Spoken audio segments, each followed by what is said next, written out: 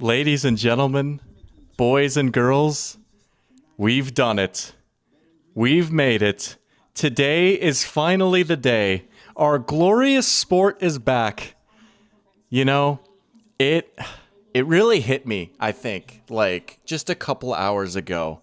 It didn't fully sink in until like about 5 o'clock. But football is back, man. In just like 20 minutes, we're going to have an actual NFL regular season game, one with actual stakes, one with actual meaning. We are about to have that on our TV. I've got it pulled up right now. I actually had to sign into Peacock because my YouTube TV it thinks I'm in Fargo, and I kind of goofed and I didn't sign in last time I was in Fargo. But anyways, that's beside the point. It's a little bit of a tangent, but I'm beaming with excitement, man. I'm so excited for this game. Well, we'll get to that in a sec. We'll get a little preview and predictions in a sec. But, as always, you guys know the drill. Been waiting to say this for an actual game stream. If you're in here, feel free to say hello in chat. Looks like we've already got a couple people in here. We got Gabe and Caden. What's going on, guys? Good to have you in here. Caden saying this dude's buns at 2K. That is fake news right there. That is not true, you know? I might be decent this year. I might be a little decent. Gabe saying Christian McCaffrey, he needs football doctor, and I need my McCaffrey take, react to his injury. Well, I'll tell you what, I just got the Schefter notification not that long ago. Looks like McCaffrey wasn't practicing, dealing with something with his calf, right? I don't necessarily know the specifics or anything like that. I am Dr. Pigskin, but I won't claim to be like a medical doctor or anything like that. Here's what I'll say. Just from experience and being a football fan and observing the NFL and observing stuff like this, let's just say this. Christian McCaffrey had Achilles tendonitis last season, right? That's what shut down his season early. Now he's got a calf issue. Usually, those things are kind of intertwined, right? The Achilles and the calf. The fact that he's not practicing, to be honest, that is not good news. That cannot possibly be good news. And I think that just adds to my worries that it might be curtains for him pretty soon here. So there's your Christian McCaffrey take right there. That's a big deal, man. I mean, the 49ers, if anything, they traded away running backs. They got thinner at the running back this offseason, right? Like getting rid of Jordan Mason. Whew, lots going to be riding on. Well, I guess they brought in Brian Robinson. That's true. But still, I don't know, man. That's not ideal exactly. So, yeah, that's the latest news. Nick Bonitto got paid too. That's a nice deal. Crazy what happens when you pay your players early, right? Keep them happy, especially, an edge rusher. Dallas. So, yeah, that's kind of the news, but we've got an actual game to talk about. That's just so exciting. Garrett's back in here as well. Let's go, Garrett. Let's go. Saying we're so back. Moved to Philly and can confirm that the vibes are great here right now. Oh, I bet, right? I mean, defending champions, the Birds, probably Philly's favorite team, right? Philly's a legendary sports town. The Phillies obviously get love. The Flyers are big there. And even like the Sixers, yeah, especially when they're winning. But I feel like the Eagles are definitely Philly's team for sure. So I can imagine that the vibes there are pretty fantastic right now. But really, I didn't know that. You moved to Philly. Correct me if I'm wrong. I might be tripping. You were a Ravens fan, correct? So just, still in that same area. Maybe going to try and sneak out to a Ravens game this year or something. That might be pretty cool. But good to have you back in here, Garrett, man. Football's back. And we got Pear Champ in here too, asking how's it going. I mean, hey. I'm watching Football Night in America right now. That's how it's going. I've got my water ready. This is the first game stream I've done in a minute, right? Last time I went live for a game was the conference championship weekend. It has been months, so we'll see. We'll see if we're shaking off any rust or anything, but we're just trying to get a little bit better each year. But I feel like it's going to be a good year for game streams. I even got some fancy new graphics that you guys will see in a sec. I say fancy. It's pretty, simple, but we'll take that. But appreciate it. Garrett saying why, asking why. I was just wondering like if you were oh, yep. Okay, there we go. Yeah. No, that's understandable, right? You gotta show a little bit of love. I totally get that. All right. Let's talk about this game. We've got about 15 minutes now before kickoff. I'll be honest. When this game was first unveiled as the kickoff game, there was a little bit of me that was disappointed. I thought, man, I don't know. I feel like this is a fairly predictable matchup, right? You have to imagine that Philly's going to have a good shot at winning. And spoiler alert, I'm picking the Eagles, There was a small part of me that flirted with taking Dallas in this game like a few weeks ago, but then, last Thursday happened. Not a chance I can pick Dallas. I'm hoping we get a competitive game, and I think there is potentially a path for Dallas keeping this close for maybe a half, or like they're down 13 in the fourth quarter, but then they score a touchdown to cut it to 6, and then the Eagles kick a field goal to make it 9, and Dallas scores a little bit, but they can never fully make up the gap. The big thing for Dallas, I think, if they're going to really want to have a shot in this game, they're going to have to keep the Eagles out of a run script as much as possible, right? Honestly, if I'm the Cowboys, if I win the toss, I would seriously consider asking to receive, right? I think you really want to score first if you're Dallas in this game. You really want to force the Eagles to try and play from behind as much as you can, right? Even though Dallas maybe isn't necessarily the best team that's built to just pound the rock and chew up clock or anything like that. You would almost much rather you just, have a 10-point lead and then just keep passing and keep the Eagles out of run situations than you have to defend 25 Saquon Barkley carries in this game. It's pretty well documented. The Cowboys' run defense is not great. I think even with Kenny Clark in the fold, we're talking about a significant mismatch here, both at the line of scrimmage and running backs versus linebackers, man. I mean, it would be pretty easy to imagine Saquon Barkley going off for a big game in this one, should the Eagles get the chance to feed him the rock. But I do like Dallas's passing game.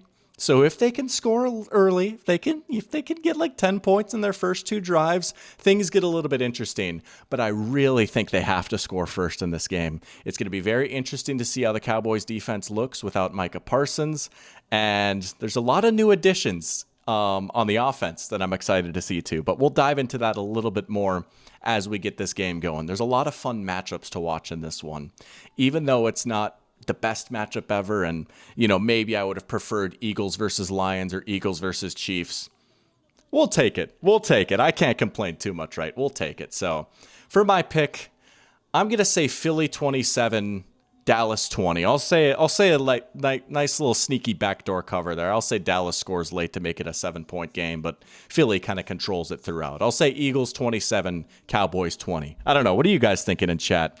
What are y'all picking for this game? I know we got the Pick'em challenge going again. You guys still have a slight chance to join that. I can even drop the link in here in chat for any of you guys that might have not seen it. Let me pull it up on ESPN here. I have to imagine most people are riding with the Eagles, right? They're just showing on the screen. The NBC people, every single one of them picked the Eagles, and I think the fan vote was 71% Philly. But let's get this Pick'em challenge in here. It's back for the second straight year. Pretty excited for this. I just got to copy the invite link real quick.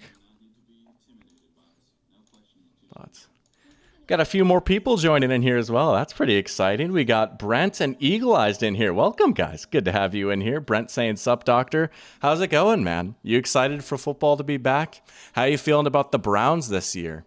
Interesting game for them week 1 against the Bengals, Seems like they've kind of had Cincy's number a little bit recently, haven't they? I feel like they've gotten a few sneaky wins on Cincy. It's a game I'll at least have my eye on, and I'll fully get into that for my pregame stream on Sunday morning, but it could be interesting. And Eagle Eyes saying, "I wonder how the doc is going to manage to bring up the Giants tonight." Fair play. Well, it is the NFC East, so both these teams, they're just battling for second place behind Big Blue, if you know what I'm saying. I don't know if you ended up catching any of my stream from Tuesday.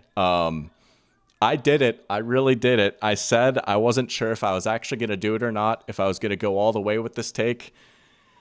But I did it. I picked the Giants to make the playoffs. I've got them finishing second in the NFC East, for better or worse. And you know what? I'm not the only one. Jamie Erdahl of NFL Media also has the Giants making the playoffs this year. So welcome to the Big Blue agenda, Jamie. You and I, we're the only ones that know. About to be a problem. About to be a problem. But I'm actually so excited for Giants Commanders on Sunday. That game might be on one of the screens, if you know what I'm saying. Brent is saying it's going to be a grueling, tough 2-0 game, 2-0 to the Cowboys. Could you imagine Kenny Clark safety, first play of the game, and that's it? Somewhere Jerry would be smiling. Also saying the Browns own the Bengals. That will be one of the 2 wins this season. I think they could get more than 2. I think, granted, this still isn't a lot. I think like 5 is possible. That might sound like a backhanded compliment, but like they're better than 2 wins. You know, just like having Myles Garrett alone should be enough to get you a few wins. And maybe Mason Graham is something. Maybe Harold Fannin is something. Carson Sweshinger.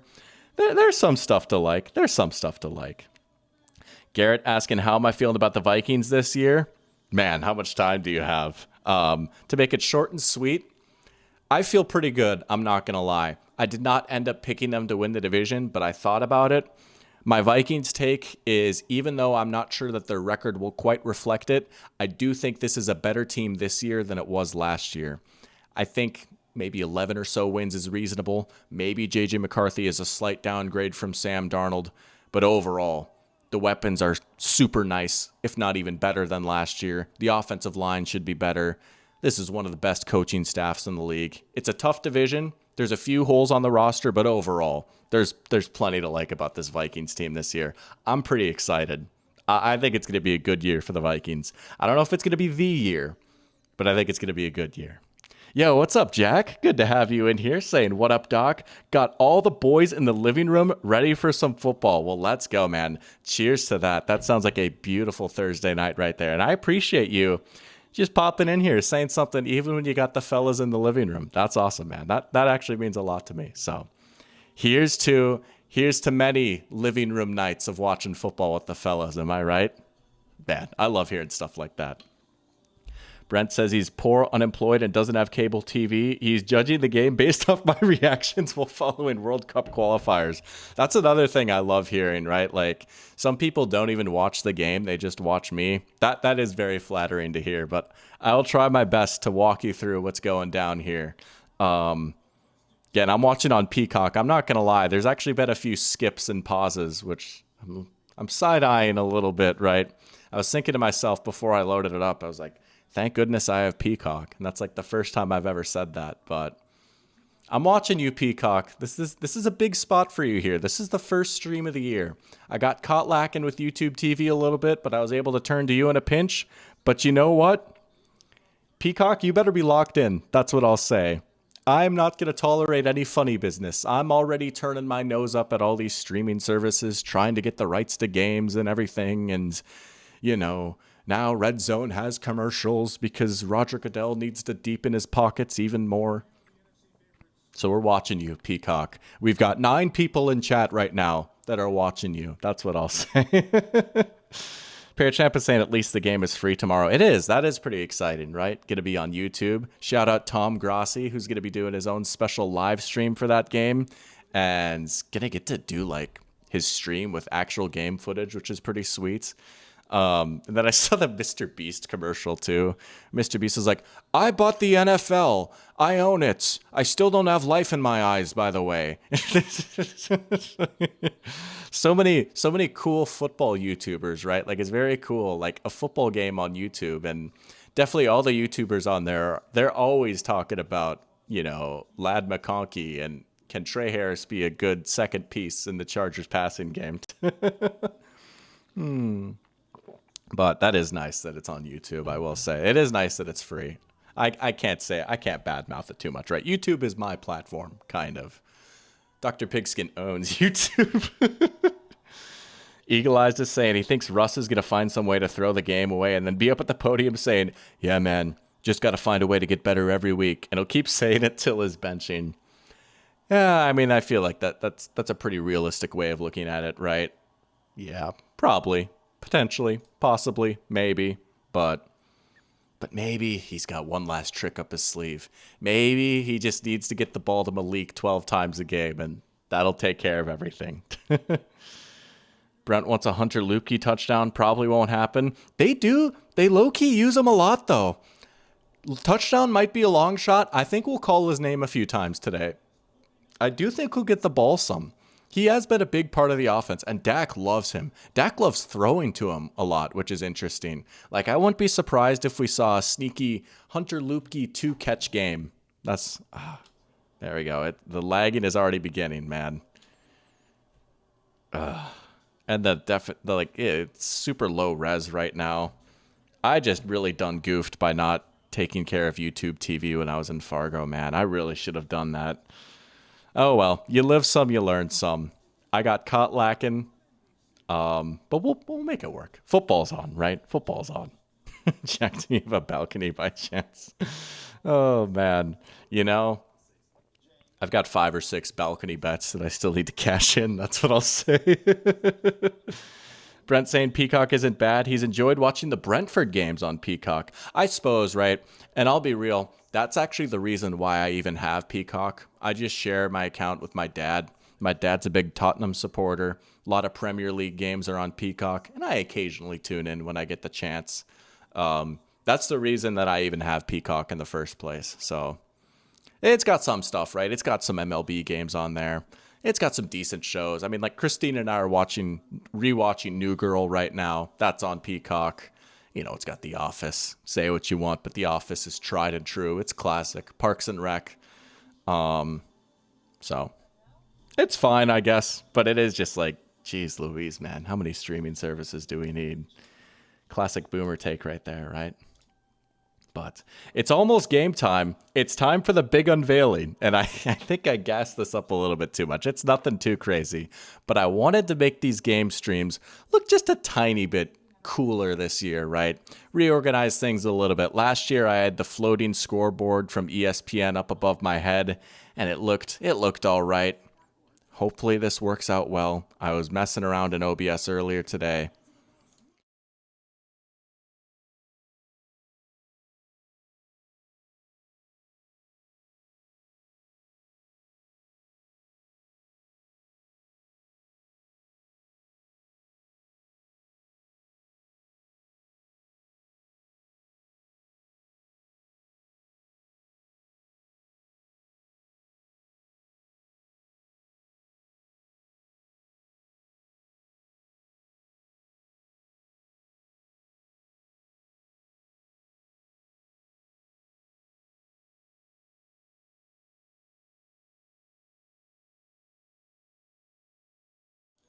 Thank you for pointing that out. I see what's happening here. I made a new scene in OBS and I didn't hook up my microphone. All right. Yes. Thank you guys. 1 second. I was saying wonderful things. I was spitting. You're just going to have to take my word for it.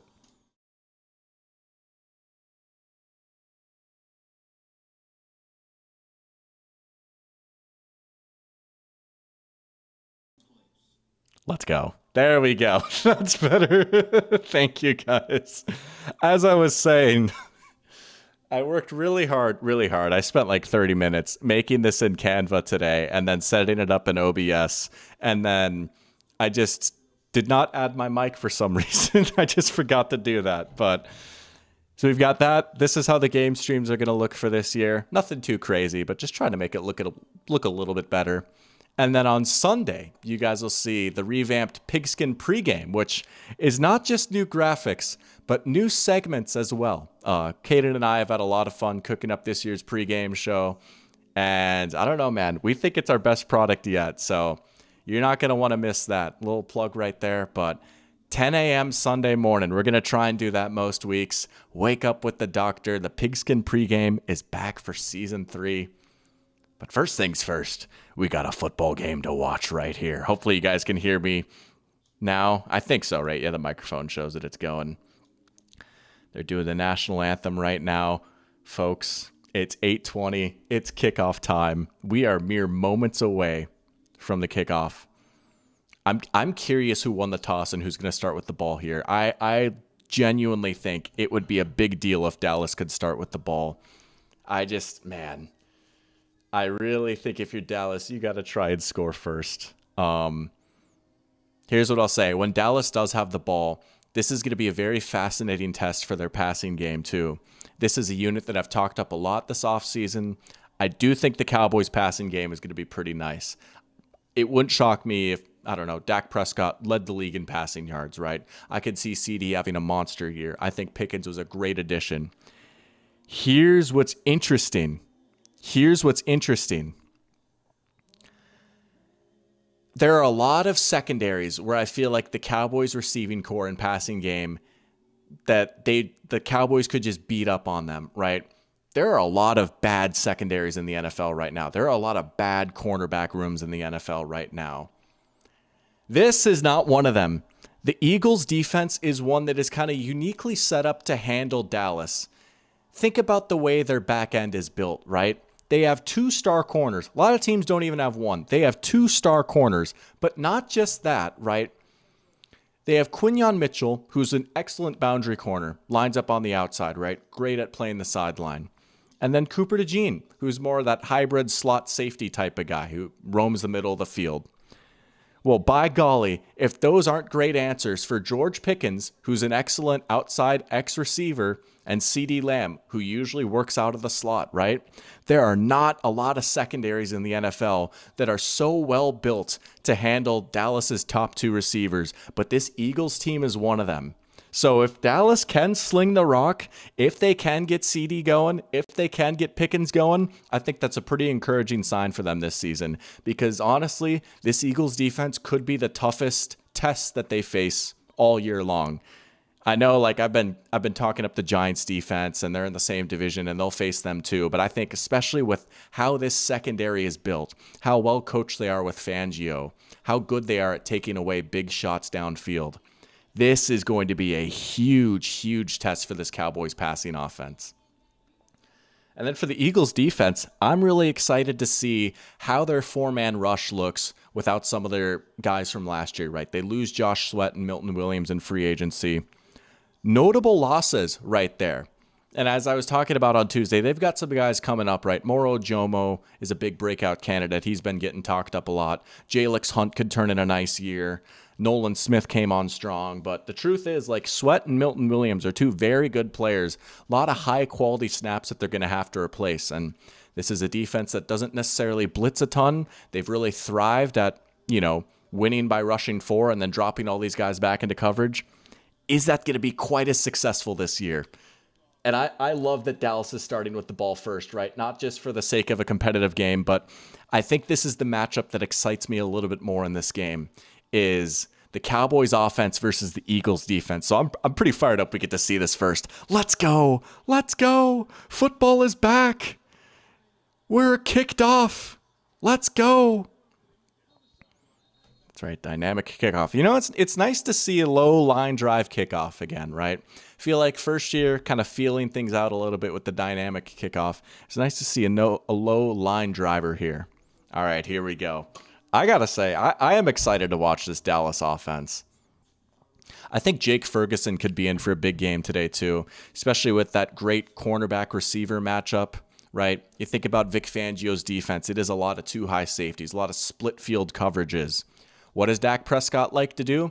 He likes to throw those seam balls to the tight end. He and Jake Ferguson have a beautiful connection on those seam routes. I could see Jake Ferguson getting a few big catches today. I think he could be a pretty big part of this passing offense. Parachamp saying pregame now with Discord fantasy football coverage. Oh, you know it. NFL primetime, but for the fantasy league. Looks like we got an injury. Who's down right now? B. Van Sumeron. I'm not going to lie. I don't know who that is, but that's tough, dude. First play of the season and you're down with an injury.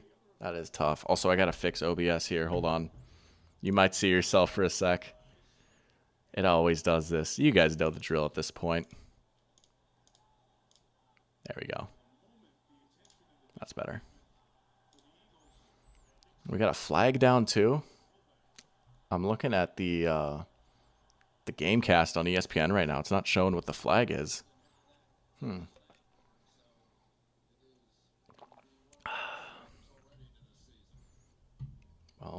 Well, last year, if you guys remember, the kickoff game There was that storm in Kansas City, if you remember, that like threatened to stall the start of the game. And I think it did end up getting delayed by like 10, 15 minutes or something. But I remember freaking out. I was like, there's no way I waited this long for the NFL season to start.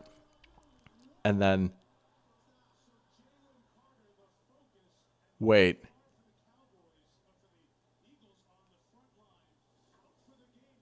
Jalen Carter just got ejected? Oh, he was yapping with Dak. Oh, he spit on him. He spit on him. Oh my gosh, that's huge. That is a massive deal. Man, you want to talk about like seeing how this Eagles four-man rush is going to fare without some of the guys they lost in free agency. Jalen Carter ejected for spitting on Dak? Oh my gosh. This is legit. This is game-changing right here. Oh my goodness. That was going to be a big matchup to watch too. The rookie Tyler Booker going up against Jalen Carter. This was supposed to be a big, huge breakout season for Jalen Carter to work his way into like the upper echelon of defenders. This is insane. Jalen Carter just got ejected. They haven't even run a play from scrimmage yet. Okay, I still think I'm going to pick the Eagles, but legitimately, this tilts things closer in Dallas's favor. Oh my gosh. Dude, that is unreal. That is unreal. Bro, he was just John with Dak and then he spit on him. Like, football's back, folks. Welcome back. Man. Jalen Carter. I don't know. Everyone acts so shocked that he fell in the draft sometimes. You know, it wasn't necessarily for nothing. Welcome, Samuel. Good to have you back in here. Yeah, he did. You could see it. You could see the saliva. You could see the projectile saliva. He spit on him. He spit on that thing. First play of the season, Javonte Williams carry up the middle. That's another thing to watch. Who's going to be getting all the carries in this Cowboys backfield, right? You've got a very interesting mix here. Couple old vets in Javonte Williams and Miles Sanders. Well, I guess Javonte's not old, but you know what I mean. Faded vets, and then you've got the rookie Jaden Blue. It's not necessarily a promising looking backfield. Here we go. You're getting shotgun. Come on, spread it out. I want to see Dak throw the ball like 50 times today. Designed run to Turpin. Okay. You know what? We'll see. Let's see what Shoddy's got cooked up for us here, right? This is a big first test, right? Opening script. This is where the offensive-minded coaches like to cook. Shoddy has, big white hot spotlight on him. He was a controversial hire, but let's see if he can cook it all a little bit. Let's see if he can shed the Nepo Baby label. Eagle to, there you go. Nice. Well played. First down, though. Back-to-back run plays. Who would have thunk? 2 runs leads to a first down for the 2024 Cowboys. That's Pickens. First catch for Pickens, dude. I'm so excited for this connection this year. I think Dak to Pickens is going to be cinema. Got him going with an easy look right there. Just a simple little curl. I like that. Pickens is a guy that likes to get the ball right. These are big-time receivers. They like to get fed. Easy look early. Then maybe when you get a favorable matchup, maybe if you can get a Dory Jackson on Pickens for one play, that's when you take the shot down the sideline. I wonder how much it's going to be Pickens versus Quignon, because I will say, for what it's worth, as great as this Eagles defense is, their other outside corner is a Dory Jackson. If you could get Pickens on a Dory Jackson, that would be the time to take the shot. Dude, now they're running up the middle, right? I mean, they don't have Jalen Carter. Jahad Campbell's like, hey, yo, no, I'm not touching anyone. Don't eject me. Dude, I cannot believe that happened. And I've gone to bat for Sirianni so much, and obviously, it's not Nick Sirianni's fault that Jalen Carter spit on Dak Prescott, but, dude, that's not necessarily a good reflection on the team. You haven't even played a snap yet, and you're spitting on people, and you're, supposed to be the star player, and this is your year, and you're getting kicked out of a divisional game, There's a Dak drop back. Oh, CD! Down to the 1! Oh, they got CD on the outbreaker. Oh, baby. Dak Prescott, what a quarterback. All right, let's see this route by CD right here. Just a little corner route. He just got him. There's a Dory Jackson. Yeah, they had CD on a Dory Jackson. Went after him with a deep outbreaker right there. Oh, my Lord. Fade. Yeah, that's an easy flag. They had a Dory on him again. Dude, if a Dory Jackson is going to be on CD Lamb, they're going to just keep going to him. I'm honestly surprised. I thought when CD was on the outside, he'd see Quinyon a little bit more. Okay. Man, personnel-wise, the Eagles certainly have answers for these Cowboys receivers, and I get that, like, you can't always have, like, your best guys on your best guys. Like, I get defense doesn't exactly function like that. I am shocked that we've already seen this much of Dory on CD, though. And he's coming off to the sideline there. Obvious run play here. Just try and punch it in. 1st and goal from the 1. Yep. They got it.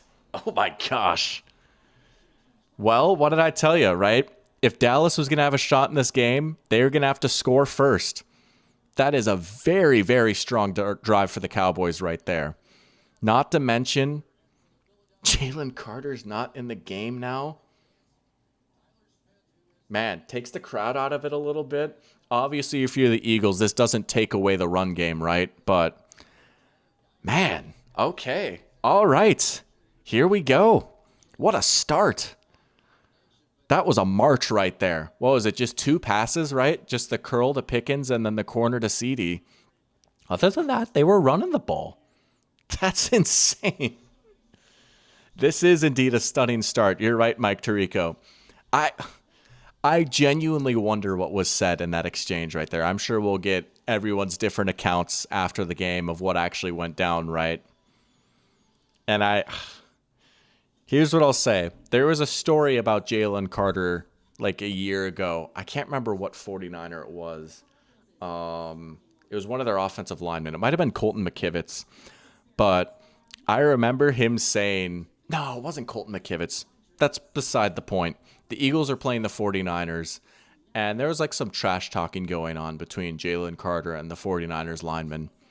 And again, this is all just speculation. Like, he said stuff. But like, he was saying that like Jalen Carter like threatened to kill his family or something like that. Like, it was pretty crazy stuff. But man, I just like, that's just shocking to see from the defending Super Bowl champions. You know I've like not shut up about this, but like, I mean, this is like arguably Philly's best player on defense gone for the game now, and an already thinner, not going to say weak, but thinner defensive line took as big of a hit as possible. That is insane. Did Dak pull a Mason Rudolph? I mean, I would have to imagine probably not. For some reasons. Hopefully not, I guess. And Dak doesn't, I don't know. He wouldn't necessarily strike me as the type to do that, but I have no idea what was said. That is something I will actually be scouring the internet for later once we're done here. Parachamp saying the Cowboys made it look easy. Yeah, I mean, that, opening script, right? But I think what really shocked me is that they got it done on the ground, right? Not all the carries were pretty, but if you look at success rate, I bet the Cowboys' rushing success rate was like, I don't know how many plays they ran. It was very good. That's what I'll say. They had like maybe one unsuccessful run. That end around to Turpin was nice. And they got 1st and goal. They had to punch it in. They did easily. They got a lot of push at the line of scrimmage. And Dak to Pickens and CD looked about as good as I hoped it would. It's just one drive, so maybe I'm too excited because I actually kind of like the Cowboys. I think the NFL is more fun when the Cowboys are good, and I've been gassing up Dak a lot this offseason, but let's go, baby. What a start. I won't say that I have too much of a horse in this race. If I really had to pick, I think, I'd rather the Cowboys win. I just like Dallas a little bit more, and chaos is fun, but above all else, I just want a good game here. That was an incredible drive. Welcome back, Joao. Let's go. I tried to lock in on this last year. It's Joao, right? Welcome back, Joao. Good to have you in here. Any chance he's suspended? Don't remember a guy spitting on someone before? Well, Luis Suarez did it just like a week ago, right? But that's different sport, different beast. I would be... I don't know if he'll get a suspension. Also, we got another flag? Illegal motion. That's crazy. I don't think he'll get suspended. I feel like, I mean, you can't be spitting on people, right? I don't know what the precedent is, but you're right. I've never seen a spitter in the NFL before either. All right, here we go. Eagles offense coming back out. This is mostly the same unit from last year. They do have, I think his name is Tyler Steen in there instead of Mekhi Becton now. That was the big departure up front. But other than that, you still got the receivers there, the quarterback, Saquon. There's Goddard, who got paid. This is such a tricky riddle for the Cowboys defense to solve, right? I mean, any defense that faces the Eagles deals with this. You immediately think we have to stack the box. The line is so good. The running game is so good. Saquon is so good. We have to stack the box. We have to get as many helmets in there as possible. But you can't leave A.J. Brown one-on-one. You just can't, you know? And, you know, some of these Cowboys corners I think are solid players, right?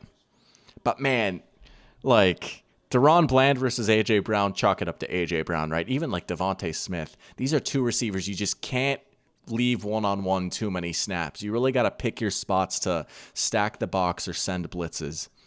So what do? I mean, you're kind of screwed either way. And that's why the Eagles have just been ridiculously good on offense for a few years now. It is a beautiful complementary unit.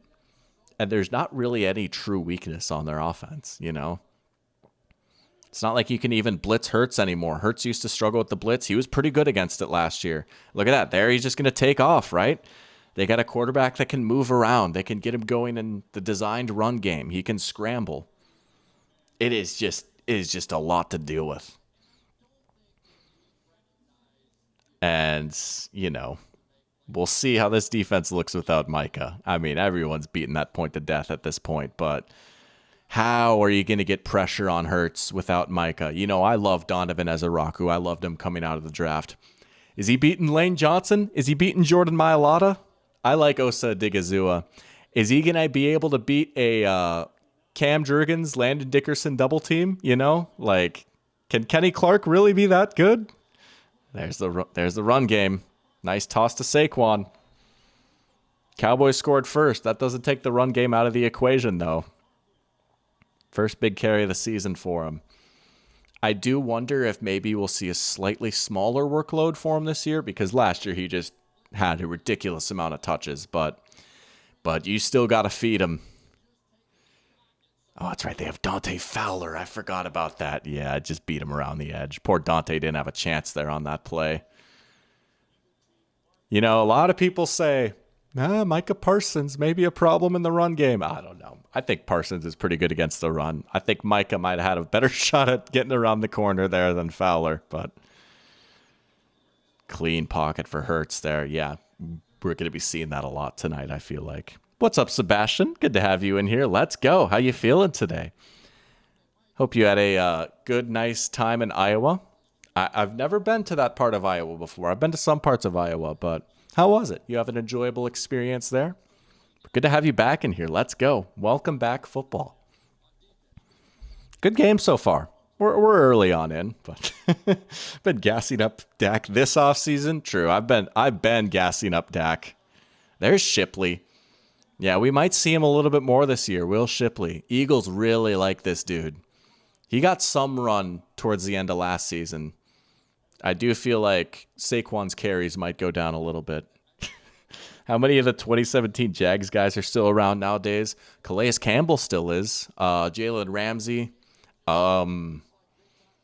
Is that about it, honestly? I mean, man, that is kind of crazy to think about, but it has been like 8 years. Swing to Saquon. No, that's Shipley. That's crazy. That's Shipley. He is kind of moving like Saquon, though. He looked pretty good in the open field there. Okay, Shipley. Didn't he have a big, long rushing touchdown last season in garbage time, right? Okay. A little swing pass. You get blockers out there. Look at Jahan Dotson putting in work as a blocker. Look at that. Look at him get a nice hit on 59 there. It's showing Devontae Smith putting in work, blocking Kyer Elam. You know, no block, no rock, right? I love seeing receivers block. That's more like it from Philly right there. Can they punch this in now? Saquon's back in there. Not there, but they might get it next play. See, by success rate, if you wanna dive into like the nerdy stuff, right? By success rate, that would be considered a successful run because it gained about half the yards to go for either a first down or a touchdown. Shipley is looking nice right now. Maybe I should have snagged him in a few of my fantasy leagues. I wonder if he's still out there in some. A lot of skyscrapers and a lot more skyscrapers than you expected for Iowa, but whatever. That's fair. Yeah. I feel like you could say that about most of Iowa. I say that as someone that likes a lot of the parts of Iowa that I've been to. A lot of parts that I've driven through, though, you could definitely say whatever. Oh, okay. Okay. Meeting him at the hole. Okay, it's 3rd and goal. Cowboys run defense getting a stop right there. You know, I mean, Philly's very aggressive on 4th down, right? You have to imagine this is going to be 4-down territory here. They might even call another run because they can set up the tush push if they need to. I think they might try and run it here. They're in shotgun. Probably not. I would have considered it, though, because, again, if you can just get it to the 1-yard line, you've got a pretty good path to get in. They are going to pass it. Hurts has time. He could just take off. Yep, touchdown. Man, having a quarterback that can run, what a boon that is. Oh, look at the eagle animation. I like it. All right, good answer by Philly right there. Man, they kind of made it look easy, too. They only got the 3rd down once, right? I think just that last play right there. And, yeah, man, that is a pocket where Micah Parsons is not on the field, you know? I don't know what else to say. Man, yeah, good answer by Philly. Will Shipley getting involved. How about it? Kick is up and good. Tie game, 7-7. We'll take that. All right, Dak's turn again. Dak's turn. Here we go. Oh, welcome, game solved. Let's go. Good to have you in here. How you doing? How are you feeling about your fantasy team from last night? You know, I was glad you're able to get one of those Jaguars, right? I saw you got BTJ. I was happy for you there. I was like, let's go. Game solved needed at least one Jaguar. I can't remember if you had another one or not, but I got Travis Hunter for you too. So us Jags bros got to stick together, right? I've got Travis Hunter in a few of my leagues, actually. I'm so excited for the Jags this year. Oh, let's go. Hey, there you go. Your wish granted.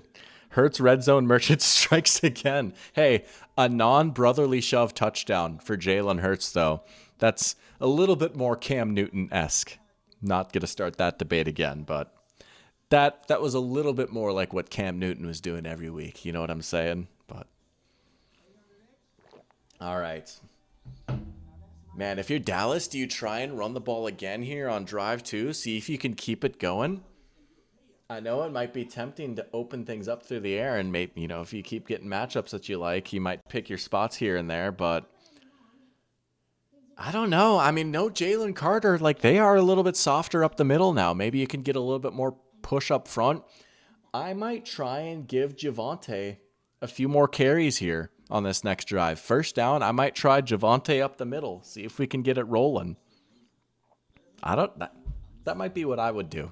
Not that I'm an actual OC or anything, but Joel will be over the moon if this game is a shootout. Me too, man. I was actually thinking about previous NFL kickoff games from years past earlier today, right? We've had some good ones recently.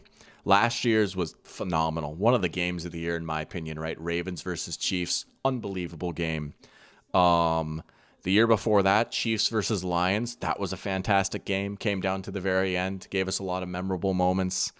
Bills-Rams was kind of a stinker, so we'll count that as a dud. But then Bucs-Cowboys. That was a good game, right? Past 4 years, we've been 3 for 4. So let's hope that we can get to 4 for 5 here past couple of years.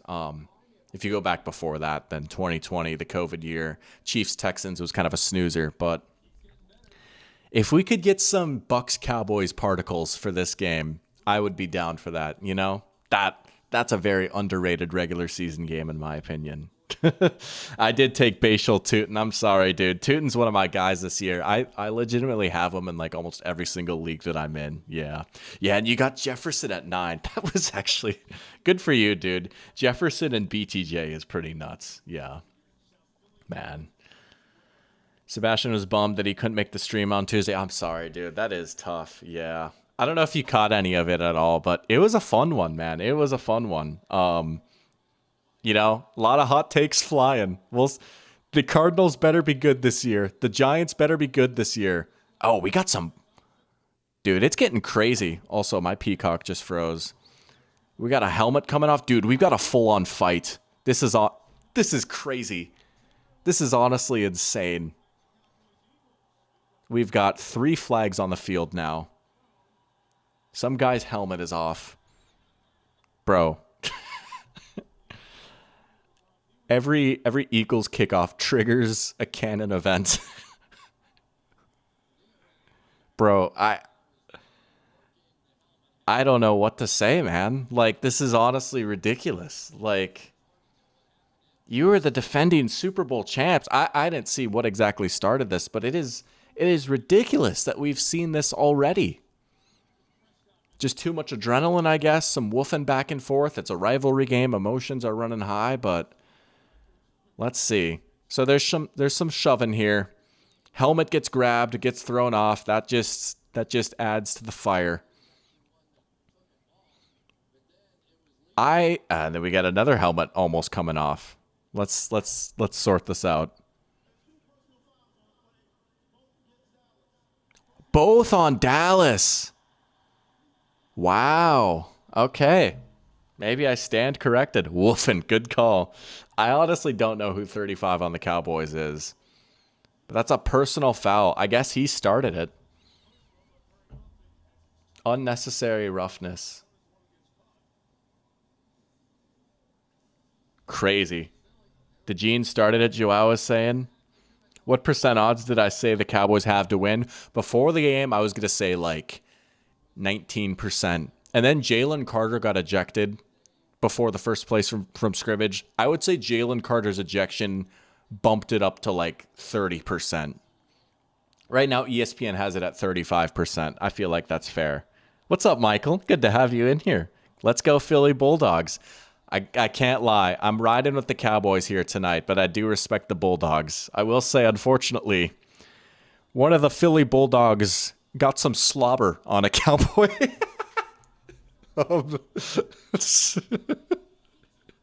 Jalen Carter's in the doghouse.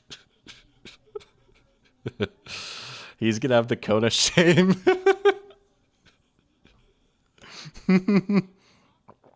Oh, let's go. Good pull, Brent. Marist Liufau. Did not know him, but let's go. Helmet came off, and then he got the foul. That's tough. 2nd and 7. Now you might pass it here if you're Dallas. Yep. Dax has a little bit of time. Look out. Still escaping. Downfield. What a catch. CD. Man, Dak Prescott moving around a little bit. Few questions about his athleticism and mobility these days. He is 32. He's dealt with some injuries. And we're going to go back to your regularly scheduled Dak Prescott love. Man, when he just... I mean, that's not even the best throw, but what I like seeing from this is when he just turns up the playmaking dial just a hair, right?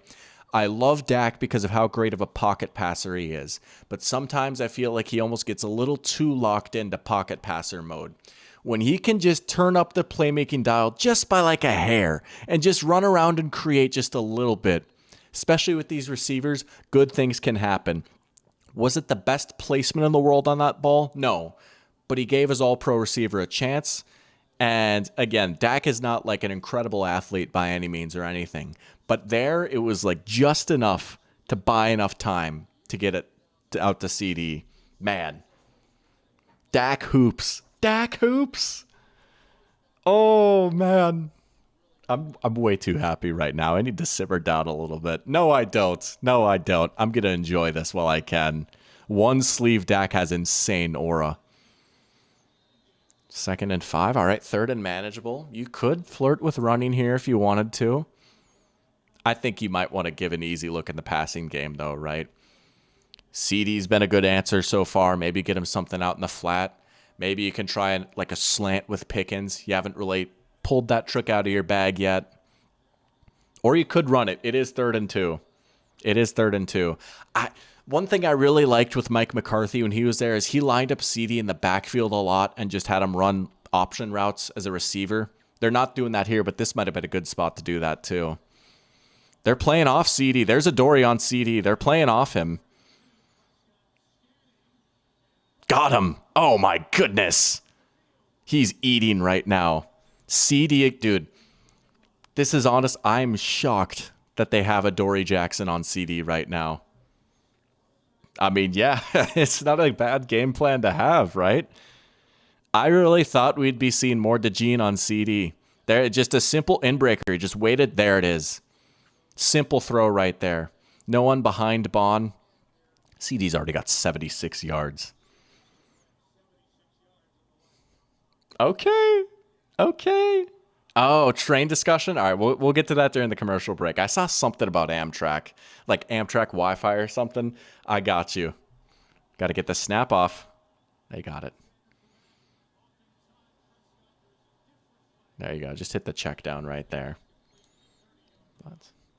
Yeah, no, Dak is kind of old. He's been around for a minute, right? I mean, he was a bit of an older rookie. He was a bit of an older rookie. And his rookie season was 2016, you know? He is entering Unk status. Holding on Tyler Smith, one of the best in the biz right there. I'm not going to lie, I don't know who Young is. But yeah. I guess Young's got, whoever Young is, he's got to be seeing more time with Carter out now. That is tough, though. Rare mistake from Tyler Smith. Could make a very good argument that he might be probably one of the 3 best guards in football. Fantastic player. Yeah. I mean, if you've got a receiver like CD, why not feed him? Oh, look out. Good rep from Nolan Smith there. Good tackle by Bond, too. That play was caused by Nolan Smith. Very quick pressure right there. You know, he came on strong at the end of the season last year. They're highlighting Bond. It is a nice play by him, too, but I think this really starts. Nolan Smith is 0, right? He just glided past the line right there. I mean, Dak had to get rid of that thing quick. He was hot, and then Bond was there to pick it up. That's well-coached defense right there. Everyone's in the right spot. Fangio hallmark.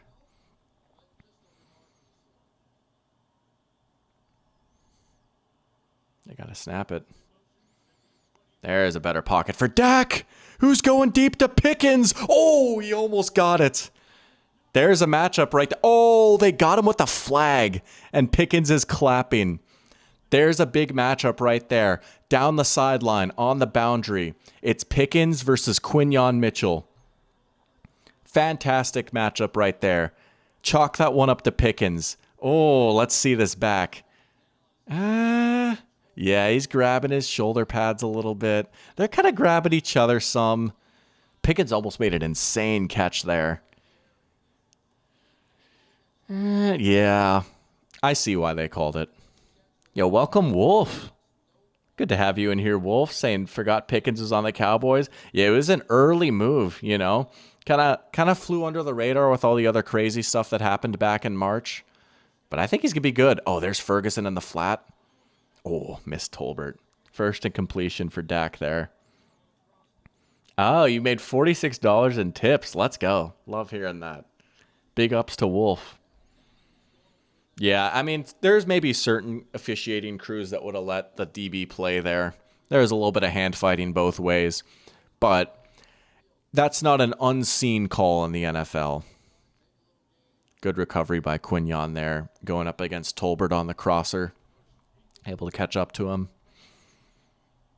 2nd and 10. They can get a first down here. Man, this is where... Oh, they are going to run it. Okay. And Javonte. Oh, my goodness. First down. Javonte looking like his pre-injury self right now. Holy smokes. What did Jerry know? He's been a monster in the red zone for them so far. I was just about to say that was a big play for them. 2nd and 10. Like, you'd hate to have the drive stall out in the red zone. They don't have to, dude. Is that's Hunter Lupke in the slot? That's so sick.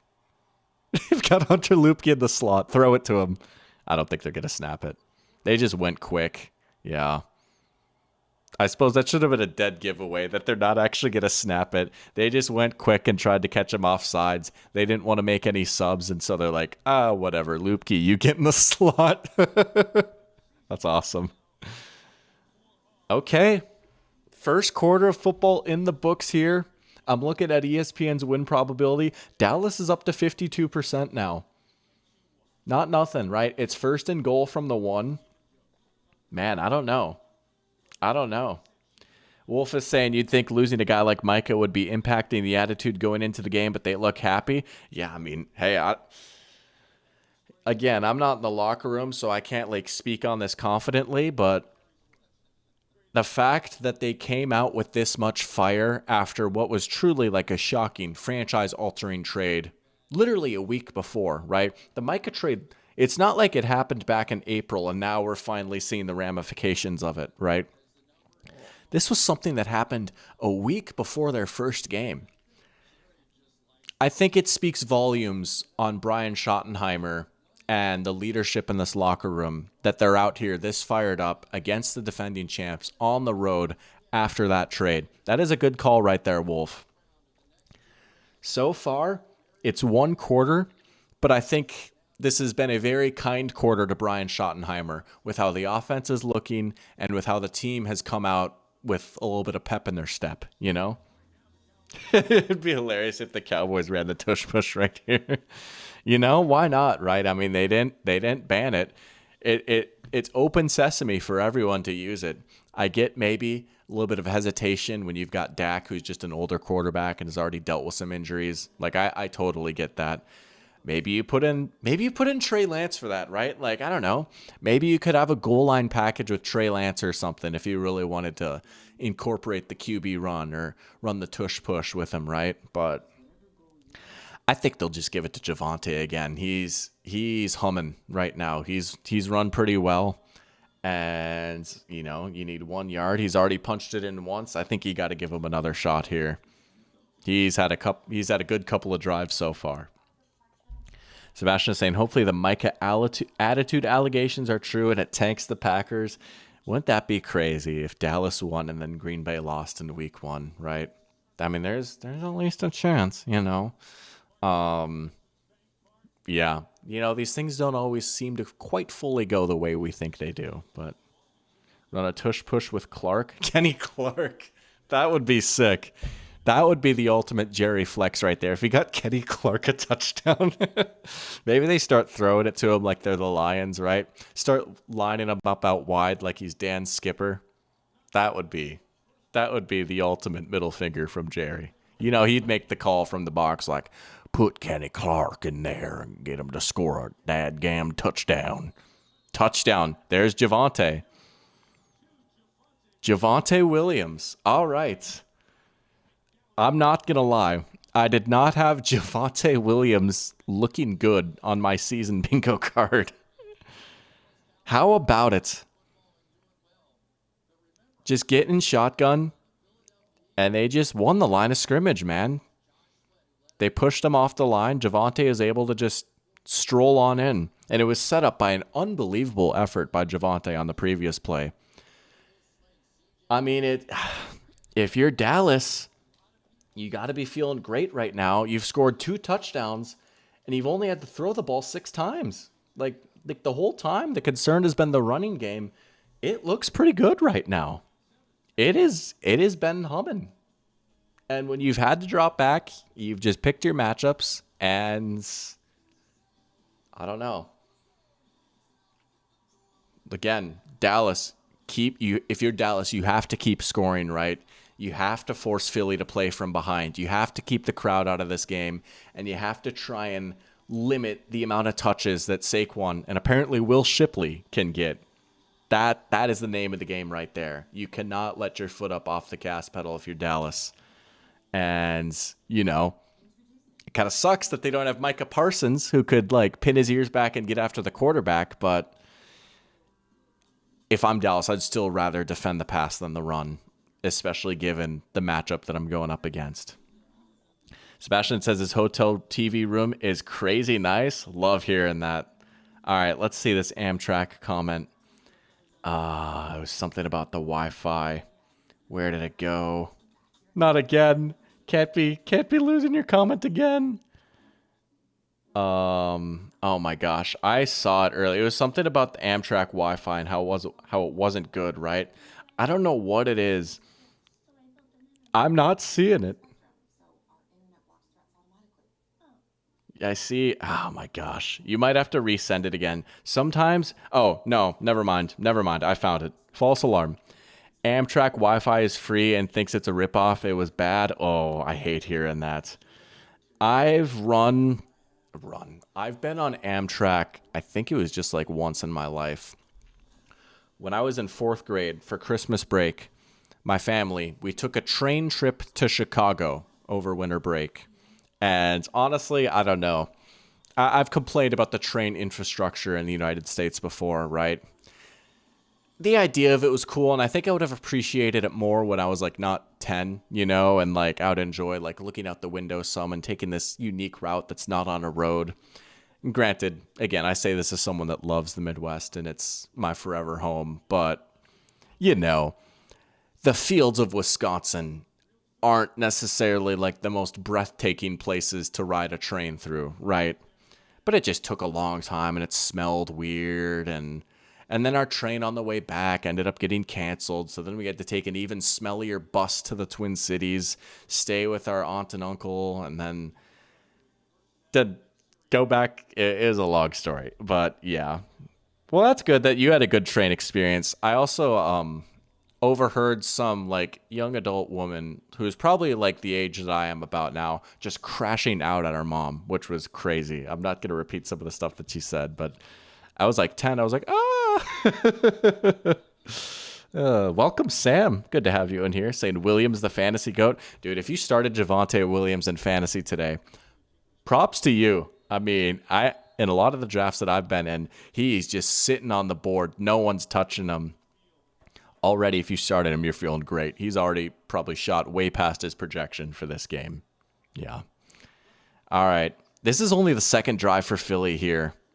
Saquon moving nice. Oh, my goodness. It's good to see him back. Man, he's just so nice in the open field. It was so cool to see him on like an actual good offense this past year with a good offensive line. I do wonder if this next drive, the Eagles might give Saquon the rock a little bit more now, right? Dallas has scored 2 straight touchdowns. It's like sitting up in the chair when you're playing Madden now. It's like, all right, Will Shipley, you looked nice on the first drive, but we got to start emptying the clip a little bit here. They're going to split him out wide. Okay. They got A.J. Brown on Diggs, bottom of the screen. There's Devontae. Nice. Nice turn-up field for the first down right there. Just a little out route, easy as you like. There you go. Joao saying, even without Carter, do we begin to question this defense if they continue to be dominated like that? I mean, it is a little concerning, right? I mean, I hit this at the top of this stream. Like, one of the big things that I was going to be watching for Philly was how do they stomach the loss of Josh Sweat and Milton Williams? I feel like those are 2 departures that kind of got a little glossed over this offseason, and it makes sense why, right? Like, the Eagles have rightfully earned the reputation of being great at developing in the trenches, not just on the offensive line, but the defensive line too. My goodness. That's like a 9-yard swing right there by Saquon. Most backs would have gotten tackled in the backfield. But where was I going with this? But I mean, it is 2 notable losses, right? And, you've got a cornerback too that you can pick on a little bit. You've got a rookie linebacker that we're all really excited about, but, it is his first ever experience in the NFL. And defense isn't always necessarily sticky, and it can bounce up and down. Like, is there a chance that the Eagles finishes like, I don't know, statistically the 9th best defense in the league this year? Yeah, sure. I don't know that that's cause for concern, though, especially with how good their offense is and how good it's looked so far. I mean, This is only their second drive. They haven't had the ball much, but this is only the second third down they've faced in this game so far, I think, right? They've been staying ahead of the chains so far. And even this, it's third and manageable. And again, like, they're in Dallas territory. You know it's 4-down territory.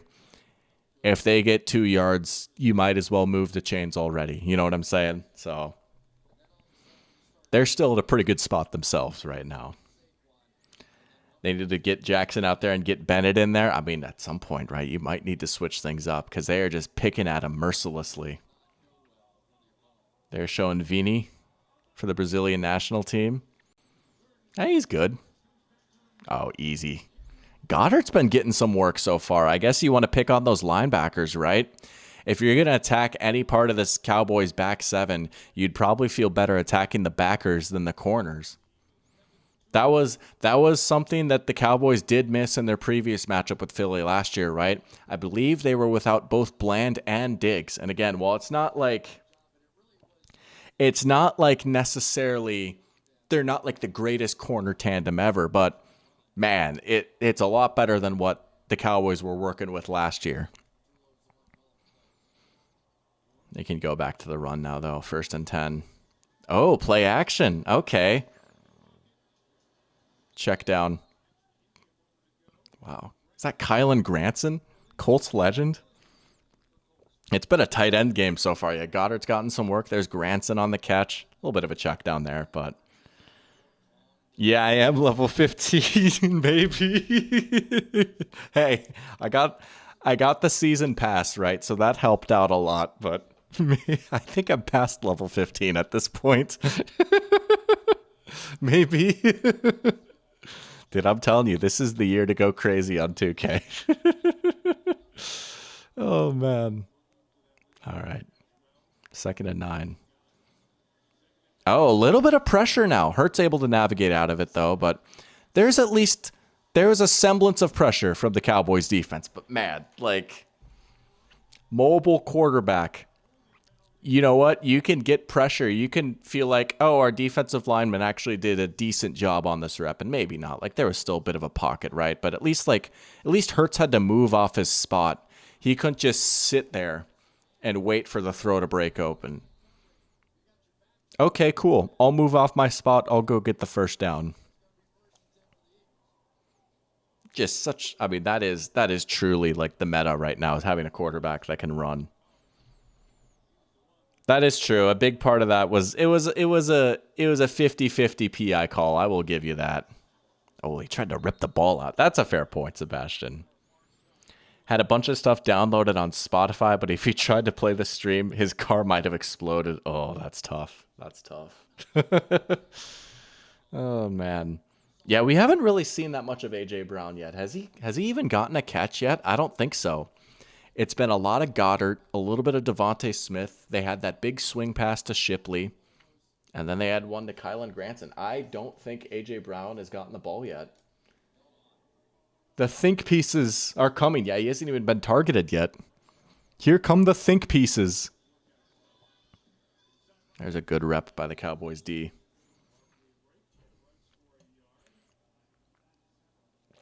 Man, I've like kind of blacked out. Like, this is crazy. Like, I'm really just watching football right now. This like, it just hits me every once in a while. Oh, good times, man. We got a good week 1 ahead. I think the NFL treated us well with some of these week 1 matchups. All right, he's off now on 3rd down. If I had to guess, that would mean pass, probably, right? You don't want Saquon taking a hit in pass protection.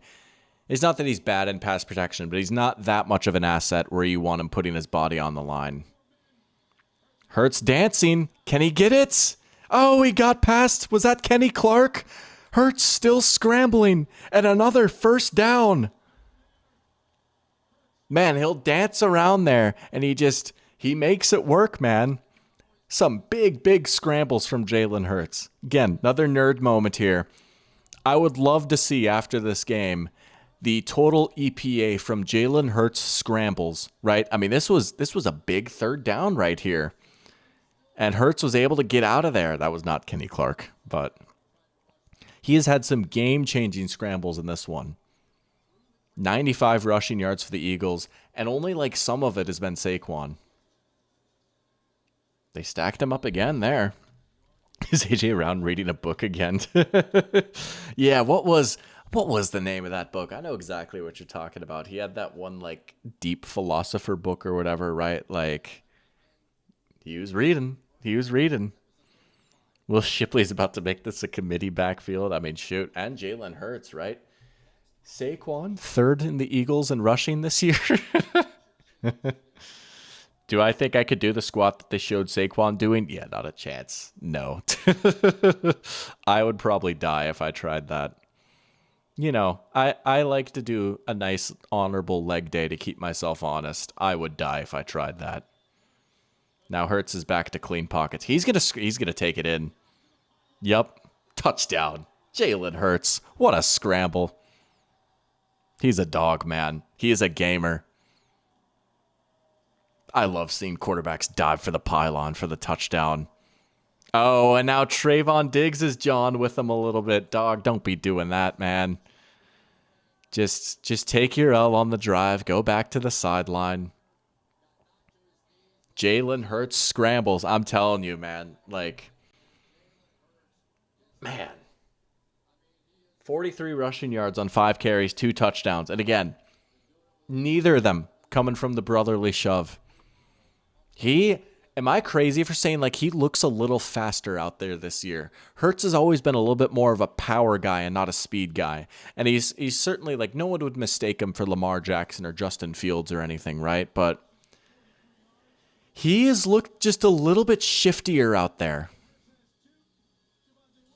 All right. Yeah, we haven't seen Ezraku at all yet. That is a bummer, right? Again, he was one of my guys, but again, you have to consider the tackles he's going up against. It makes sense that Ezraku might be in jail right now. Yeah. I mean, I haven't seen him do anything. I mean, really, this whole Cowboys pass rush, right? Even if Dallas was somehow able to win this game, I don't think you can really victory lap the Micah trade too much, right? Because look at what we're seeing right now, right? I mean, they have no shot to generate any pressure right now. And Hurts has all the time in the world. And even if the coverage is good downfield, it doesn't matter. You're just going to scramble, Neither team really has that much of an answer on offense right now. I will say the fact that Philly has been able to get touchdowns on both of their drives too, right? I mean, this has been the big early explosion from Dallas. We might have a few more drives before halftime, and then the Eagles will get the ball to start the second half. I will say, I think, as silly as this might sound, because, the Eagles haven't stopped Dallas yet, but you almost feel like maybe if you're the Eagles, you kind of survived the storm. You weathered the storm a little bit, right? You've given up touchdowns on your first 2 drives, and yet it's back to 0-0. And you have a possession in hand, getting the ball to start the second half. And, you'd like to think if you're Philly, you'd start maybe getting a few more answers for Dallas's offense. But I really struggle to see, what can you possibly do if you're the Cowboys to start getting pressure on Hurts here, right? Again, I don't think blitzing is the answer because you just can't afford to leave your guys on an island. If you want to see A.J. Brown, we'll see A.J. Brown if Dallas starts dialing up blitzes, right? Then we'll start seeing A.J. Brown. The Eagles are perfectly content to just chuck it down there, right? We saw the Chiefs do this in the Super Bowl. They tried to heat up Hurts. Steve Spagnuolo is a terrific defensive coordinator. He's got, maybe the best bag of blitzes in the NFL. They tried to heat up Hurts. They put a lot of guys in the box, and the Eagles hit him downfield over and over again. So we haven't seen that yet, but that's because Dallas hasn't really given him the chance to do that yet. We might see it soon, though. You might want to try blitzing, though, because I struggle to see Dallas winning this game if they can't figure out something on defense. But it is tied right now, and I like your attitude, Michael. This is shaping up to be a fantastic game, and I hope that we keep this going. I really do. 2018 ball, absolutely. Touchdowns all around, right? Yeah, I'm here for it. We've had a few lower scoring seasons, and I don't mind that. I kind of like that defense has caught up to offense a little bit, but I wouldn't mind a nice little 35-30 shootout opening night. Neither D has gotten a stop yet. Nope. 4 drives in this game, 4 touchdowns. There's Jake Ferguson. Yeah, I said I liked him a lot today. Oh, we got some more chippiness. Nothing too crazy there. Just get him the ball out in the flat. I think we'll see a Ferguson seam ball at some point, though. They're going to send him vertical. Even though, like, Bond is really good and Jahad Campbell's really good in coverage, you still might want to test those linebackers vertically. See if you can't get Ferguson running free deep downfield. I don't know. Maybe this might be the play to do it.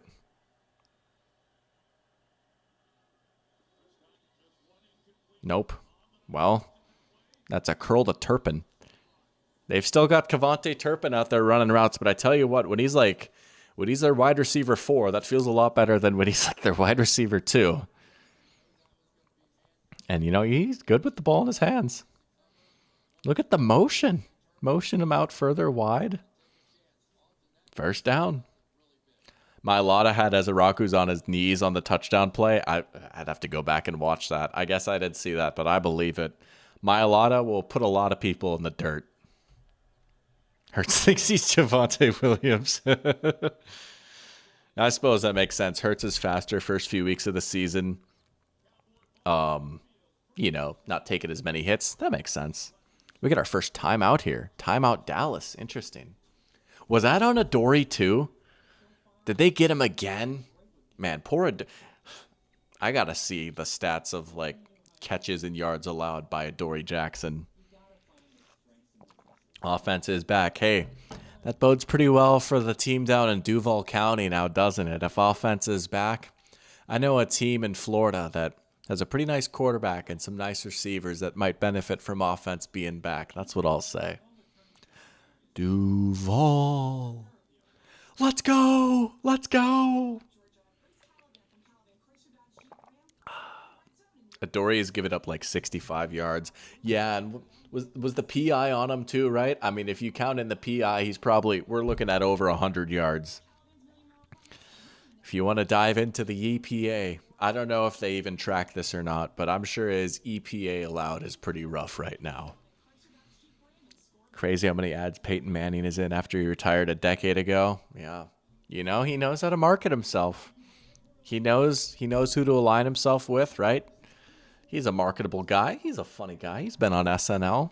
Why not get your bag, I guess? I would love to be in commercials. Yeah, 1 PI. Okay, 1 PI on Adoree. But a long break here. If I had to guess, I'd say we'll see. What is it? Is it 1st and 10? I'm feeling 3 more drives in this first half. This Dallas drive and then 2 more. We'll see how long Philly's. Gut feeling, I'm feeling 3 more drives here. Man, if you're Dallas, you really want to go into halftime leading. If you do all that, if you play like that great of a first half on offense, you go in tied and then Philly gets the ball to start the second half, that could be maybe, they get a little bit of time to breathe in the locker room. Adjustments get made. That could be where we see, their championship medal, and then they turn it on in the second half and pull away a little bit. Just considering all the possibilities right now. I'm not trying to speak anything into existence or anything. I don't know. I'm just thinking out loud right now. But that could be something that could potentially happen here, especially if we go into halftime with a tie game or something like that.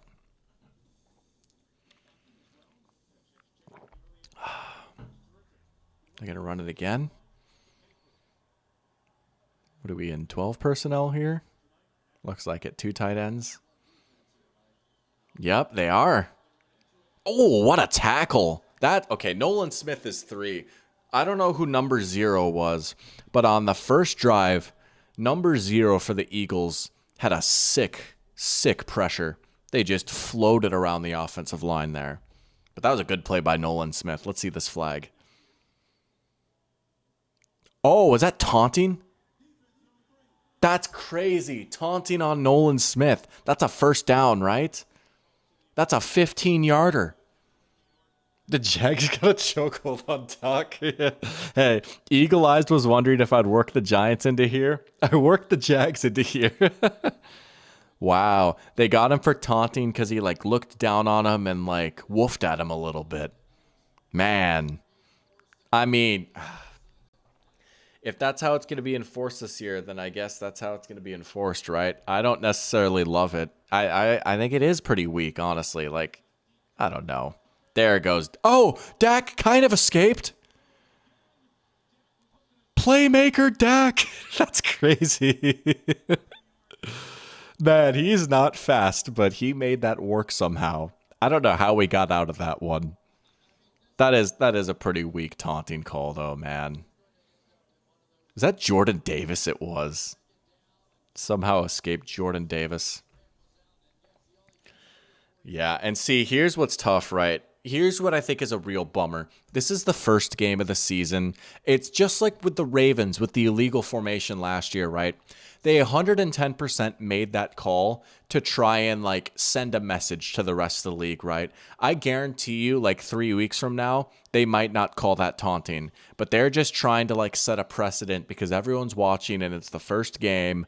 And like that's what really sucks, dude. Like if this was a game in November, I don't think that they make that call. If this is the playoffs, they don't make that call. But because it's week 1, the call was made by Roger. He's like, "No, you got to call this, right? We got to send a message. No emotion ever. You must all be robots. Spitting is not allowed." I mean, that one's a little more understandable, but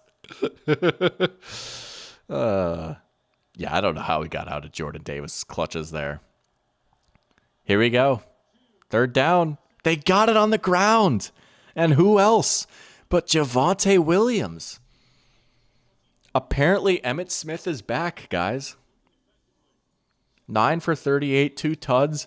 It's not the craziest stat line ever on a yards per carry basis. But again, most of these carries have been successful carries where you just had to ram it downfield and get like 3 yards in the first down or punch it in for a touchdown. It's been a very good game from Javonte so far. And they are chewing clock a little bit here. Maybe there will only be 2 possessions.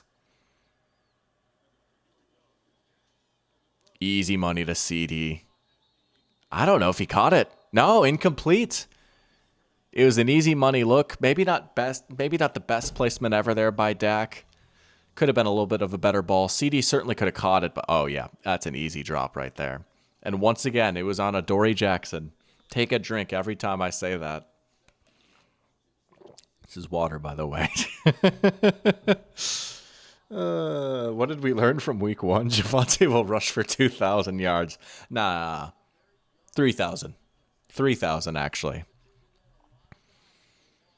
Here we go. Rare moment. The Cowboys have kind of been behind the chains a little bit. Oh!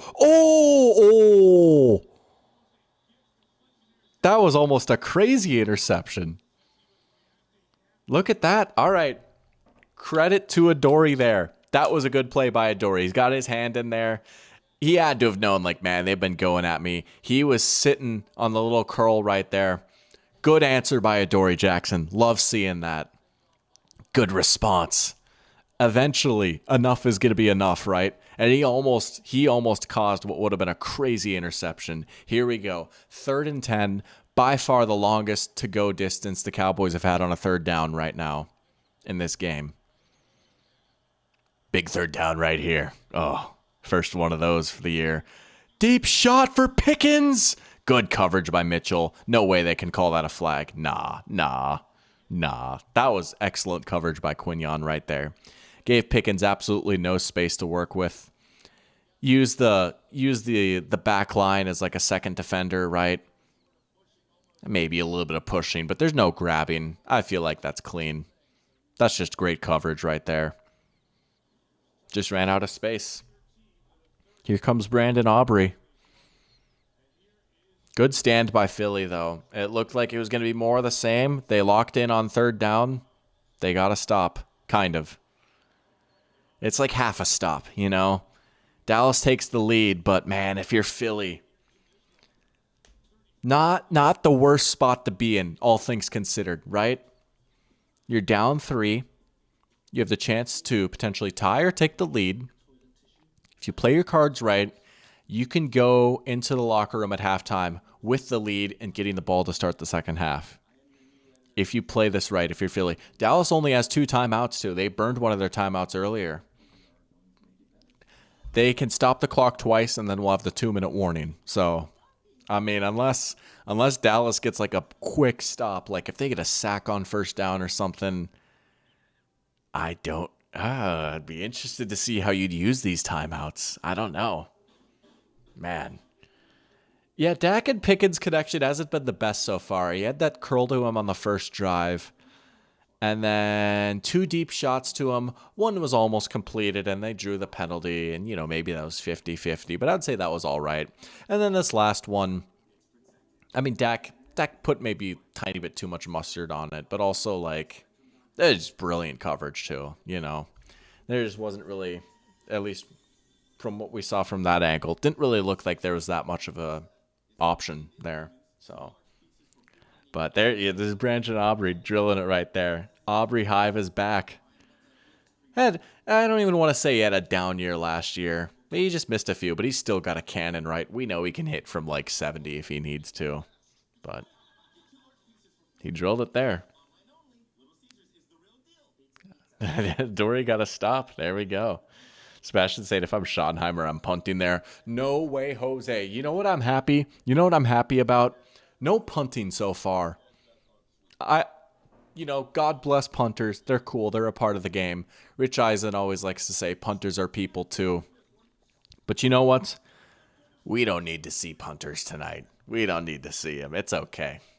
Let's just go for it on every 4th down or kick the field goal when it's reasonable. I mean, hey, Philly's going to do it, right? We haven't seen Philly face a 4th down yet, right? But if it's like 4th and reasonable, they are going. That has been their MO just as much as the Lions or early Brandon Staley Chargers. Sam saying, guys, we all know Cam Little is the greatest kicker to ever play the game. I mean, hey, kicking Little is kind of him. That is a shame that his preseason kick isn't technically going to go in the record books, right? Guess he's just going to have to do it again, Dang it. I guess the Jaguars are just going to need to hit a 70-yard game winner. Dang it. Oh, I hate when the Jaguars win. It's awful. Oh, you'd punt if you're classy. Oh, if you're at the Philly 5. No, that's the proper way to play, right? All right. What do you got for me on this drive, Hurts? I got to say, I've been pretty impressed with you so far. I have a track record of being a bit of one of the lower people on Jalen Hurts. But I got to say, I liked what I've seen from him so far. He hasn't taken any bad sacks. He hasn't really put the ball in harm's way. And he's looked excellent as a scrambler. He hasn't really gotten the shot to take a deep shot downfield yet. I still think we got to see it soon, right? A.J. Brown still doesn't have a target. And Dallas has been playing too high and a lot of off coverage so far. They haven't really been giving him favorable looks to do it. So I get it. But you got to get A.J. Brown involved at some point. They'll start with Saquon instead. Out of the pistol. I love the pistol formation. You get all the benefits of shotgun for the quarterback, but it still sets up better looks for outside zone runs, right? Running outside zone out of shotgun. Usually, I mean, most of this is just, repeating stuff that Brett Coleman has said in his videos, but it makes sense, right? Like, for a play like outside zone, you really want the running back to get a running start before they get the ball so they can try and figure out where the cutback lane is going to be. And it's just a lot harder to do when you're out of shotgun. Now, a thing that we've seen with a lot of quarterbacks in the NFL recently, and Jalen Hurts is one of them, right? You see it at the college game. It's almost all exclusively shotgun right now, right? There are very few college quarterbacks these days that are taking a lot of snaps under center. That is one of the biggest differences between the college game and the pro game. Pro game, most offenses, they do a lot of stuff under center because they want to get the under center runs going and then set up play action off of that. Jalen Hurts is one of those guys who did not operate under center a lot in college. So what you'll see a lot of teams do, right, like the Eagles on that last play, get him into pistol. You can still set up those same run looks, those same play action looks, but Hurts doesn't have to take the snap under center. Like, this is a crazy tangent, but like this is something that actually really interests me, right? And I remember seeing a tweet last year. I think it was the Eagles Packers playoff game, but it was like there was a Jalen Hurts pass where he had a drop back pass under center, and someone was saying like between college and the NFL, that was like only the third time ever that he had run like a non-play action passing play under center or something like that, right? Or even just like, like I don't know off the top of my head, but if I'd be willing to guess, like when he was at Oklahoma, he probably was under center like 5% of snaps or something like that. Like that's just the norm. So that is a way too long-winded explanation of why I like seeing the pistol incorporated into a lot more of these offenses these days, because it's a happy medium. Makes the quarterback happy, makes the offensive coordinator happy, the running back happy. Everyone wins. So shout out Kevin Patullo, right? New offensive coordinator. We saw the Eagles run a lot of pistol last year. There we saw it again. Let's go. Game Solve says, I can't believe Dallas broke an unwritten rule saying you can't kick a field goal the second quarter to take the lead. Truth nuke. So true. You know what? You're right. They should have gone for it. No, I mean, if we would have pulled up the RBSDM chart, I'm sure it was recommended that they kick it there, right? I would say the analytics probably recommended to kick it by a decent amount. 4th and 10 is pretty hard to pick up. Oh, I suppose the field goal ball still did make it to Canton. That's fair. That enough counts, right? That counts enough. Your opponents can have fun. Well, that's a healthy way of looking at it.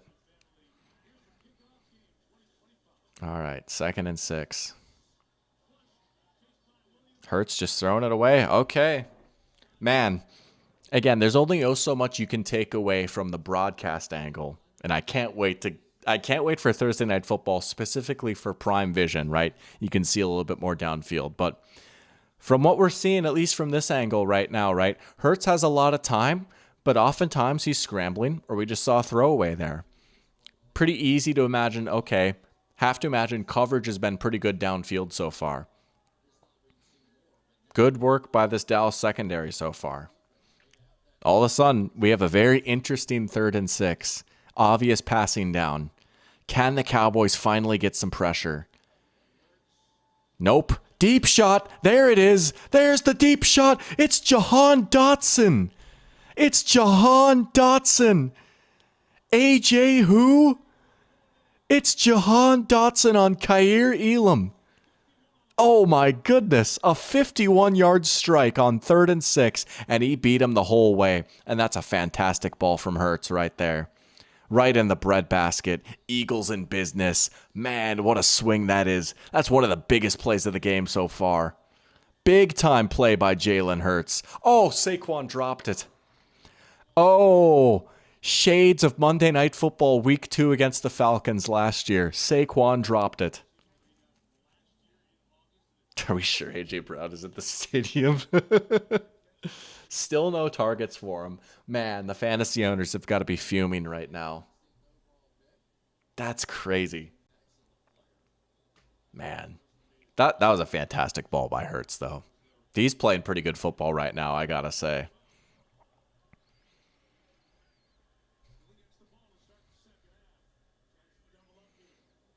All right. Another swing. Saquon. Okay.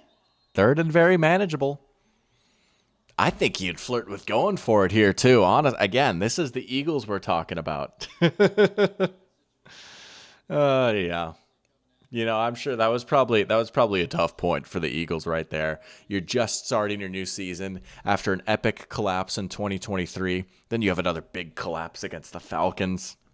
They're the ones that are supposed to be collapsing.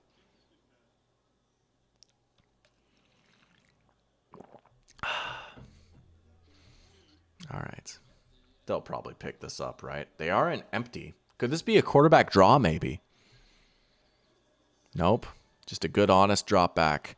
Oh, nice catch by Saquon. Gets out of bounds too. Was the throw maybe a little bit high? Yeah, but it's not the worst idea to put it closer to the sideline if you want Saquon to just get out of bounds. You do have all 3 timeouts, so I guess it's maybe not the biggest deal in the world if he gets out of bounds or not, but good effort by Saquon there.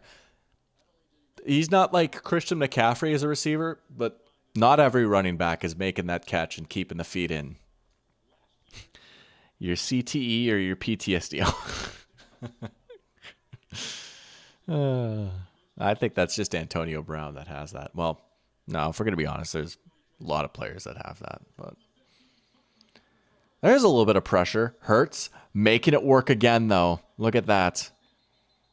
Oh, down goes the cameraman. Eagles fan. Oh, here comes Big Dom. Big Dom getting involved. What a shocker. What, is he going to, boop another player? Do you remember when he booped Dre Greenlaw? That was when the world met Big Dom. Yeah, that's a little sketchy. I don't know that you could be doing that, Damone Clark. You might have got away with one there. There's been a chippy game so far. You know what? I should have expected nothing less from the NFC East. Welcome, Eddie. Good to have you in here, Eddie. Yeah, it's been remarkably easy for Philly so far. Very little resistance from this Cowboys D. Saquon, touchdown. Touchdown. There's his first of the season. 3 rushing touchdowns for the Birds. Saquon looking like his old self a little bit more there. I mean, he's been running well so far, but... And we got another scrum. Dude, we're gonna... we're gonna end this game with, I don't know. If this game is close and it comes down to the end, we might see, an actual brawl at midfield or something. I could just picture, Nick Sirianni giving Dak Prescott a noogie or something like that. Big Dom comes in to give CeeDee Lamb a wedgie. Football's back, folks. Oh, man. Dallas has a little bit of time at least. 51 seconds and 2 timeouts. It's possible you get something out of this next drive. Hey, I should have stood on business. I should have just stuck with my original prediction. I said 3 more drives in the half. We're about to get 3 more drives in the half. Yeah. This is honestly a big drive for Dallas here. Even though it's just at the tail end of the half, right? Only 51 seconds remaining. But these 51 seconds could really define the rest of this game. If Dallas doesn't come away with anything, man, that really starts to take some of the wind out of their sails, I think. And then, second half, worst case scenario for Dallas, Philly is in a run script. Philly can come out, they can run the ball here to start the second half. And when they've been passing, it's been working too. That's kind of what I was hitting at earlier, right?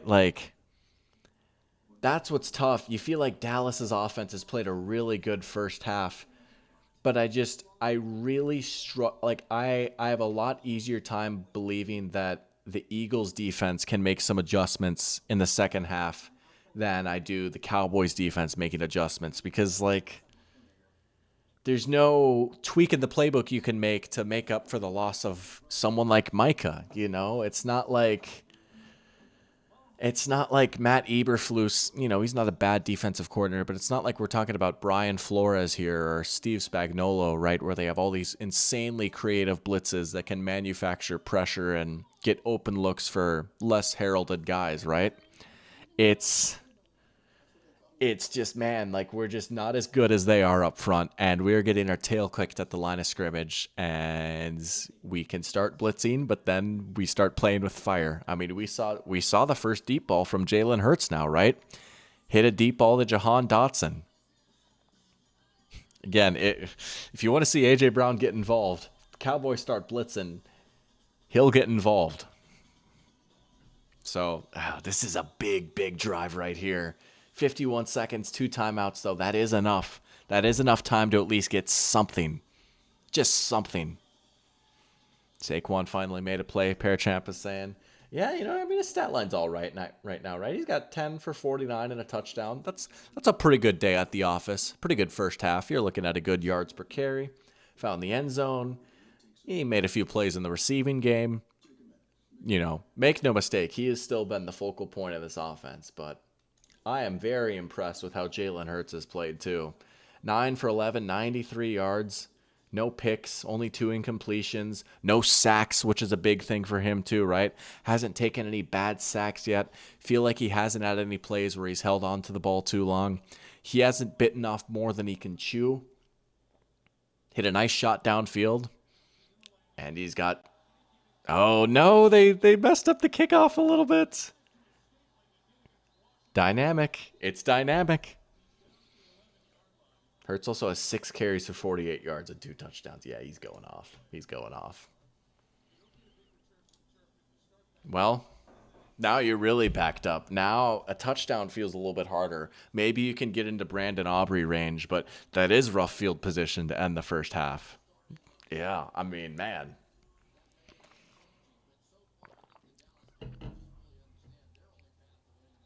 All right, let's see. That looks like Quinion is on Pickens here. Is that DeJean on CD? Nope, they're motioning CD away. They got CD away from Quinion. I don't think that's a Dory Jackson out there, though. He's got a different guy on him. They're throwing to CD still, though. What a play. Oh, they're going to get a flag for it. There's Bennett. Yep. Right on, Sam. Bennett comes in. They're going to get him for PI. Oh. Jacorian Bennett. I was like I knew his name started with a J. His first name was escaping me. Man, I mean, it's still that's the game plan remains though, right? We are throwing away from Quinion and DeJean. He grabbed him a little bit. If you're Dallas, you'll take it, I guess. Refs have been calling it pretty tight so far. Prescott. Oh, we wanted to step up and let it rip there. There's Ferguson instead. All right, you got to call timeout. Another flag. We going to get a hold maybe? It's around the quarterback. Is it roughing? Wow, that's another 15. Man. That one on Nolan Smith. Oh, yeah, he had the taunting, too. It's not two of the same. Oh, he got him in the helmet. Yeah. Again, you can say that that's soft. They didn't used to call it that way. But it has been called that way for years now. Like, honestly, at this point, that kind of call shouldn't come as a surprise. It is certainly different from, like, when I first started watching football in 2009. But that is a call that's been a part of the game for a long time now. So that's understandable. I can empathize with the defense. It certainly makes it harder on them. There could be times where you feel like you can't do anything. They've been calling it tight, but that one's a little bit more understandable. High throw there. There's Ferguson again. And now you have to call timeout. Yeah. You got one left. You've been moving the ball a little bit. Couple of just flats to Ferguson there. Yeah. No, I get what you're saying, though, Sam. If this was the Vikings, I'd be frustrated, too. I totally get it. Tell you what, at halftime, we're going to bring back a little game stream classic. At halftime, stick around for a nice little round of Immaculate Grid. It's been a while since we ripped one of those grids. I said that I'd do it. I think it was Ryan Asty that I promised. So Ryan Asty, if you're watching, here you go. Here's your time.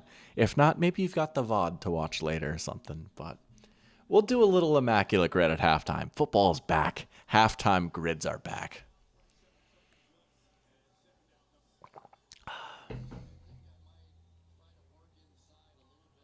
You are getting close to field goal range. 73-yarder. Let's see what we got cooked up here. Another check down. There's Tolbert. He's not going to get much. Gets out of bounds at least, but man, that's a long drop back. That takes a lot of time off the clock just for a few yards. Good play by the Eagles defense there. You absolutely take that. If they don't pick up this third down. Oh, but see, here's the problem. Eagles do have all 3 of their timeouts, As much as sick as it would be to try Brandon Aubrey from here, as great as he is, like it is kind of a toss-up. And Philly has all 3 timeouts. They'd be getting phenomenal field position. They kind of have to pick this up. Oh, Pickens almost dropped it. He caught it. And we're not calling timeout, I guess. Well, shoot, you want to save it. That's nice, but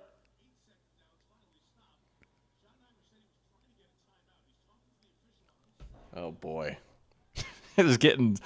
Hey, Eberflus ain't the head coach, but he's on the team. I was getting slight Bears Thanksgiving flashbacks there. Wow, okay. Oh, the Philly faithful are not happy about that. I will say. So they reset the play clock, or the game clock, to 15 seconds.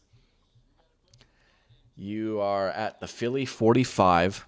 It is still a very long kick from here, right? We'd be looking at about a 62-yarder. Aubrey's good at those, but you would still like to make up some more field position here, right? You got to be careful, though. You could throw over the middle of the field, but that's a risky game to play. I mean, you would like to think that in 15 seconds you can get a play off and then spike it. I have to imagine they're going to be working the sideline, though. Dean is telling him not to call the timeout. Man, yeah, it is more woofing. QB draw. Oh, brother. Not again. It would catch them by surprise. I don't think it would matter, though. All right.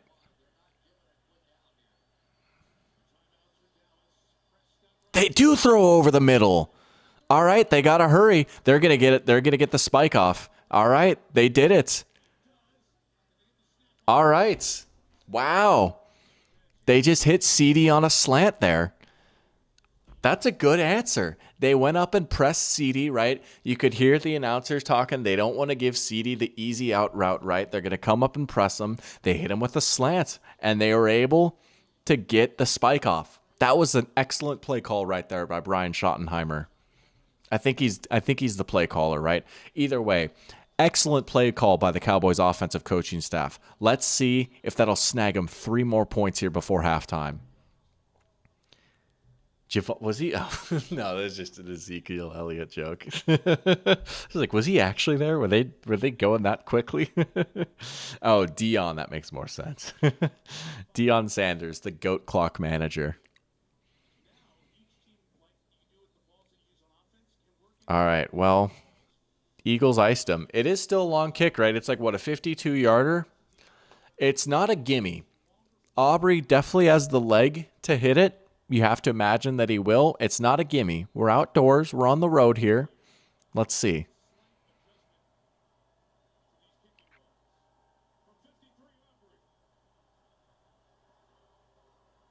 Bang. All right. Okay. 21-20 at half. We'll take that. That's a good first half of football right there. There was a part of me that was nervous, like, man, this game could be a slaughter. This game could be a blowout. I just want some good competitive football. We got it in the first half, that's for sure. Dallas able to at least snag a few points before halftime was big. It is a bummer because, again, you feel like so much went right for them in the first half. They had the PI call go their way. Jalen Carter gets ejected. They have a couple of good drives on offense. And they're down 1, and Philly gets the ball to start the second half, right? That is still a tough draw right there, and I think that just shows the gap in class between these two teams. The fact that all that can go wrong for Philly, and they're up 1, I mean, yeah. Can't wait for both teams not to score in the second half. Well, hopefully not. Hopefully it doesn't come to that. All right. Let's do this. It's halftime, which means it's grid time. It's time for a good old-fashioned immaculate grid. We're going to pull it up here, and then we're going to switch on over, and we're just going to let it rip. I will say I'm using my far monitor for this, so this is going to be interesting.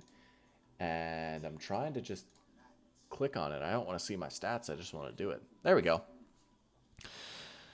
All right. Immaculate Grid. I don't know if any of you guys have played the grid yet today. We're going to take a look and see what we've got here. I have to adjust myself a little bit, but we're going to make it work. We have got Eagles Saints, Eagles Dolphins, Eagles Ravens, Saints Cowboys, Saints Dolphins, or Dolphins Cowboys, and Ravens Cowboys, and then Saints 10 plus sacks, Dolphins 10 plus sacks, and Ravens 10 plus sacks. Right off the rip for Ravens 10 plus sacks, we're going to get Elvis Doomerville, who might be better known, who might be better known for his time with the Broncos. Led the NFL in sacks when he was with the Broncos in 2009, but he did quietly have a very dominant 2014 season as well. He was first team All-Pro that year. Bang, 7% Elvis Doomerville. Let's go. We'll take that. Dolphins 10 plus sacks. Immediately you think of Cameron Wake, right? Good pass rusher for a long time. Probably a pretty easy, obvious answer though. Jason Taylor would be the other obvious one. Beyond that, 10 plus sacks for the Dolphins. If we're trying to think of guys outside of that, Jalen Phillips hasn't gotten there yet. He just hasn't been healthy enough. Zach Sealer was super good last year, but he's an interior guy. If I had to guess, he probably had like 7 or something. Oh man, other Dolphins pass rushers. I mean, Deion Jordan never got there. He was a pretty legendary bust. Oh, did Olivier Vernon ever get 10? Did Olivier Vernon ever get to 10? I'm tempted to put that. I'm a little scared. Why do I feel like he never got to 10? 10 is a lot. 10 is a good amount. I'm going to do it. Oh, let's go. Let's go. Let's go. Oh, what a rush. Oh, I missed that. Oh, I didn't think he got there, to be honest with you. We got a few suggestions in chat here. Dez Bryant for Cowboys Ravens. And we've also got Malcolm Jenkins for Eagles Saints. Dez Bryant, Cowboys, Ravens. Yeah, he did. He signed with the Ravens. Did he ever appear at a game for the Ravens, though? I think he did, right? I remember when he worked out with the Saints and he almost signed with them, but then he got hurt. Dez Bryant for Cowboys, Ravens isn't a bad pull. I'm going to finish out the sacks, and then I'll see if I can get some like real sicko answers for that. But if not, Dez Bryant and Malcolm Jenkins are really good options, too. And yeah, Deion Jordan, that would have been crazy. Saints 10 plus sacks. Cam Jordan, that's the obvious one, right? Will Smith is a sneaky candidate. He had a few good years for them back in like the 2000s. Oh, again, 10 is a lot though, right? Did Will Smith ever get to 10? I'm not sure. Junior Gillette, oh my gosh, I think Junior Gillette got to 10. He had a short career. Well, he was in the league for a while. Oh my goodness, Junior Gillette, 0.7%. Holy crap. Oh my lord. Let's go. Dude, I love those statistical categories. Junior Gillette. All right, we did pretty well on 10 plus sacks. All right. Oh, Jay Ajayi for Eagles Dolphins. That might be a decent option too. What about Mike Wallace for Eagles Dolphins? Or we could get Mike Wallace for Eagles Ravens. Let's do Mike Wallace for Eagles Ravens. I could be a Mike Wallace merchant sometimes. Oh my goodness, 3% Mike Wallace. Let's go. Why do I feel like there is well, Chase Daniel, did he play for the Eagles? I want to say he did. Chase Daniel. Let's go. Chase Daniel, 2%. Bang. Bang. Eagles Cowboys, or not Eagles Cowboys, Saints Cowboys. I want to say Julius Jones, the running back, but I might be sorely mistaken with that. Do I just hit him with? No, I can't do Dez Bryant, right? Dez Bryant would be Eagles, or I keep saying Eagles. Cowboys, Ravens. We'll do Dez. I'm a little scared with Dez. Like, I know he signed with them. I think he played in a few games, though, right? Okay, we got Dez. 31% a little bit higher than I thought. It was recent, I guess, but it was a pretty short stint there. Jalen Carter. Welcome, Gabe. I was talking about that at the beginning, right? When he spit on someone, right? With Jalen Carter, every now and then you see the take like, oh my goodness, how on earth did Jalen Carter fall? Howie Roseman did it again. These teams are so dumb for passing on him. It's like, okay, we can be honest here. We can be transparent. We know why he fell. We know why some teams didn't want to draft him. And every once in a while it pops up. That's what I'll say. It's valid if you didn't have him on your board. He's obviously a phenomenal player, but we know why he went ninth. Who was that running back who was on the Eagles practice squad and then broke out with the Dolphins? Raheem Mostert. Dude, Raheem Mostert. Yo, he was on the Eagles, wasn't he? That is a fantastic pull right there. Raheem Mostert. No, did it not? Oh, did he not ever appear in a game for them? Did he never make the active roster in the regular season? Oh, dang it. Oh, that was a good pull though, Sam. I thought that was going to count for sure.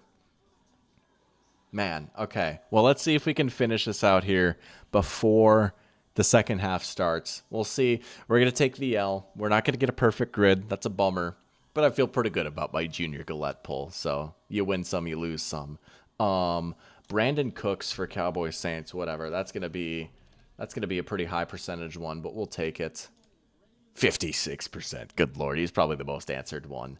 And then we'll finish it out. Eagles Dolphins. We'll just do Jay Ajayi. Second half is about to start. We'll just do Jay Ajayi.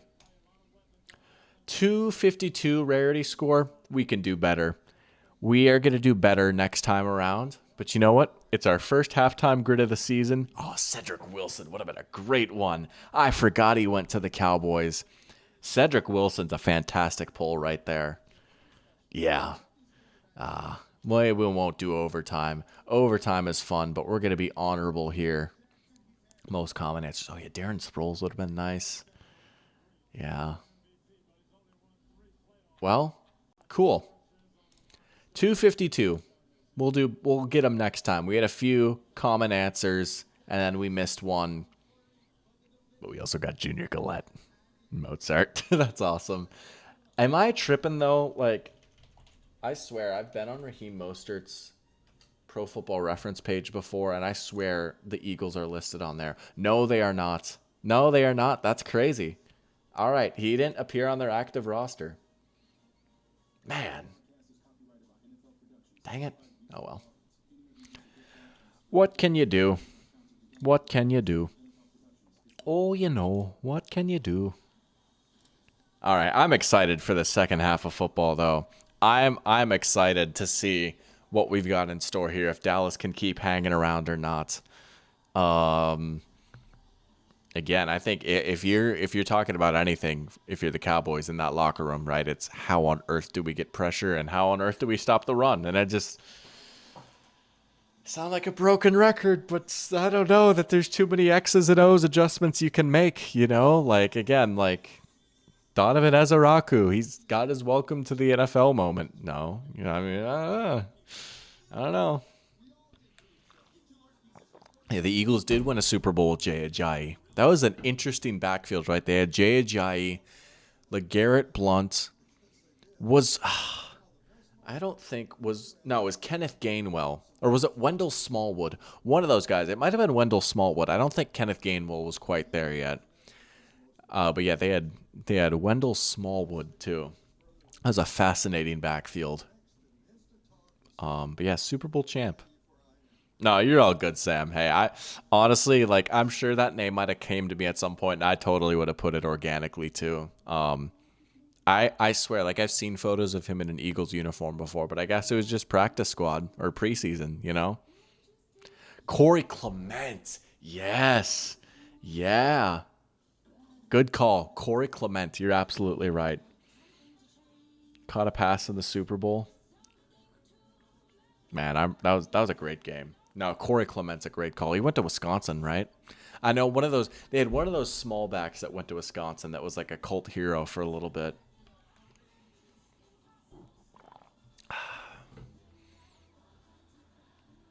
What is this commercial? I don't know if y'all are getting the same commercials if you're watching on YouTube TV versus Peacock. It is interesting to see what this lineup of commercials is going to be like this year, right? Maybe I'm mistaken.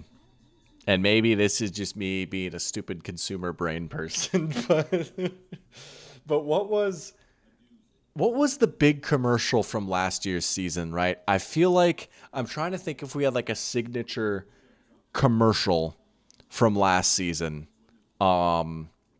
Because I know we had the Whopper, Whopper, Whopper, Whopper a few years ago, and you know, but yeah, that is tough, Sebastian. That is tough. We do not stand with them, I'll tell you that. I've got a NFL Sunday Ticket commercial right now, which is a little less sinister. Oh, I suppose, yeah, yeah, yeah. Welcome to our country. All right. I mean, I don't usually I'm not like crazy locked in on commercials like that, I guess. I used to be when I was like a little kid, like I was super locked in on the commercials. I mean, like before I had a phone or anything like that, right? Like I had nothing else to do when the game wasn't on, so I'd watch the commercials. And I remember like thinking the Direct TV ads were so sick. They have Rob Lowe and it's funny and awesome. And like, oh, mom, we have to get Firestone tires because those are the official tires of MLB. And I was just like, like it's honestly crazy looking back. I was like, we need Direct TV because they sponsor NFL games, Mom. You don't get it. Like, come on. Game Solved has got an Apple outlet commercial. I don't know that I've seen one of those before.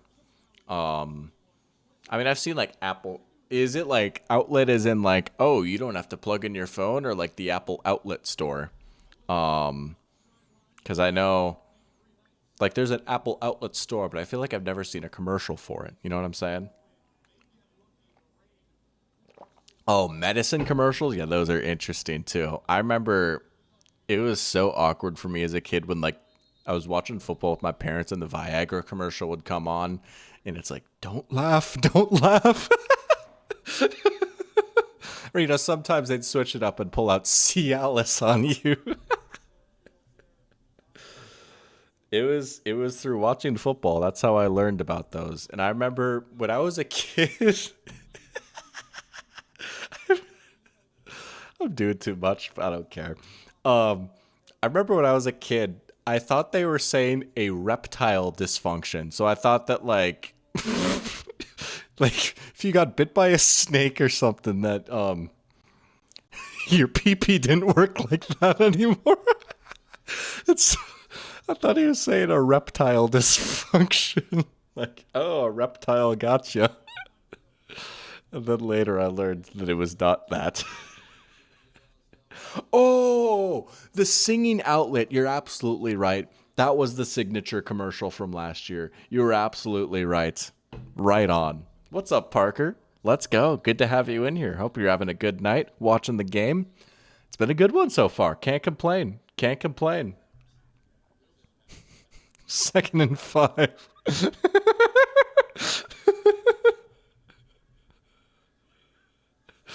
Oh my gosh. Goddard is getting a lot of attention. First down. What a pro wants. That's a good one, too. Wait, did they actually? That's crazy. Yo, what if I found the Viagra racing jacket?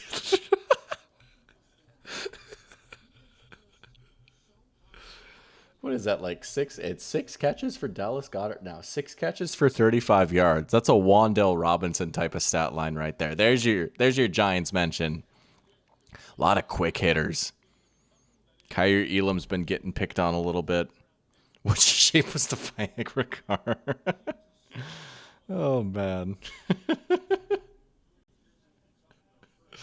You know, sometimes my parents watch these streams. I don't know if they're watching right now, but sometimes they have it on. They're like, "Oh, Eric, We're so proud of you. And then I say, I used to think it was a reptile dysfunction.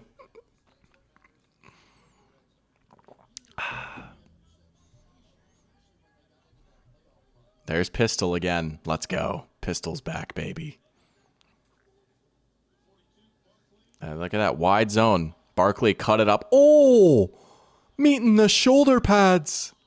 Lowering the shoulder. Saquon running with power. Man.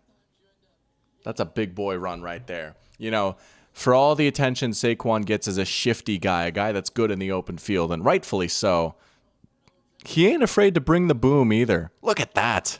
Oh, baby. There we go. There we go. It's what a pro needs. What a pro wants. What a pro needs. I think I got that wrong, to be honest with you, but... Oh. Who's that? Who's 29? They're running it. It's been a run-heavy drive here. Who's 29? That's not Shipley. Who's their third back? That's right. Oh, I forgot about that.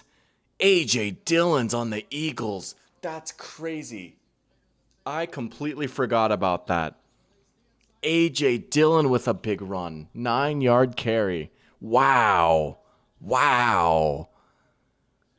I suppose, yeah, they've got Quadzilla and the Quadfather. I mean, the quads over expectation in this Eagles backfield is ridiculous. First down, A.J. Dillon. Oh my gosh, the Roger Stooge allegations. Bro, that's crazy. We got Dickerson shaking up there. Man, that's a line that can't afford to take a hit. Hey, he's good. He's a gamer. Looks like he's grimacing a little bit, but what a man he's turned into. What a player. Alabama, back when they were something under Saban, you know. Dillon again. You know, I see a big back. I see a big running back in 29 for the Eagles. I think of LeGarrette Blount, because I think he wore 29 for Philly. The Quadfather. I suppose he was called both the Quadfather and Quadzilla, right? But and it's Say Quads. So I guess they got the Quadfather and Say Quads. They've got some large tree trunk type of thighs. That's what I'll say. They got some big legs in Philly. Yeah. He is a tough son of a gun, isn't he? Uh-oh. There's the first sack. There it is. The first sack of the season for either team, right? Wow. Was that Kenny Clark getting in the backfield a little bit too? Marshawn Nealand getting in there? And that's a big loss. It's a big loss, and that sets up a long third down. Man, it was looking like it was going to be another big march for Philly here. And that's one of those sacks where it's hard to say, like, oh, Hurts could have done too much more, right? Like, I don't know. He can't just, like, magically escape out of it. He can't just magically throw it, right? But that is a big loss right there. Oh, coming off the edge. Wow, Dallas gets a stop. Dallas gets a stop. All right. It is going to be about a 57-yarder from here, right? Jake Elliott, another good kicker, right? We got two good kickers in here. Good rep by Fowler. Winning around the arc. All right, I stand corrected. I was like, I just struggle to see the pass rush coming to life.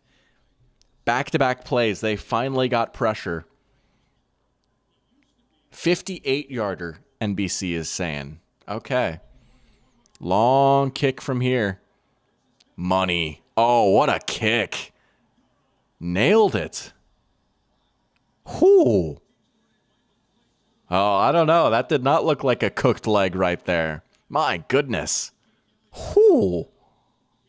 All right. Eagles still able to salvage points right there. 4-point game. Dallas coming to life a little bit. Oh, thank you, Wolf. Appreciate it. Thank you for the $2 super chat. Jalen Farts is washed. Oh, man. That's crazy. I've never heard that one before. I've heard a lot of crazy slander names in my time. Jalen Farts is wild. How about it, though, right? There, like everyone in chat is saying, first sack of the game for either team here. And you feel like, I mean, we'll have to check later, obviously. But when I go through and check the stats tomorrow, I mean, man, like, how many pressures have we even seen on Jalen Hurts yet? Maybe like 3. That sack, that pressure on third down, and then, I don't know, like 1 in the first half, right? Like, it has been ridiculous.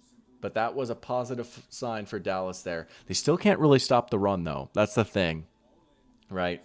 Even if Dallas were to go out and score a touchdown here on this next drive, what's to stop Philly from just turning around and handing the ball to Saquon again? Saquon running pretty well right now. Even if you're down 3, you can still keep the run game in your bag. I mean, if he gets to 20 carries, he's probably going to get 100 yards, you know? Another rule broken.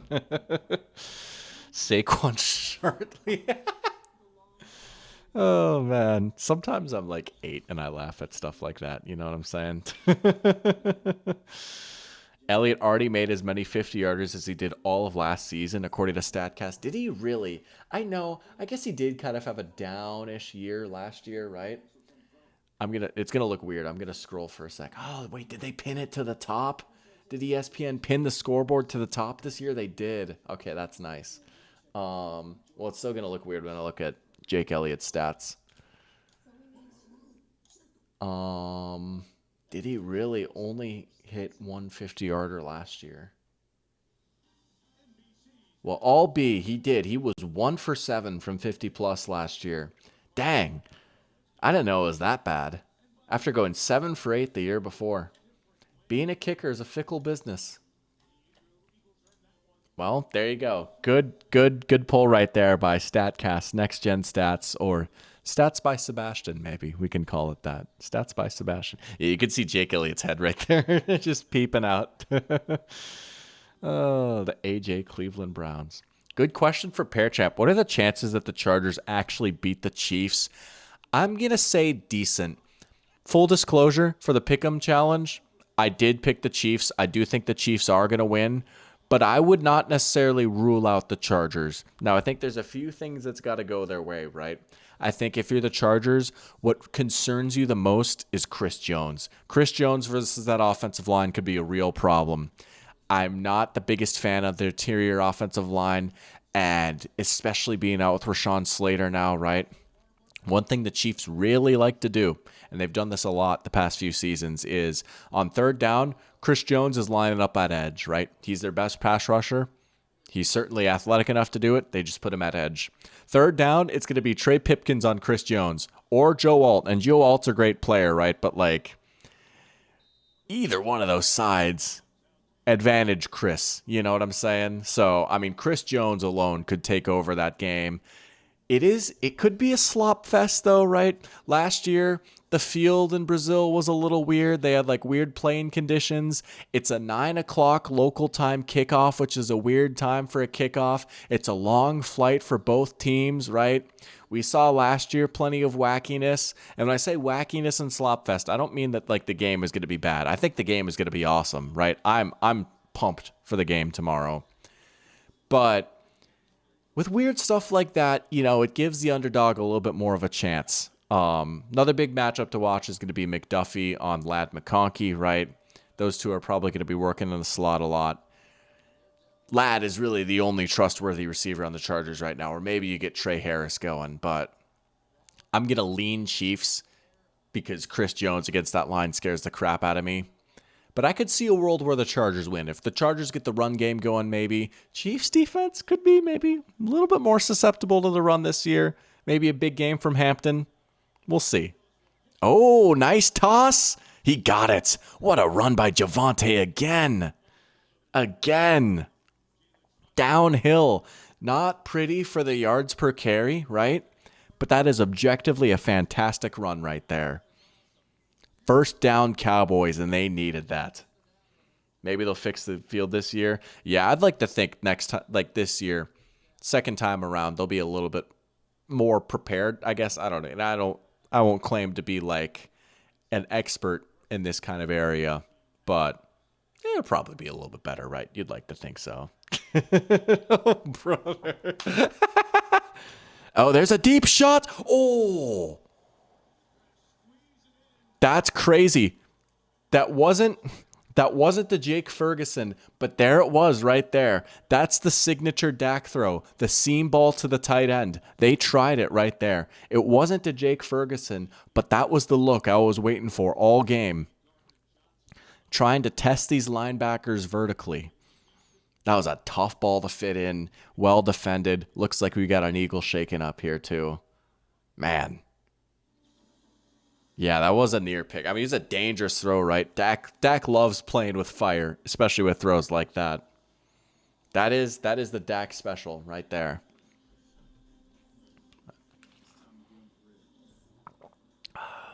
Michael's saying, so that Ride the Float commercial was definitely 100% AI, right? I'm not going to lie. I missed it.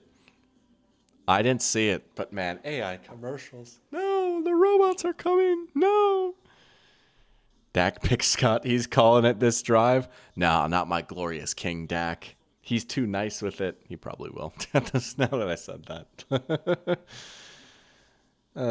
Sebastian's saying 10% chance that the Chargers win. 90% chance that they lose by a single point on the final drive. Yeah, that sounds about right for that matchup, right? Chiefs versus Chargers. What's it going to be this year? We saw last year we saw a field goal that was doinked in by the Chiefs for the win, right? What's it going to be this year? I know we a few years ago they had the crazy game in overtime on Thursday night. I mean, all these games always seem to be close. There's been a few that the Chiefs or the Chargers have won even, but what kind of shenanigans are the Chiefs going to pull tomorrow? I'm going to say the Chargers go for 2 at the end and they don't get it. That's my call. That's how the Chiefs win the first game of the season. Chargers go for 2 and the pass gets batted at the line of scrimmage. Oh, the one with Drewski on the Dolphin? I missed that, clearly. Huh. Well, I'll have to look into that. We'll put the review committee up to the task and see what we're looking at here. No October baseball? Yeah, that's a bummer. Hey, no October baseball for the Twins either. I'll tell you that much. I have not followed the Twins super closely since we blew up our entire team at the trade deadline. That's what I'll say. It's been a rough year for the Twinkies. Just tough, you know. Rebuild. Let's trade in some fan favorites and stuff. I don't know. And then the poll ads are like, actually, we're not selling the team. Sorry. We're cheap. We're evil. But anyways. 2nd and 10. After the injury. Oh, they're going to run it. That's Miles Sanders against the Eagles. Bond's trying to punch it out. Miles Sanders. First carry of the season in Philly. And he ripped off a big one. Do you see Bond there trying to punch the ball out? Oh my goodness. How about it? Good blocking up front by the Cowboys. Sanders just explodes through the hole. Oh, look at Reed Blankenship getting displaced there on his back. Excellent hustle by Bond, though, to run him down. And I like the idea of trying to get the ball out. 49-yard rush by Miles Sanders. Why is the run game kind of cooking for the Cowboys right now? They're going to run it again. Look at the patience there. Okay.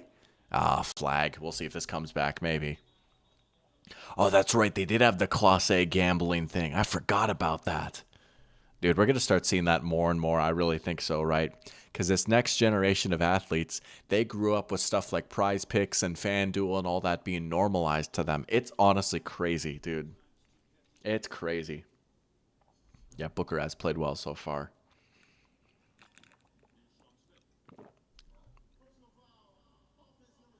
Oh, they got Pickens. Yeah. Yeah, he took out Blankenship there. Yeah, that's pretty easy. Oh, Pickens. Never change. Well, maybe change a little, but that is classic George Pickens shenanigans right there. Welcome back, George Pickens. Oh man. He's such an instigator. He's a character, you know. Oh, just such a character. Oh, Georgie. Georgie. All right. First and 22 now. Yeah, my good dude. That might cost them. That could really cost them. Eagles are going to rush 3 here. Seam ball. Oh, they were looking for the seam ball to Ferguson. There it was. There it was. Oh, my gosh. Oh, that's the look right there. Right there. Bond is great, but you try and test him. Run by him. Oh. Dak might have left just like a tiny bit on it there. He could have just maybe put a little bit further out. The look was there. Oh. Well, now it's 2nd and 22. You just got to get something. Oh, not like that. All right. Wow. What a stand from the Eagles. Would be genuinely shocked if this drive ended in anything but a field goal attempt here. Man. When did I become Irish? Was that Irish sounding? I feel like I was trying my best to do like an upper Midwest accent there. Did that sound Irish? Oh, you know. Oh, you know.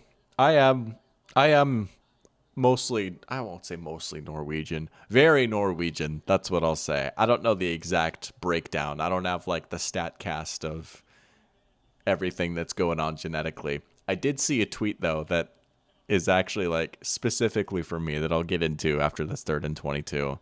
Dak's gonna rip it. Oh no, it was there. And Ferguson's dead. Oh my gosh. Yeah, that was a hospital ball right there. Oh, he's getting up. They tried it again, dude. Second time in 3 plays that they've tried the seam ball to Ferguson. And they tried a seam earlier in the half too.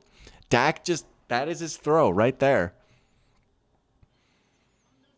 I mean, yeah.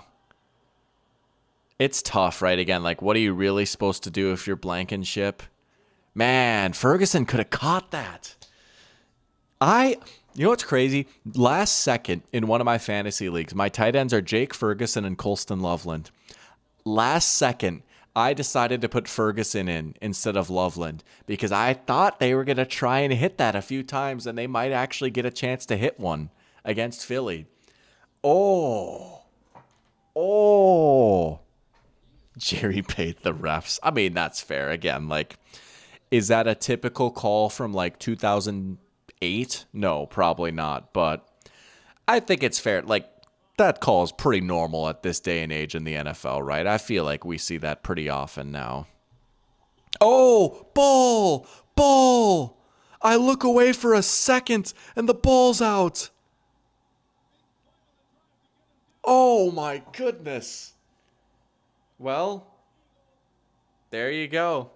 Everything works out for the Eagles. That's crazy. Is that our first turnover of the season, right? Holy smokes. Man. That is a play that is going to get looked back on at the end of this game. They were closing in on maybe taking the lead. Wow. Yeah, you could consider that a Baldo lie moment, maybe. Oh, that's sick. They ran the tush push. The defensive celebration. Why not, right? They tried to ban the play. Yeah, you know what? Do that. Just, you know, you got to run it up. You got to stick it to the rest of the league. They're trying to take the play out of the game. There you go. Ball don't lie. Just might be. Oh, boy, I'm a coward. Did I miss your 2-point conversion take? Let's see it. Oh, it was about the Chargers, right? The Chargers go for 2, get the conversion and win, but the refs call a penalty. Yeah, could happen. Because one of the Chargers players had their shoe untied. 10-second runoffs, and the Chiefs win. Dak has Ferguson on his fantasy team. I have Ferguson on my fantasy team. Dak needs to do it for me. I don't care about your game. Do it for me so I can brag to my friends. What is Ferguson at right now? For no particular reason outside of fantasy football. Is Jake Ferguson, is he performing all right? 3 for 13. He's killing me, Holmes. No, he needed the touchdown. They've just, it's been the two seams, and then they've just thrown it to him in the flat, you know? Man, that's so tough. Yeah. And Loveland is going to go off now on Monday, right? Loveland is going to go off. I shouldn't have done it. I shouldn't have made the last second switch. Oh, well, what can you do? What can you do? Thursday Night Football is terrible. They need better branding, Wolf is saying. You know, I think it's gotten a little bit better. Is it slightly annoying that it's on Prime Video and not NFL Network? Absolutely. Like, yeah, I miss when it was on NFL Network. And honestly, I love Al Michaels, right? Legend, one of my all-time favorites. Leave football before the football leaves you, you know? I mean, very washed is what I'll say. And I don't know, Kirk Herbstreit as the color guy is just kind of whatever. It's like, I don't want to be like, stay in your lane, mister. But it's like, man, like, I don't know. We could have given that role to someone else, right? We could have given that role. That could have been a springboard for someone's career instead, but I don't know. So the booth isn't my favorite. Oh, word? We got a Doppler radar cam? Oh my gosh. Are we going to get a storm? The game has been suspended after the fumble. We got a storm cell. That's crazy. No way. No way they suspend the game. Dude, we're going to be up until like 1 in the morning. Come on, man. I guess. Gotta stay safe from the lightning. Man. Are they? Yeah, they're going off the field. Oh, man. Oh, it's already 11:30. Oh, that's tough. Yeah, I suppose. Further east. Dude, that sucks. They're going to clear the field. All right, you know what? We're going to pull up the weather, folks. We're going to pull up the weather. Let's switch OBS here. All right, let's take a look at the radar and see weather in Philadelphia. Let's see how we're looking. They were showing it a little bit here on the broadcast, but let's pull up the weather channel. Oh, they're playing the PA announcement right now. All right, how are we looking? No, I'm not turning off my ad blocker. Sorry. Oh, yeah, there's the cell right there. Look at that. First ever time that we've had a radar on Dr. Pigskin. That is a Dr. Pigskin first. Man. I feel like... Let's get a little bit of a weather breakdown. In theory... the cell should move through kind of quickly. By like 11, it should be not quite 11, maybe. I mean, if it's just raining, they can restart. It'll pass through. Oh, then is it gonna pop? Is then more rain gonna pop up? Maybe. You know, sometimes these future radars are a little inaccurate and weird, but the worst of it looks to be more in Allentown, a little bit north. We're just doing this right now.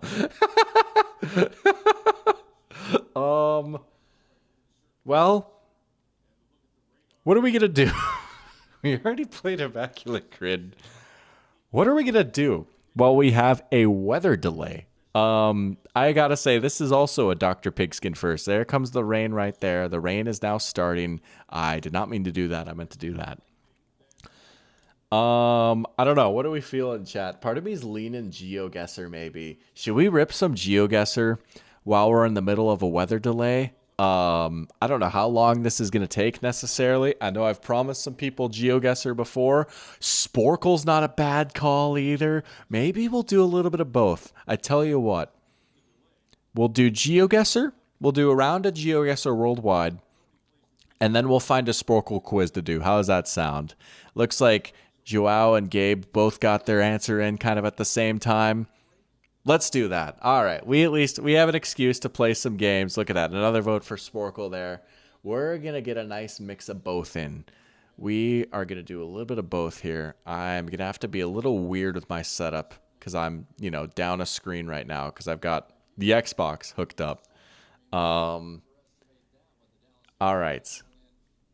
And then we're going to do this. This is, how do I do this? Because I want to see chat and make this work somehow. We're going to sign in first. We're going to sign in before my webcam switches, if that makes sense. Okay, sick. And then we're going to move chat over here. And then 30 seconds, no move. I like that. I like that a lot. There we go. We're making it work. And then we're going to do this. And it's going to look really weird for a sec. But we're just simply going to do this instead.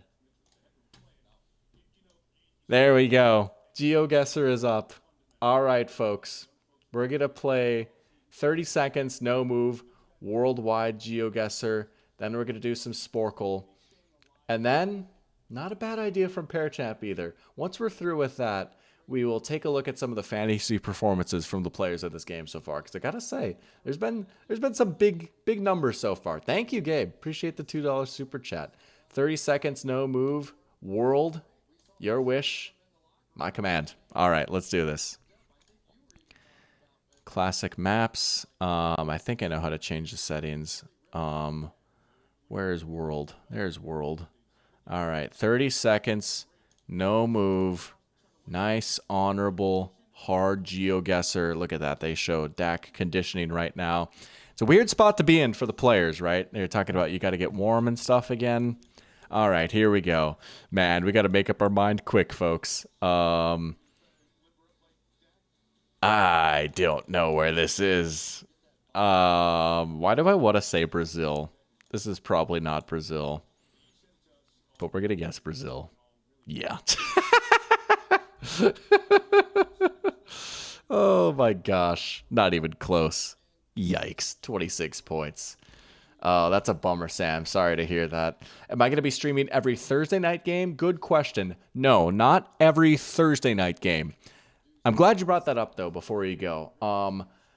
My plan is I want to try and stream at least one primetime game a week. It's not always going to be the Thursday night game. I'm going to try and pick, I'm going to try and stick to like the best game of the week, but there might be like, oh, I haven't covered this team yet. I'll do them, But I'm going to try and do one. There might be a few weeks where it's like, I can't help myself. I'm going to do multiple weeks. But the plan right now is one primetime game a week, and then the Pigskin pregame, and then whatever else on top of that as far as the streams go. And then, I've got the website, new video, all that good stuff.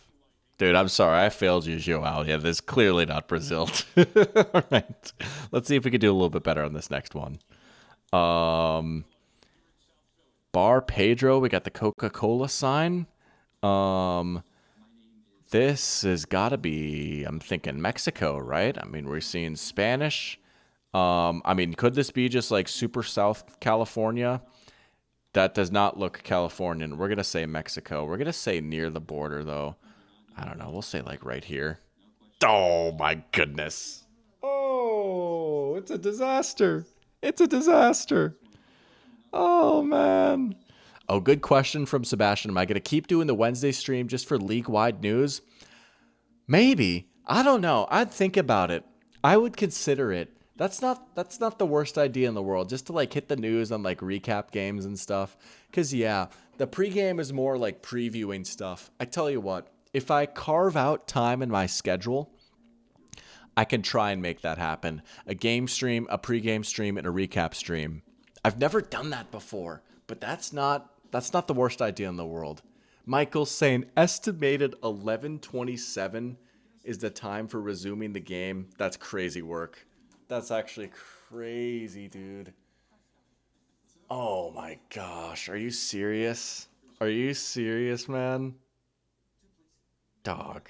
Oh my gosh. 11:27? Insane. All right. This has got to be Europe, right? Also, Sebastian is kind of going off right now. Is that French or am I silly? That looks French. We're just going to say Paris. Let's go.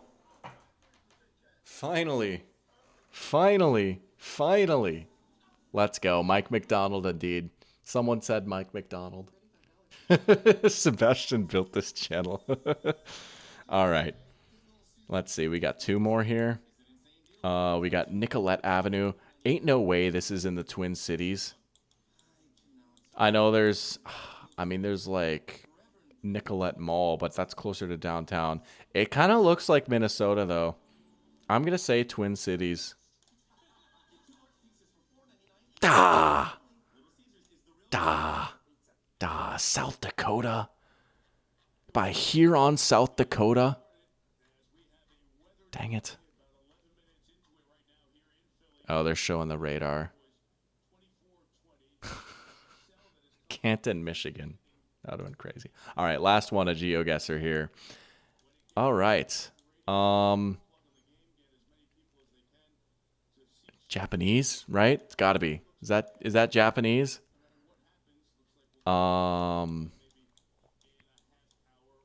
Is this Japan?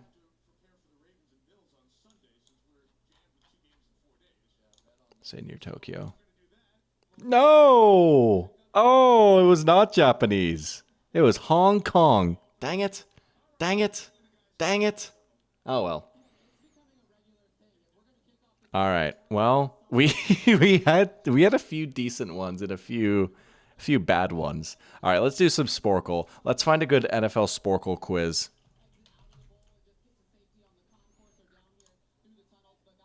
All right. We're gonna sorry, Sporkle. I'm gonna do you like that. NFL. It has been a minute since we've done a Sporkle quiz. Sorry, Sporkle. I'm not turning off ad blocker. We're going to see if we can find a good one here. That looks a little easy. I want to find like something kind of niche. Something that I haven't done. Like I've done this one. I love this one. NFL rushing quarterbacks. Ooh, okay. This is fun. In honor of Jalen Hurts going off on the ground. How about this? NFL rushing QBs in the last 20 seasons. Can you name the top 5 NFL rushing quarterbacks in each of the last 20 seasons? That sounds pretty good. I like that. We'll do that one. All right. Oh, that's not a bad idea either, Gabe. Every team's leader in statistics. We could see if we could find one for that. We certainly have plenty of time. I'll tell you that. Dude, I'm going to be real with you, dog. I don't know if I could keep going for another hour before the game even restarts again. Oh, man. Dude. On the DL, I've got like some important stuff going on tomorrow that might determine if I get a job or not. That's what I'll say. That's crazy. All right. 2024, we're going to get Lamar Jackson for the top. Oh, geez, this is already hard. Josh Allen's going to be in there. Jalen Hurts is going to be in there. Who is number 2? Oh, my gosh. Who is number 2? We will get Russ because, yeah, he went off in 2014. Who is number 2, though? This is actually killing me. Who is the number 2 rushing quarterback? 891's a decent amount, too. It wasn't Justin Fields. He didn't play enough. We'll get him for a few other seasons. Did Drake May sneak on there? He didn't play enough. Kyler? Oh, my gosh. Yep, of course. Yeah, no duh. Crazy. Yeah, that makes sense. Tyrod Taylor, we can get. 2023, you had 421. Who ran it? Low key, like Baker's a sleeper guess. Nope. Other running quarterbacks. Why is this already hard? We won't get Anthony Richardson. He only played 4 games in 2023. Daniel Jones, we'll get him 2022. 21 and 22, we've already cleaned up. Man. We'll get Michael Vick for a few years. Yep. We'll get Cam Newton for a few years. We'll get Robert Griffin III. Colin Kaepernick. Yup. Drew Brees. Oh, it might be Patrick Mahomes, actually. That's not a bad guess. It's not Mahomes. Oh, that wasn't a bad guess, though. He does have some nice, like, rushing seasons. Case Keenum, I don't think he got in there. It's Speed Demon.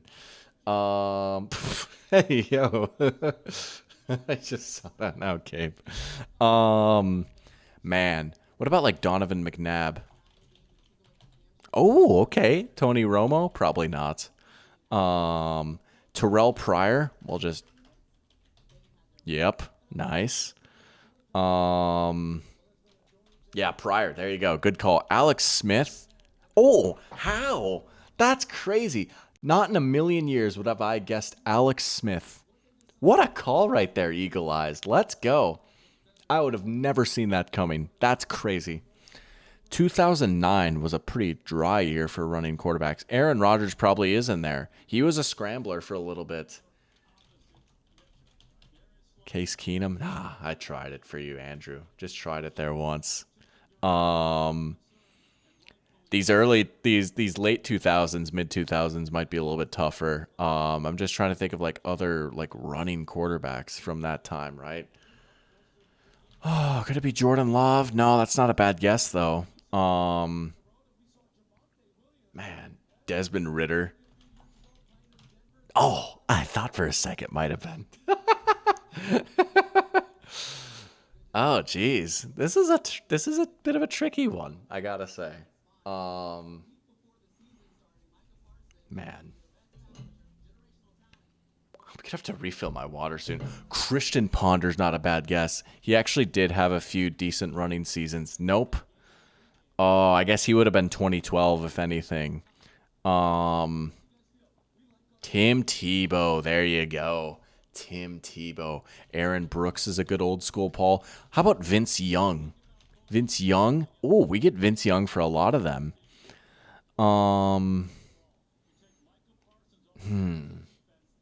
Derek Anderson. Oh, Tavares Jackson, T-Jack. We're gonna cheat and do Jackson. Yep. I didn't know how to spell his full name or his first name fully.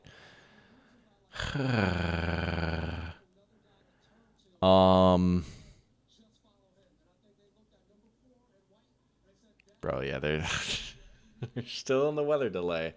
Andrew Luck? Nope. 2008, I don't have a single one yet. David Garrard? No way. Really? I didn't know he was a runner like that. Teddy wasn't much of a runner, but in some of those lighter years, maybe he snuck in there. Nope. Dante. No, Dante. No. Stafford. Nope. Yeah, there's still a few early 2000s, and even like 2020 and 2019 I don't have yet, which is kind of surprising. Like who'd have been in 2020 and 2019?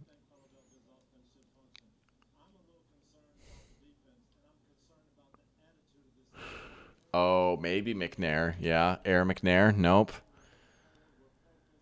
Ryan Tannehill. I bet you he's on here. Yup. Oh, just barely in 2014. 20.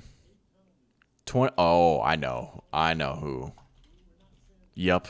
Oh, still not 2020 though. But yeah, we'll get Deshaun Watson for a few years.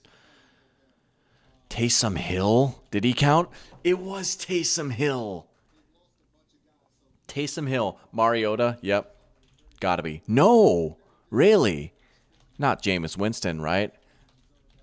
What about Big Ben? Someone in chat was saying Big Ben? Yeah, Big Ben. Good call. I don't think...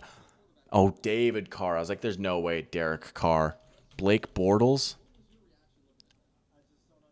Really? That surprises me. I still don't have the last guy for 2023 either, which is kind of wild. Like, I like to think if I could at least get to like 85, that would be pretty good. I mean, I still got plenty of time, right? Jake Locker. Did he play enough? No, that's not a bad guess, though. This is crazy. What about, like, Troy Smith? Did he ever? No. I don't think he played enough either. Jeez Louise. Can I at least just get a few more here? 2010, who was second? Like John Kitna? Was it Trevor? No. Oh, that would have been a decent guess. CJ Stroud, maybe? Nope. It's not Justin Herbert, is it? Nope. I already have Jalen Hurts. I already guessed Jameis. That 2023 one in particular is killing me. Josh Dobbs? No, he didn't play enough. Oh,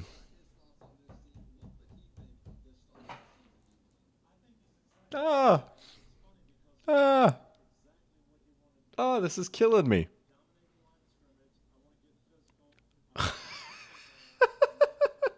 Could it be Carson? Well, Carson for 1 year at least. Nope. 2023, man. I'm trying to think of like all the quarterbacks from 2023. I did get Fields, yeah. I mean, let's just go through the divisions, right? Could it have been the Raiders? No. Could it have been the Chargers? Nope. Already guessed that. Not the Chiefs. Not the Broncos. Zach Wilson. No, really? Oh, I thought I cooked there. I thought it was Zach Wilson. I guessed Baker Mayfield. I'll guess Dak, but I would be shocked. We got him for 2017. I guessed Mahomes. I'll try again. Maybe I spelt his name wrong or something. Now, is it Brock Purdy? No, it's not Purdy either. Jacoby Brissett. Okay, we're going to get 2023. We have to. We've got a minute left. We wanted to get to 85. We're going to get 2023.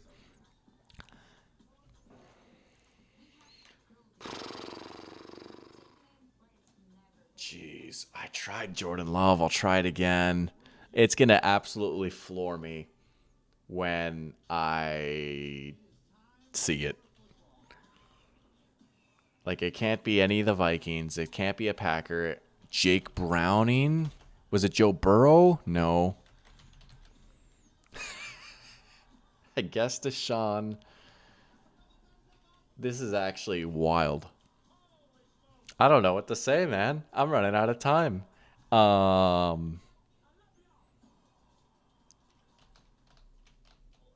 Will Levis. No.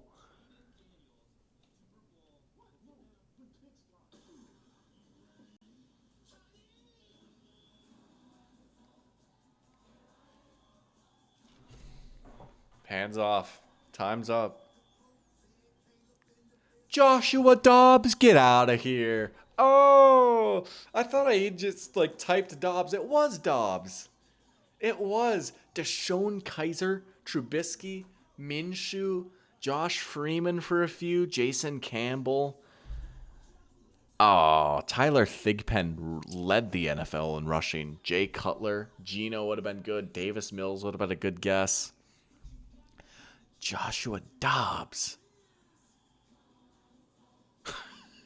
Oh my gosh. All right. Fair play, Sporkle. Fair play. All right. I tell you what, I had flirted with saying, like, I don't know if I can make it all the way through the weather delay. Here's what's going to go down. I will get, you know, well, we'll do the fantasy review run through thing first, right? And then I tell you what, I'm not going to lie, man. I am starving. I need to refill my water. And I should probably explain to Christine that the game is in a weather delay and that I'm going to be done a little bit later than anticipated because I got to do what duty calls, right? We're going to run through the stats here. Then honestly, I'm just going to like step away for a sec just so I can like refuel a little bit. And I tell you what, we'll plan on finishing this sucker out. We're going to see it through. I'm scared to run in Madden. I know I've been ducking you for a minute. But let's just run through some of the stats here real quick. Um let's pull up the fantasy league. Let's pull up the Dr. Pigskin fantasy league. There we go. Let's see. Do I have anyone going right now? I don't. Neither does Laywell. Let's see. Let's see how things are happening around the league and just take a look at some of these fantasy scores.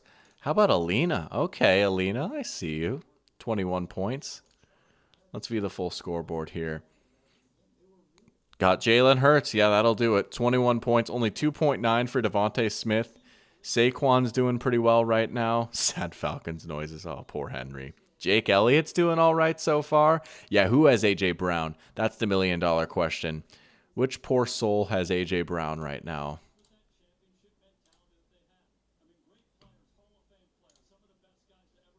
HSB, who is that? Oh, it's Gothberg. Poor Gothberg has AJ Brown with a big old goose egg right now. That's tough.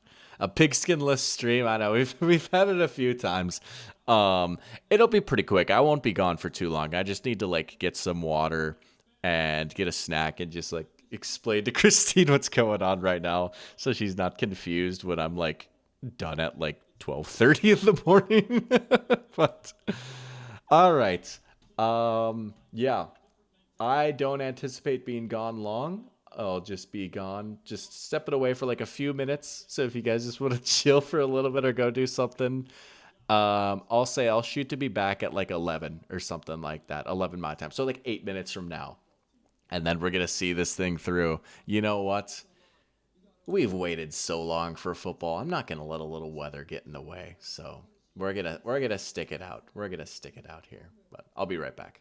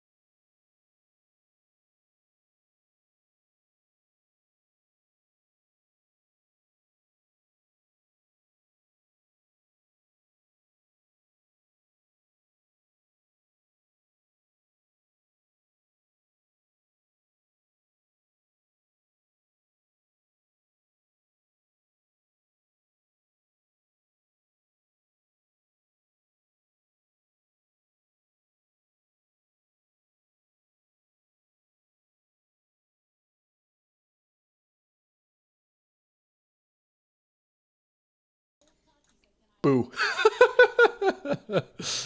I did that on the wrong order. I actually wanted to do the webcam last. Let me try that again. Boo. Anyways, I should have just left you guys with like Subway Surfer clips or Family Guy or something. It's funny. I actually said this during my last stream, my last game stream, when I took a step away to like go get a snack between the AFC and NFC Championship game. I was like, I probably probably should make like a be right back screen or something like that. And then I just never did. And who would have thought that right away, week 1, I would need something like that. But appreciate you guys sticking around here. We're waiting out the weather still, and we're hanging out. And hopefully Michael is right, and we can get this game started again at around 11:30. We've got about 30 more minutes until the return of football once again. And it's a shame because it's been a pretty good game so far, right? We've seen a little bit of everything in this so far. Brent is back and he had to go grocery shopping. Well, I tell you what, Brent, you missed a lot. We are currently in a weather delay right now. The game is currently suspended and it's supposed to start again, hopefully, within the next 30 minutes. We pulled up the radar. NBC's got the radar up and everything. I had to step away. I went and had some Stacy's jalapeno pita chips, which, let me put you on, man. I wanted to bring the bag in here and eat them just while hanging out. They're very crunchy, though, and I don't know how good that'd be on the ears if you got my crunch going into the mic, right? Especially you headphones wearers. So I kept that in mind for you guys, but I don't know how many of y'all know about Stacy's Fire Jalapeno Pita Chips, but let me put you on. Let me put you on here if you haven't. These things are an absolute godsend.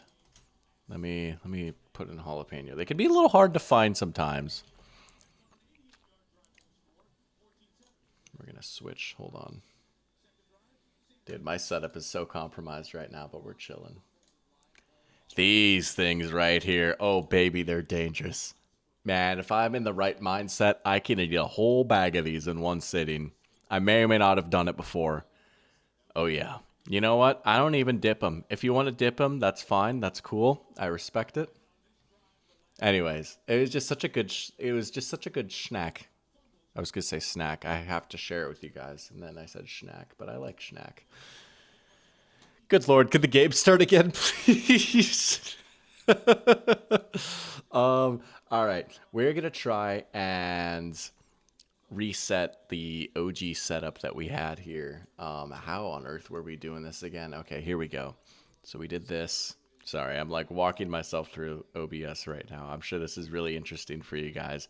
Brent is saying that Football Manager dropped a game trailer and he's excited for it. Hopefully his computer can handle it. That's exciting. Let's go. Yeah, you're a big Football Manager guy. I know you've like shouted it out before. You're hoping maybe to see a Football Manager stream at some point during next off season. I'm hoping maybe one day we can get it like a super in-depth, Football Manager type of game for the NFL. That would be pretty nice. Brent asking the real questions here. Has it been 30 minutes since the last lightning strike? That's probably protocol, I'm assuming then, right? Is that the rule? 30 minutes? I could not tell you. I'm not there. I think someone in chat was saying they could hear thunder. I'm not sure if it's because they're in the area or if they just heard it on TV, but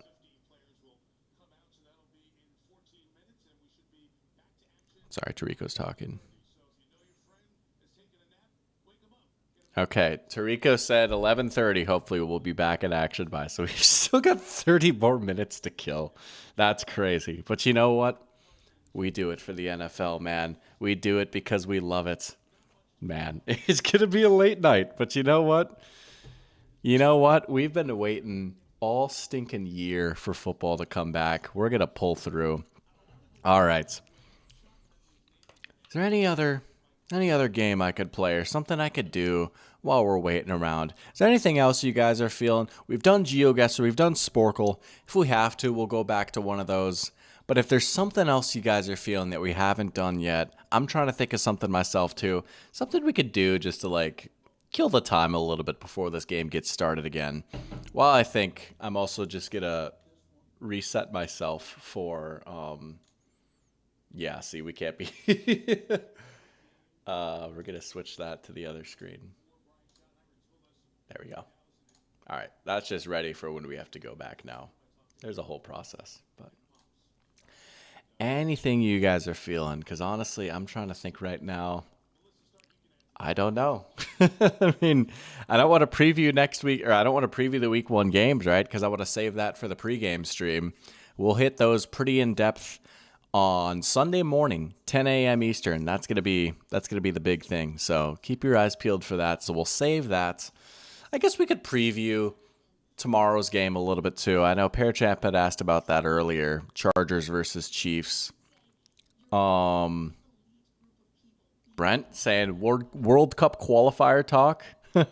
You're telling me Nigeria isn't going to qualify for the next World Cup? Really? I feel like they're usually a mainstay, right? They're usually one of the more consistent African national teams. Um, really, are they in danger of not qualifying? I guess I don't know the state of Nigeria's roster right now. Like who are the top guys for Nigeria? I'm definitely not quite as tapped into soccer as I used to be a few years ago. Um, but I've been trying to get back into it a little bit. I've been watching a little bit more of the Prem recently. I watched the Tottenham match, or at least the end of it, with my dad last week, and man, he was he was sad. They ended up losing actually to Bournemouth, I think, 2048. Yo, I have not played 2048 in so long. I used to play a stupid amount of 2048 back when I was in high school. 2048. That's a great call right there. All right, we might be rocking the 2048. Man, I remember the first time I got 2048. I felt like a god. All right, we're going to try 2048. Oh my goodness. Man, it has been so long. All right, let's switch over here. That's awesome. Nope, we don't need the tutorial. We're just gonna do the classic, right? Oh wait. Well, we have to do a little bit of thinking. Oh, okay. Ah, see, I don't like going up. I know going up is bad. There's a meta to everything, and that includes 2048. 2048 and ball talk, anyone? Bang, look at that. No! Oh, the two screws me. Oh, that was a terrible two.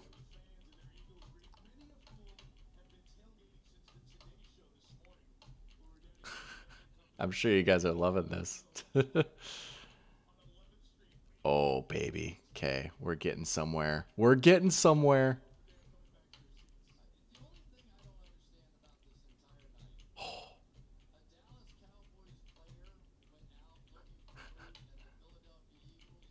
Oh no, that was a bad two. Oh, Victor Oshiman and Alex Iwobi. Okay, yeah, I knew. Is he still with Napoli? Um, it's like I knew they had a big striker who's really good in Serie A. But I couldn't remember his name. Victor Oshiman. I think I'm saying his name right. Maybe not. But I know he was pretty good for Napoli, right? Didn't they win the league with him one year? And then Alex Iwobi, I didn't know he was still playing. He was a guy that was around when I like first got into soccer. I remember there was a lot of hype around him for a little bit. Alex Iwobi. Um, oh no, it's not looking good. All right, we can get out of this though. Oh no no no, that was bad. There we go. We're really out here playing 2048, just waiting for the game to start again. And I like how more people are watching now. There's like 5 people when I came back. Now there was 8. Now there's 7 as soon as I said that. But please, football, come back. Goodness gracious. Oh man, this better be a good ending to the game. I'm actually gonna be sad if like the Eagles just take over because it looked like they were on the verge of like, they just forced the fumble. It looked like like this could be a little bit of trouble here for Dallas. They so would just like pull away. Like first play back, Saquon's gonna rip off a big touchdown run. The crowd pop will be sick though. He's with Galatasaray now in the controversial Turkish league. Interesting. I could see why there might be some controversies. Actually, I don't know what I'm talking about. Maybe not. I don't know. The fans are coming back in. That's promising. What's going to happen first? The game restarts or I get 2048? I'm thinking I get 2048. I don't know. Well, I don't know. I might be in danger here. Okay, we're going to get a big save, although, oh, that might have been a bad move, actually. Oh, this is trouble. Oh my goodness! Yes! Oh, we saved ourselves there. Oh, no. Okay. We're okay. No, I have to go up? Okay. That could have been worse, I guess. Is not ideal.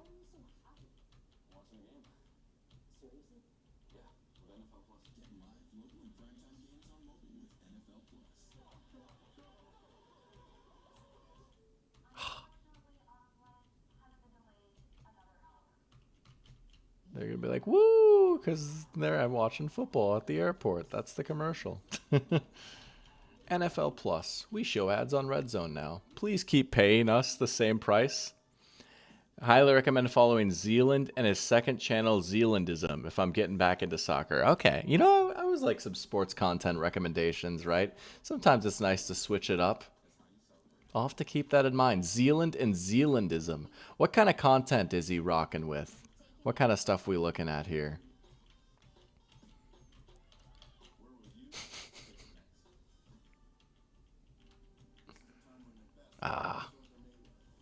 I might not get 2048.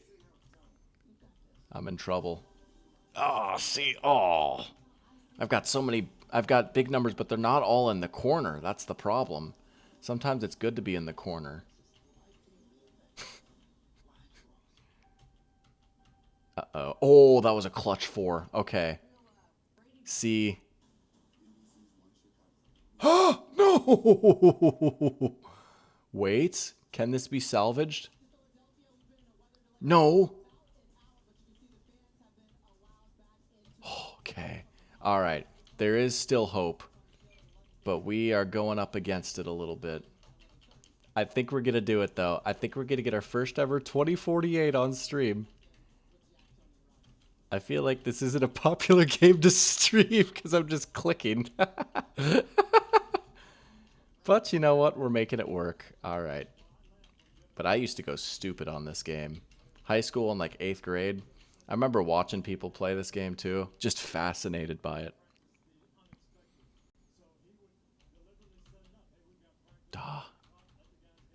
Uh-oh. Oh, it's not over. Hold on. Do we have to go up? I think we do, don't we? Yeah. But that'll work. That'll play.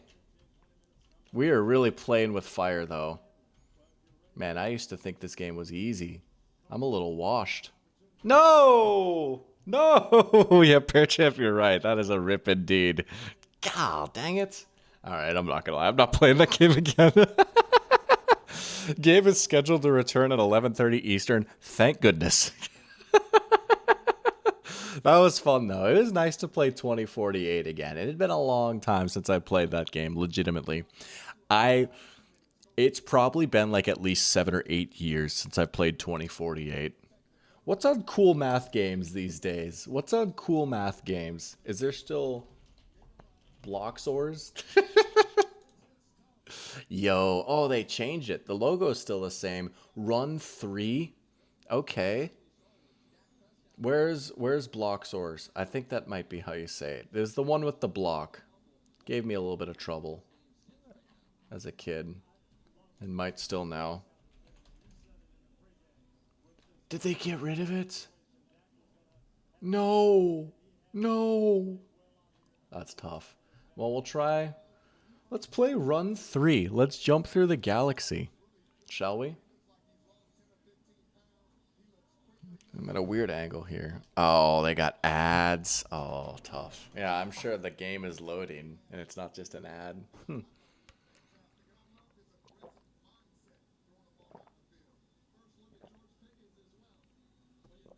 Warm-ups resume at 11:15. Okay, so the players are going to come back out soon.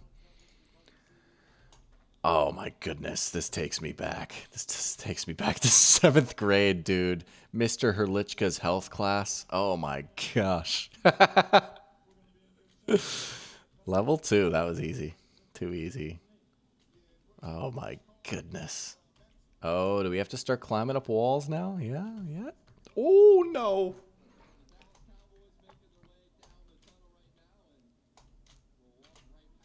Easy money. Come on now. Come on now. Running like I'm Saquon Barkley, am I right? Have I ever played Pop Tropica? No, I haven't, honestly. I didn't play games like that growing up. If that's what I think it is, right? Is it kind of like is it like an RPG kind of a little bit, or am I thinking of something else? I will say I did play Webkins growing up. I Do you play Webkins? I mean, there's like a mini game aspect to it, but it's more of just like immersing yourself in the Webkins universe, you know? I had Webkins as a kid. I thought the stuffed animals were sick, and I thought it was so cool how you could like bring them to life on your computer and like, live in a society with other Webkins. And my sister had a Webkins, and so I was like, well, if she has one, then I have to have one too, right? Like if my big sister has something, well, it's obviously certified valid. So she had the panda, and then I got a pug, and at the end I had like an ungodly amount of Webkins because I just kept asking for them for like birthdays and Christmases and stuff, and I had an insane Webkins army. I wonder where they are now. I wonder if my parents kept them or not. I also used to collect. I mentioned this in a video actually once. You know the toy cars from the movie Cars, right? I call them my cars, and I was a fiend for those things. I I had like an unhealthy obsession, as my sister liked to say. I had an unhealthy obsession with my cars. Man, we would just we would go to Walmart, Target, Kmart, Toys R Us, all the major big box stores, and I was trying to get them all. And as I mentioned in that one quarterbacks are overvalued video, RPM in particular, he was the guy I was trying to get the most. RPM 95. Apparently, he actually has a name like Winford, Bradford, Rutherford, or something like that, right? But I remember getting so excited when I saw him that I accidentally hit my sister in the face because it was like, it's RPM coming through. Oops, sorry. There's cutscenes in this game now? Oh, is that it? Did we win the game? Did we beat Run? Oh, now we're skating? Webkins was goated. Oh yeah. Do you remember the Wheel of WoW? The Wheel of WoW. Or Ariat's Mine, right? The little shepherd dog or whatever that had the mine. You had to find the precious gems, the rare items. Pop Tropica was not an RPG. It was more like kids adventure. Okay. I had heard of it, but I was not super familiar with its game. I didn't know if it was like a Club Penguin genre of game. Duh. Are there lives in this game? Do I just keep going? Dude, I feel like Northern Lion right now. Just playing random games, talking about whatever. Man, I would love to be NFL Northern Lion.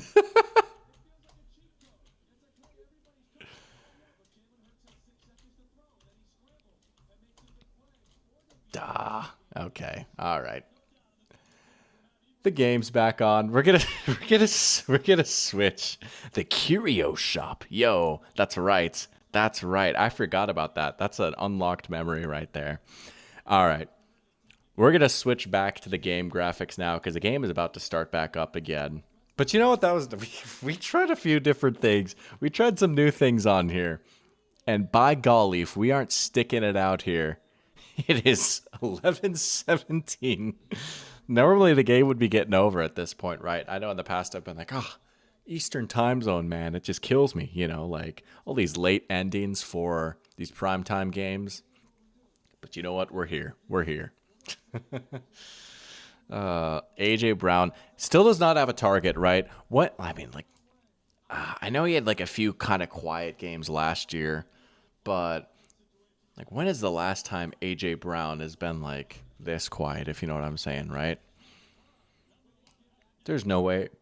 Excuse me. There's no way he's gonna get like shut out, will he? What's his career low for catches?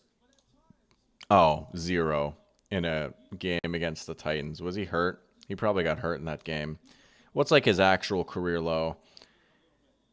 He had a few games like his rookie year with like 3 targets and stuff. He doesn't have a target yet, does he? I don't think he does. Certainly doesn't have a catch, but I don't think they've even looked his way yet.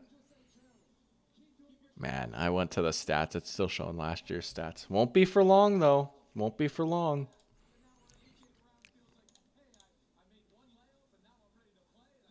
Yep. No targets for AJ Brown. Kylan Granson has more catches and targets than AJ Brown. Good Lord Almighty. Good Lord Almighty. Yeah, let's see. They showed him. They showed him on the screen. That's like actual proof that he was there. Other than that, I don't know. Dude, that's right. I forgot about it. I forgot about the Colts being winless in their season openers, and I picked the Colts to win in the pick'em challenge. Maybe that was a mistake. I picked the Colts to win. I forgot about that. They're losing. It's a season opener. You're so right. They also haven't won in Jacksonville in like a decade, right? That's the other thing. Oh, the Colts.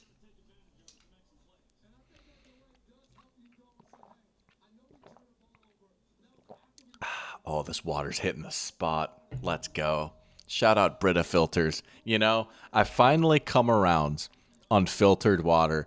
It took a little bit. It took some convincing. I've always been a big tap head myself, honestly. I've never been scared of tap water. Maybe it's Midwest privilege, right? I like Fargo has pretty good tap water, like, you know. But I will say, you get a big Brita that can like dispense the water, fill up a few mason jars, put it in the fridge, and then you get ice cold water that's filtered and like pure. It's not bad. I gotta admit, it's not bad. So that's my water take, I guess. All right, we got about 10 minutes before we start back up.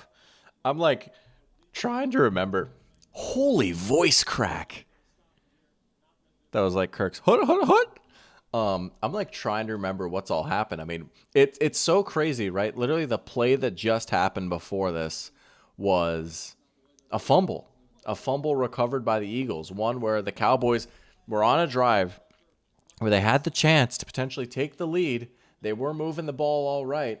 The running game was going. Was that the same drive Miles Sanders had his big run, right? And then Miles Sanders fumbled.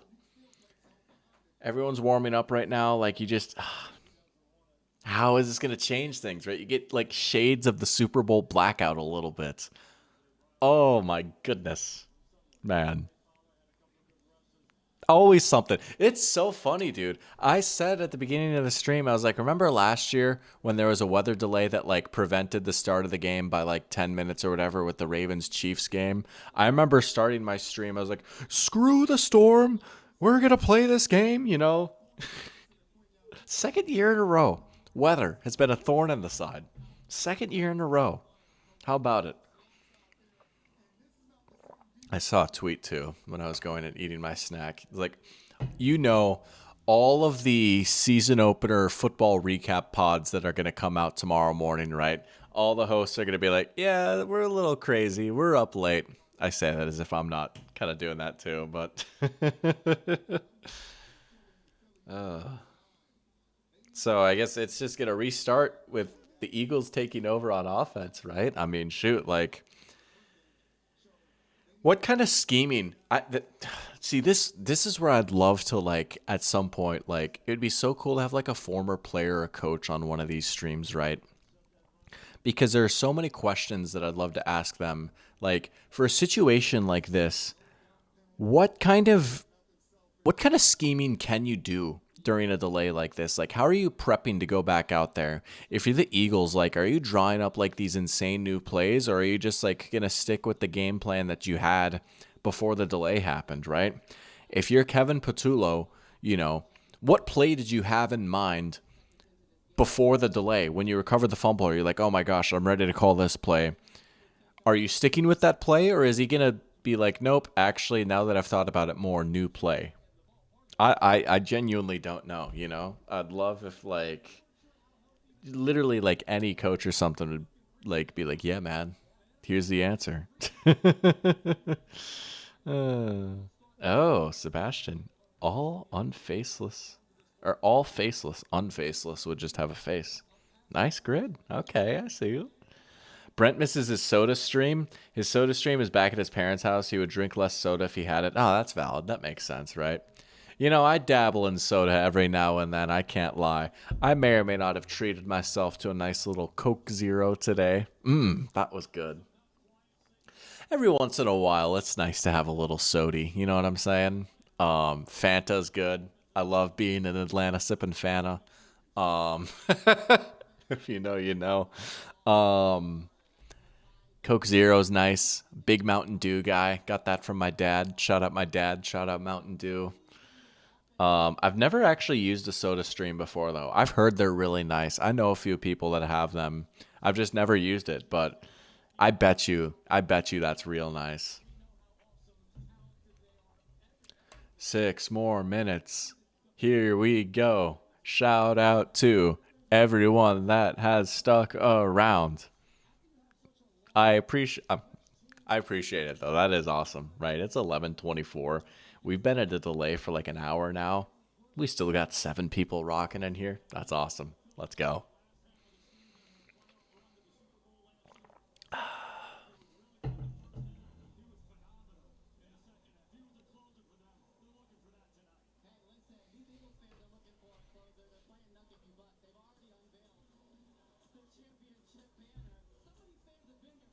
Looks like maybe one more commercial break and then we'll come back.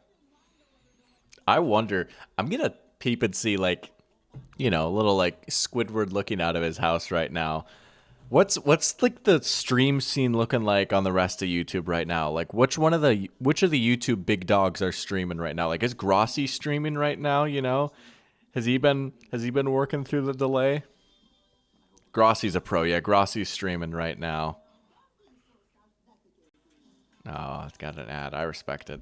I'm sure like Perna's streaming. I'm just peeping. Yep. Bro, they're just chilling. They're just hanging out. I'm sure Urinating Tree is. I wonder if TFG is. Someone else comes up when I type TFG. Oh, well. But. This is like, man, just it's such a shame that it's like a late game that this is happening for, too. There are like kids that are at the game right now that like it's a school night and they had to like convince their parents to take them, and now they're like, oh my goodness, they're gonna be up so late. There might be, I might have missed something with that, but it looks like Perna's still on. Yeah, he's not streaming. Oh yeah, he is. I'll be. Yeah, he is. He's playing chess right now. That's crazy. I just know, like, I would say, like, at least as far as, like, live streams go for games, it's clickbait sports, right? Like, they're like the Beatles of NFL YouTube live streaming. Brett Coleman does some really good live streams. When I'm not streaming, and if he is, I like to watch him and EJ for bootleg football. School's canceled in Philly. Wait, are you serious? Or is that like a joke? That's actually so sick if it is. If they canceled school for the Eagles game, that would actually be like unbelievably sick.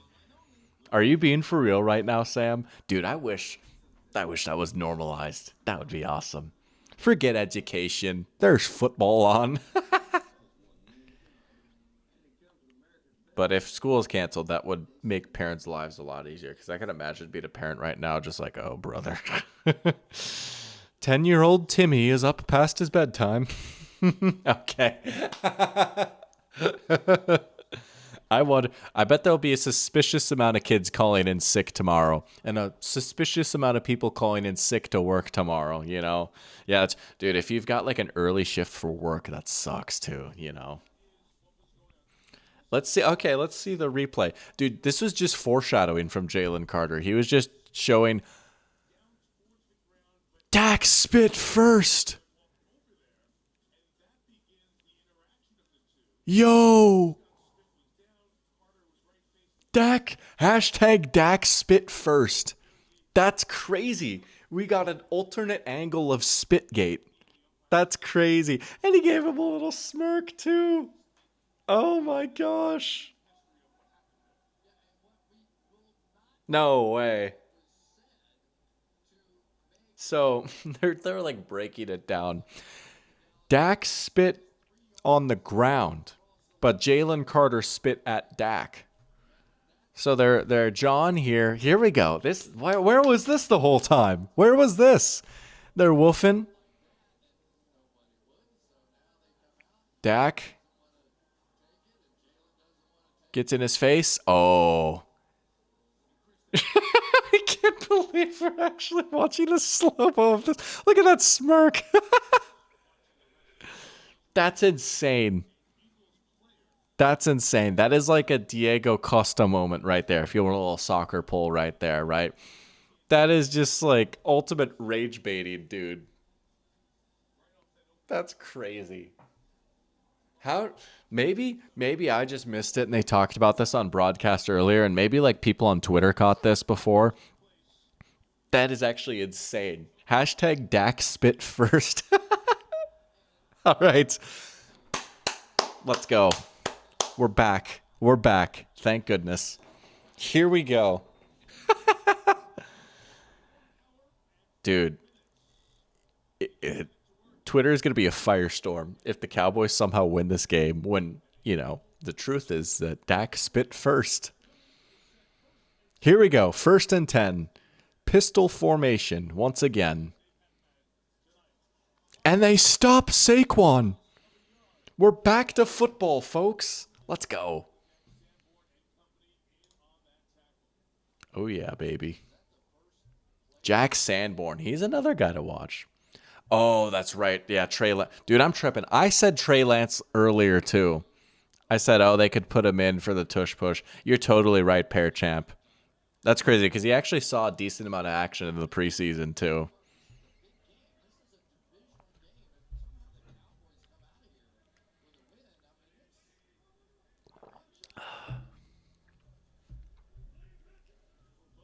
Behind the chains. Oh, a blitz! Hurts is able to shake it off. Just throw it away. Dude, that would have been a disaster if he took a sack there. That was a little sketchy for a moment. Good job to eventually just shake off Diggs and throw it away. That could have been a disaster of a sack right there. Good blitz by Eberflus. Look at that. No one picked him up there. Saquon just was out there on a little swing. And oh, baby. 3rd and 11. All right. Eagles are 5 for 6 on 3rd down, though. They've been pretty good so far. A.J. Brown is in the slot. This one's going to him. It has to, right? They're going to finally get him the rock. Or Hurts is just going to scramble. Story of the game. Oh, they got him. They got him. Wow. Out of the rain delay. And the Cowboys D forces a stop. Oh, my. Oh, boy. All right. Let's see what Dallas has in store after all this time to prepare. The defense answering the bell, stopping the run on 1st down. Brilliant 2nd down blitz by Eberflus there to force the throwaway. Then again, another instance of good coverage downfield. Hurts just has to run and try and pick it up with his legs. I got to hand it to the Cowboys secondary. From the looks of it, again, we'll see what the All-22 says when that comes out this weekend. But, man, from the looks of it, their corners seem to be having pretty good games right now. Dak has tailed off a little bit, they're showing. Do they dare run the ball? Yeah, they did hold strong.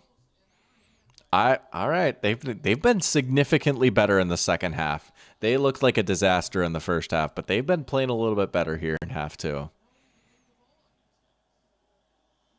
And I mean, honestly, I don't know. I almost wonder like another reason why this weather delay might benefit the Cowboys is, I mean, I wonder how many of the Eagles fans went home, right? Does the Eagles' home field advantage take a little bit of a hit here? Maybe that's a reach. Maybe I'm tripping. But, like, I don't know. I don't know. Jalen Carter's sleeping in the locker room right now. Where does he go? He probably is just, like, chilling in the locker room, right? He fell asleep. He thought the game was over. Whew. That run is working for the Cowboys right now, though. Look out.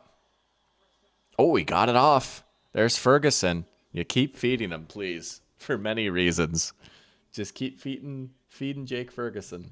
Por favor. You didn't try a seam ball hospital pass, though, this time. Not this time. All right, third down. Javonte, we feeling? Javonte? He's been cooking so far. He's been the guy.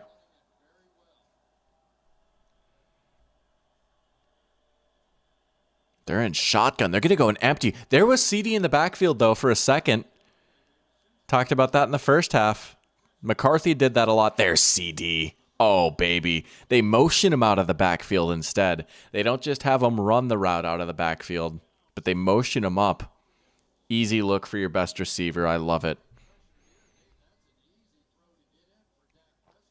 Right where the blitz was, too. Yeah. CD's been eating. 100 yards even now for him. Man. Just simply even having Pickens. Like, Pickens hasn't done a ton in this game, but just having him as someone that requires attention on the outside opens up so much for CD over the middle. Teams really just keyed in on him last year, and as great as CD is, like, some of the looks and coverages that he was seeing was just ridiculous. I mean, it was impossible to sustain an actual, like, serious passing offense with that, right? To have someone that actually has gravity on the outside now just makes life so much easier for CD. And we're seeing that. Yeah, no, you're right. It has been a big difference in, like, you know, feeding CD versus AJ Brown doesn't have a catch. Great call right there. You're absolutely right. 2nd and 7, they might go pass here. Oh, they faked the little touch pass to CD to try and set up a screen. Doesn't get any blockers. Eagles stayed home there, man. This Fangio defense has been really good at just staying disciplined on screens and coming down, and they're good tacklers, right? We saw them kill the Chiefs with that. Here we go. Fourth quarter of the first game. Let's go. We got a good one. It's a good game going into the fourth quarter. Can't say much else. Can't complain. We like seeing that. 4-point lead for the Birds? Things are starting to get interesting. 3rd down and 10. This is where you'd love to have Jalen Carter right here. He's chilling in the locker room with an assistant coach right now, Brent is saying. Well, this is where you'd love to have him right here. Obvious passing down. You just want to get off the field. Jalen Carter can wreck the play, get a sack or at least a pressure, you know. This is where you'd love to have Josh Sweat. This is where you'd love to have Big Milton Williams.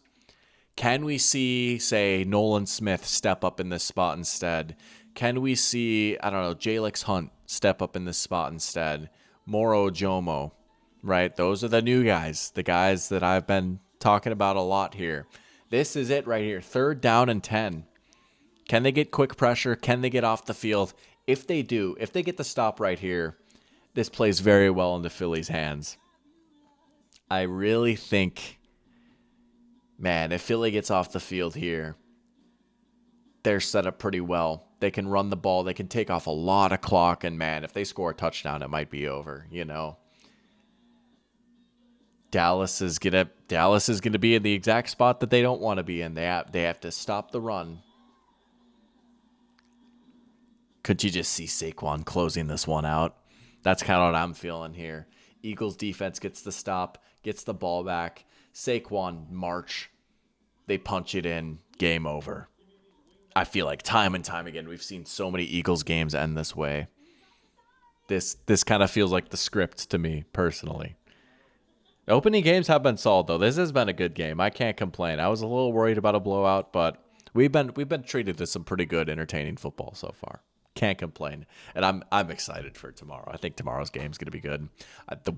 The Sunday slate is awesome, and then on Monday, skull. Let's go. Sure, I was saying, imagine this game goes to overtime. Oh Lord, demon time, Doc. Doc at 1:00 in the morning. Oh man.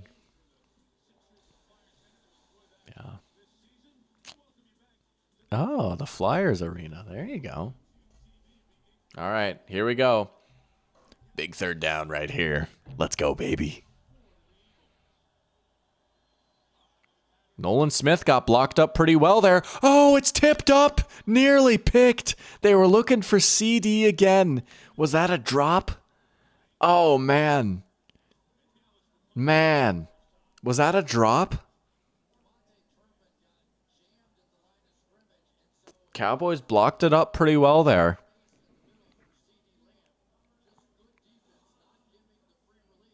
Let's see this. Oh, I mean, things got a little awkward there. CD could have had that, though, right? You like to expect CD Lamb to catch that. Eagles get off the field. Oh, baby. Is it time to start sending in the closer now? Is this where you empty the tank with Saquon? If you're Philly, you've done this so many times under Nick Sirianni. Big, long, 8-minute march. Touchdown. Game over. Dak did kind of avoid that. But that would have been on him. You know what I'm saying? Like, that would have been on CD more than anything. And Makuba, the rookie, the safety, did a pretty good job crashing down and kind of hit Turpin a little bit. That threw things off. I know I'm caping for Dak or whatever, but I stand with Dak. You know me. Michael's saying, I wonder if Jalen Carter just started crashing out after watching the spit replays. Probably, right? He's like, see, I told you. He spit first. I'm not crazy. You're hate watching. Why the Dak hate? What's wrong with Dak? He seems cool. He's a good quarterback. There you go. Next gen stats answering my question. A.J. Brown has never finished a game with 0 targets. 16 routes, 0 targets. There he is, isolated on the outside. They're going empty. He's isolated against press coverage. They got to go to him, right? Oh, Hurts was looking that way. There's Saquon. Hurts was looking that way. Then he pivoted away from it. I suppose. Yeah, I guess. People don't like the Cowboys. I kind of like them. They're fun. Yeah, I suppose he did beat the Browns last year. Dude, that game feels like, I mean, it was a year ago. It's like, man, that game feels like a century ago.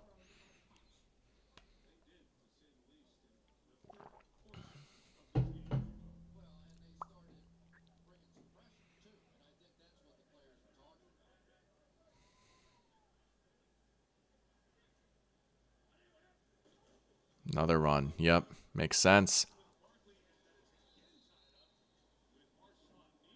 Marshawn Kneeland is having a game. That ever since we resumed, even that's the second huge stop that he's had. I think they're gonna run it again. I think you got to run it again here. 3rd and 1. I mean, shoot, you could even pull out the brotherly shove if you have to, right? Is it time? Oh, the crowd's getting fired up. Here we go. Yep, here we go. First one of the season.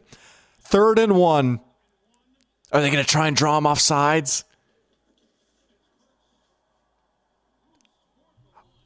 Did they stop it?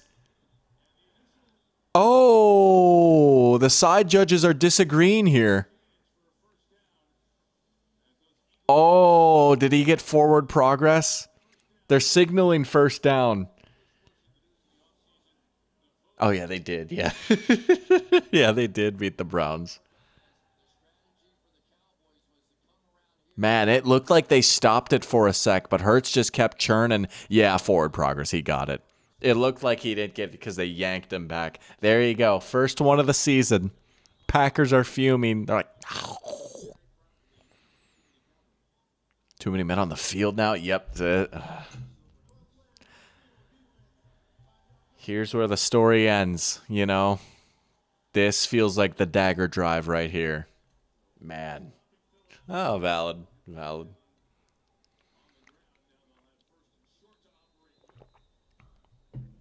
First and 5 now. You certainly run it.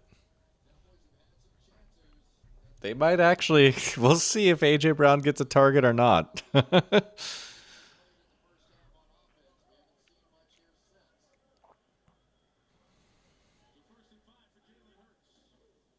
Yep, Saquon. That was an under center handoff, right? Hey, there was a little bit of under center action.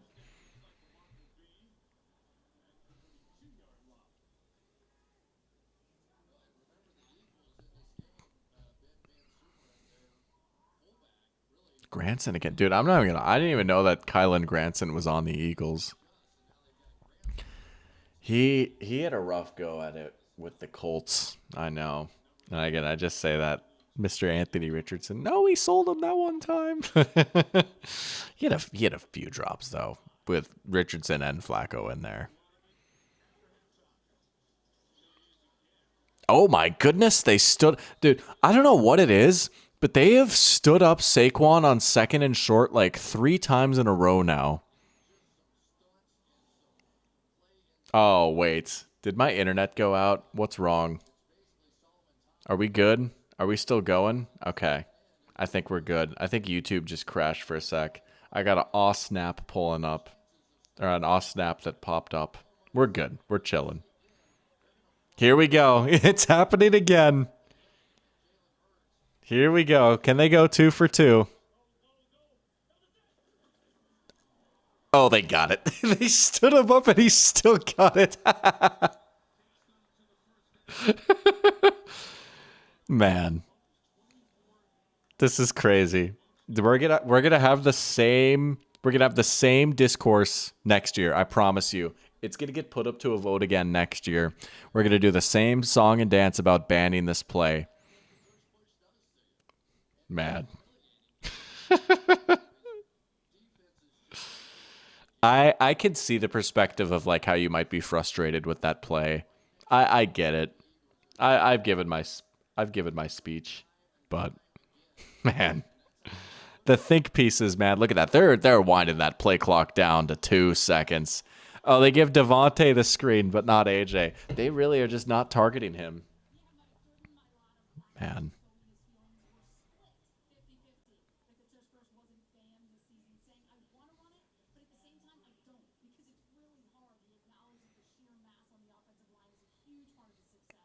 Man, this is long drive.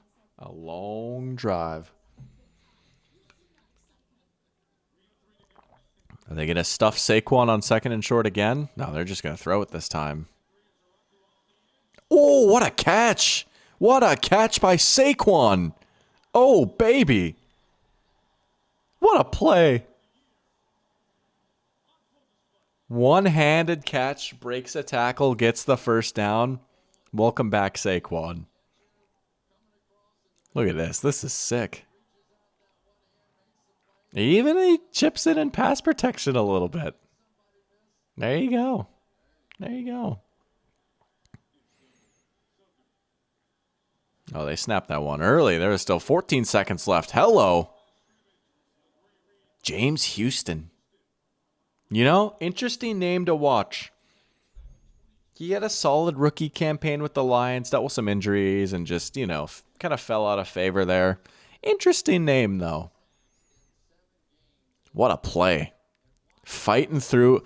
That is a tough Tough assignment to fight through right there. Mailata and Landon Dickerson. Okay. Okay. Brent is saying the game is over. It's starting to feel that way, but that tackle for loss does change things a little bit. 2nd and 14 is a tricky beast to deal with. Timeout. Timeout. Oh. That could mean something. That could mean something. It ain't quite over yet.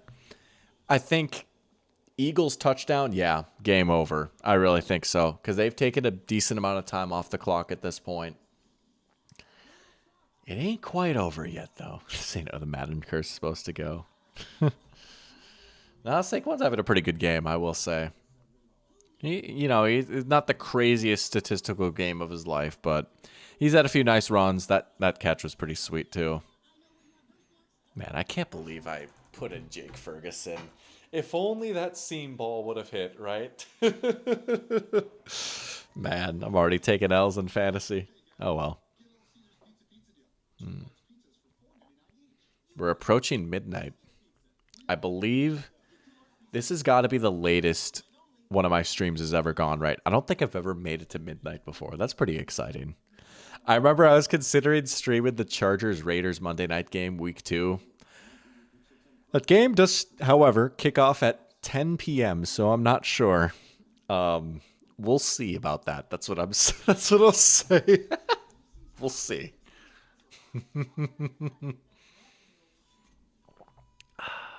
PP Lamb is crazy.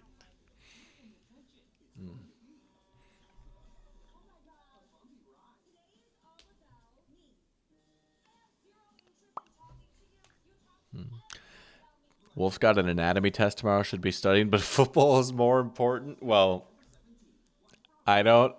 Here's what I'll say. I appreciate you watching, and I don't want this to be Dr. Pigskin says I shouldn't study. You know what?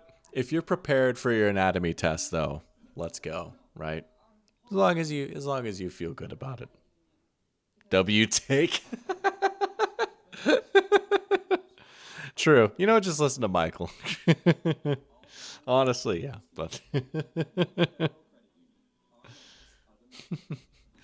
I'm Dr. Pigskin. Drop out of school.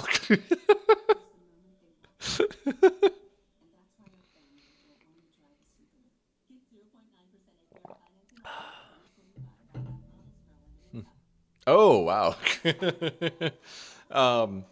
School board, I am not complicit to this. Nope. I'm not an accomplice. I didn't hear that. All right, 2nd and 14. Saquon is still off the field. Oh, no, the local news.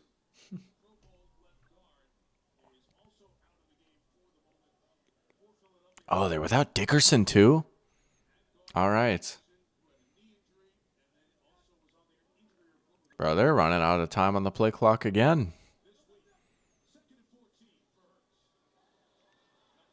Hurts. Can he create? Can he get to the edge? Just throws it away. 3rd and long. 3rd and long. Wow. Oh, are they looking at the Dickerson stinger? Oh. That's a different type of tush push. Oh. Oh, there's Big Dom helping him out.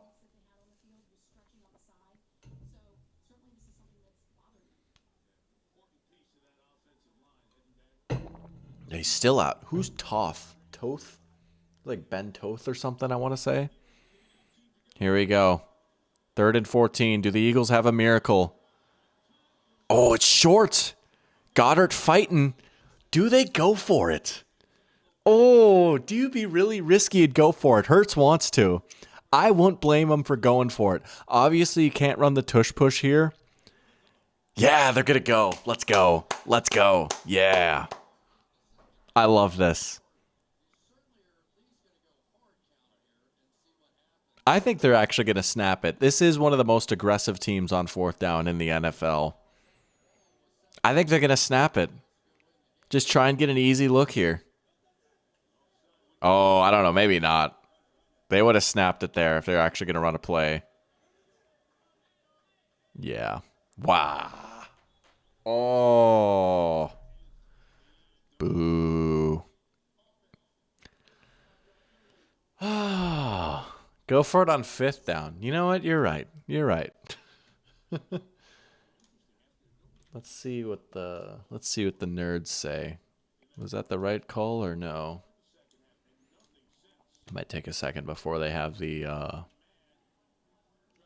thing up.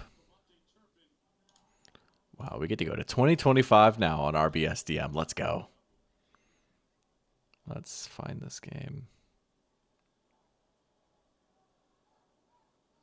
Oh no, TV isn't able to keep up. Well, Cowboys just got off the field on 3rd down. Eagles ended up punting on 4th down. And I'm trying to see what the analytics recommendation was for that. I feel like, see, it was 4th and 5. Like, that's still a decent amount. Like, that's still a decent distance. And they are down 4. You wouldn't necessarily want to give them good field position. But also, if you get 5 yards, man, you get to keep that drive rolling. I'm not going to lie. I'll be completely honest with you. I did not expect the Cowboys to get a stop on that drive there. I really thought the Eagles were going to close this game out. They're going to grind it out, you know. Big, long drive, take a lot of time off the clock. I mean, especially with, like, you know, how the drive started, like 8-yard runs and stuff like that. It's still not pulling up yet, but the win probability for the Eagles is still pretty high right now. ESPN's got it at 75%. RBSDM has it at like 85%. 85 seems a bit high, honestly, right? Dallas is pretty backed up, and they need a touchdown. But if they get a touchdown, they do take the lead. And we're getting down to it. We're in the final 8th of the game now. I don't know. But we'll see. Dallas's offense has cooled off a little, you know. Man, I mean, they just had a few drops on the last drive and then the fumble. Like, they've still been moving the ball all right. I think you put the ball in Dak's hands here, right? I feel like now's the time to cut it loose, let it rip, right? Just go back to CD. That's what's been working the whole game, right? I feel like, man, if you target CD 5 times this drive, great. You want to get him going, man. You want to see if you can hit a big play. And if you get a favorable look with Pickens, sure, take the shot down the sideline. But I think this has got to be a CD drive. You're motioning him out of the backfield and stuff. Maybe you can even try keeping him in the backfield, you know. The most exciting moment in history was definitely 2048. You know, I think that 2048 game was exactly what I needed to hit a second wind, honestly. I mean, we're still chugging along here at 11:55.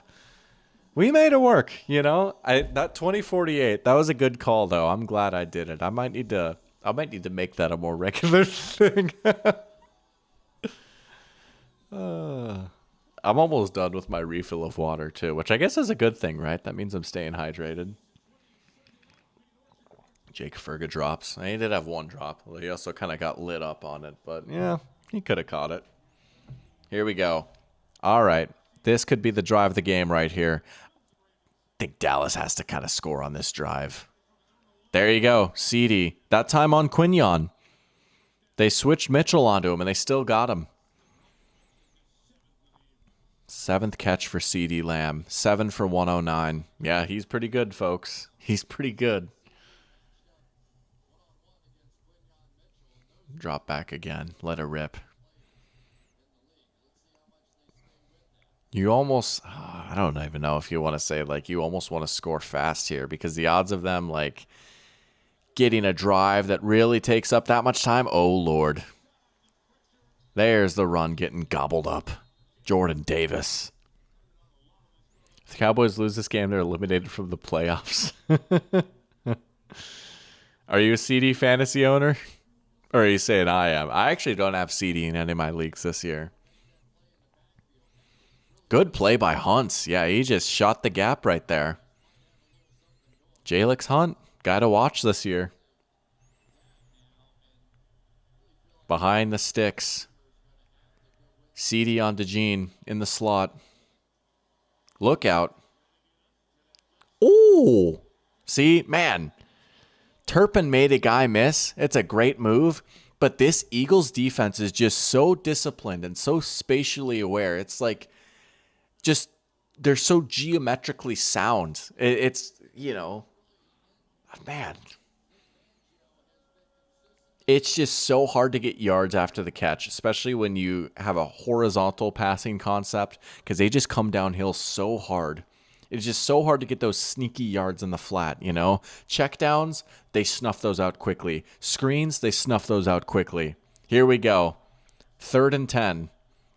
You blocked up the rush pretty well last time if you're Dallas. They're going to bring 4 again. Nolan Smith up the A-gap. Forces just a wobbler.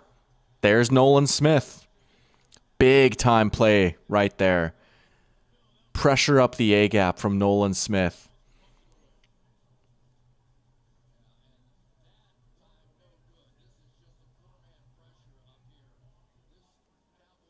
Yeah, just a little stunt.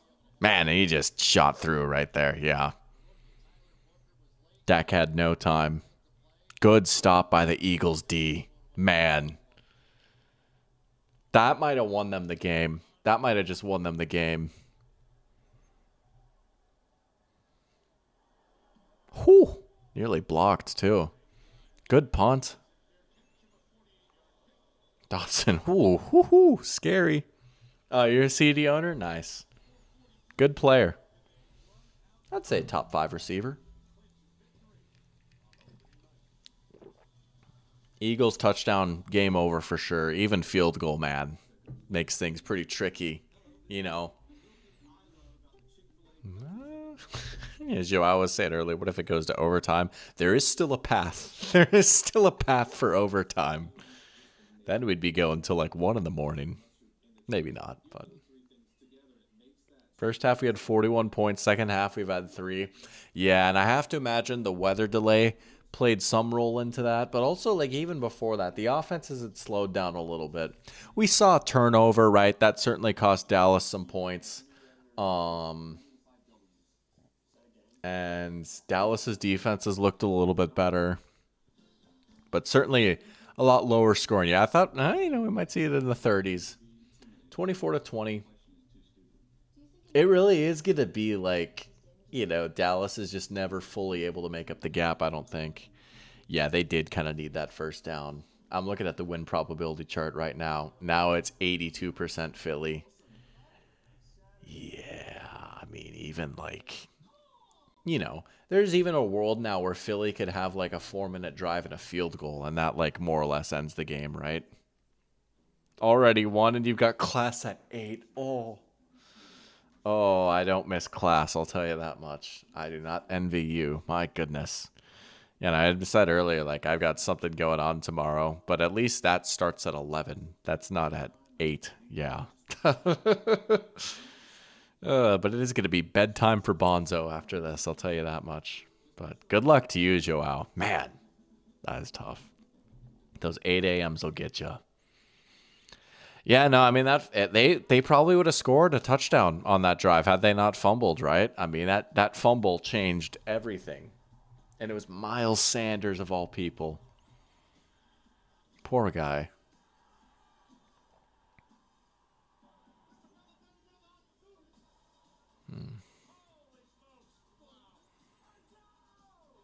Man.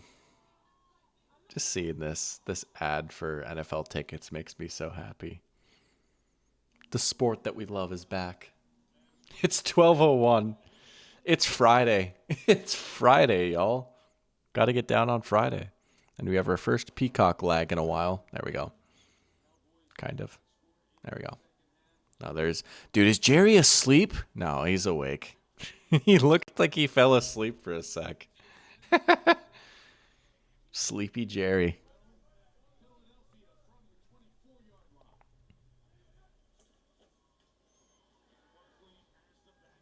Barkley wrapped up.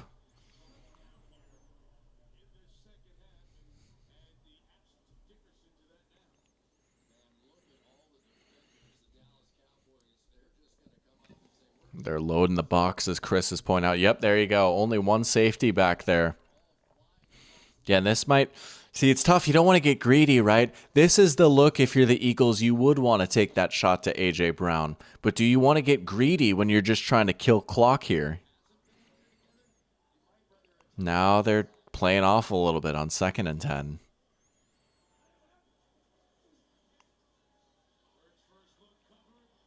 Can Hurts salvage this a little bit? Okay, decent scramble. Calls for a flag there. It's dangerous. It's not recommended, I guess, to be doing that. It looked like he was still in bounds, and he just like shoved out of bounds. Maybe Hurts could have tiptoed the sideline and stayed in. That is dangerous, though. It's clean. Oh, the RPOs. That's a Philly classic right there. Maybe 3rd and 7. Well, man, 3rd and 7 seems a bit far for an RPO. Maybe a slant to A.J. Brown at some point. I'm not going to lie. Honestly, and I'll have to go back. I'll actually be very interested to watch the all 22 of this Eagles offense later. But just like first thoughts, I have not been... Oh, what a tackle. Another stop on 3rd down. But I'm going to be honest, just initial thoughts. I have not been particularly impressed with this Eagles' new offensive coordinator so far. I feel like I have yet to say in this entire stream, like, wow, that was a brilliant play call, right?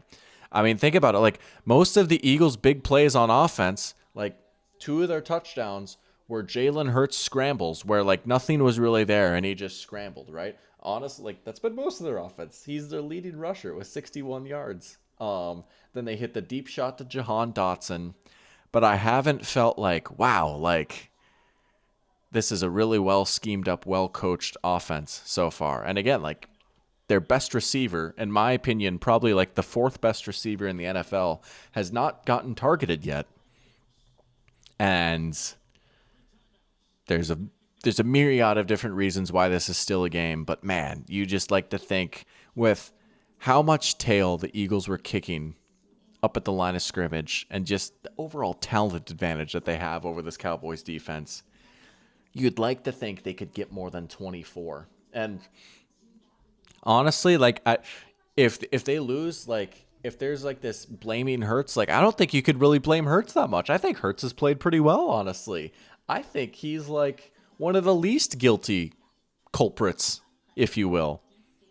I don't know.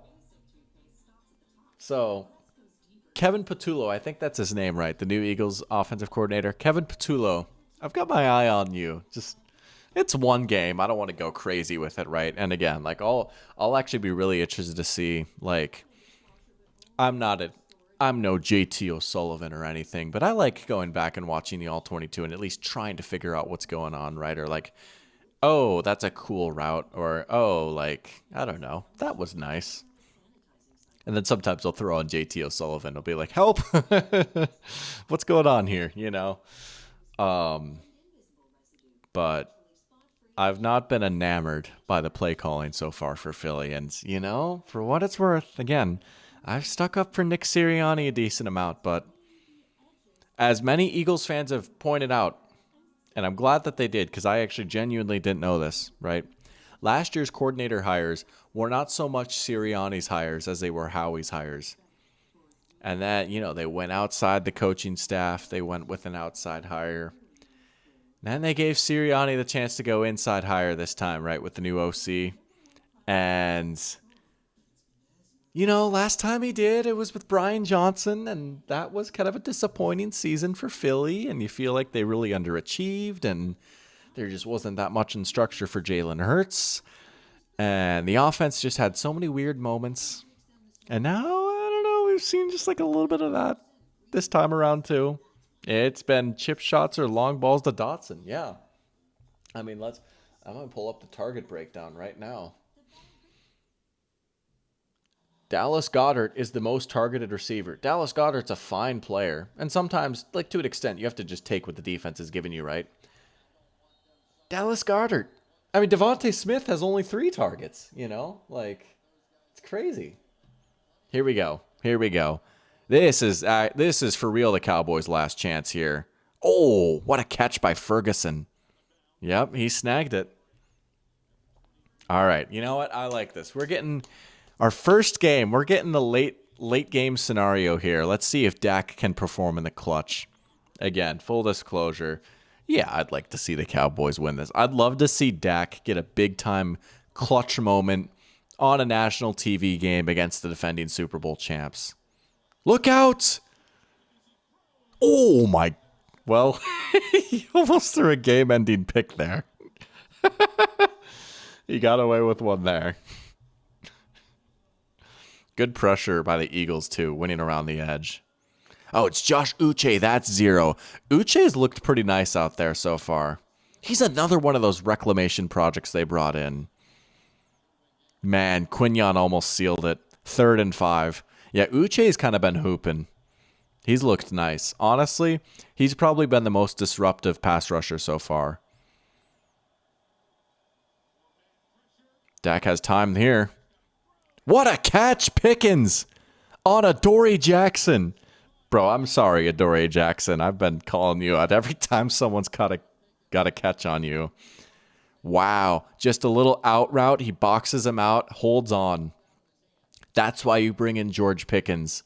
What a catch. Whew.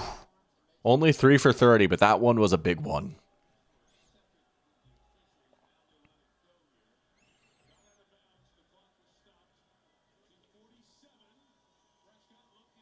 Dak going deep.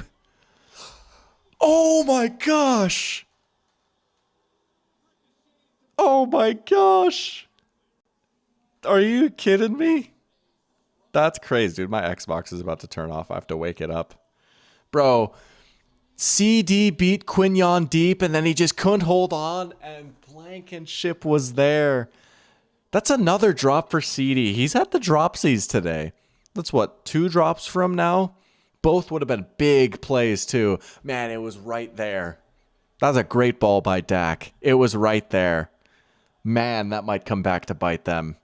Just so many missed opportunities for the Cowboys in this one. You can't let the defending champs hang around. Dak is just chucking it now. Prayer ball to Luke Schoonmaker. Okay. All right, bro. Settle down. Yeah, that was sick. He almost ripped that one to CD, but we don't need to come back and do that now. Man. If Liam Cohen doesn't target BTJ in a game, then I would become a Titans fan. Game solved, is saying. Oh, man. Here we go. 3rd and 10. Crowd in full throat. Is it 4 down territory? They have all 3 timeouts. It's probably not, but man, I would almost want to see him go for it, depending on how this 3rd down goes. Uche. Oh, he got blocked up.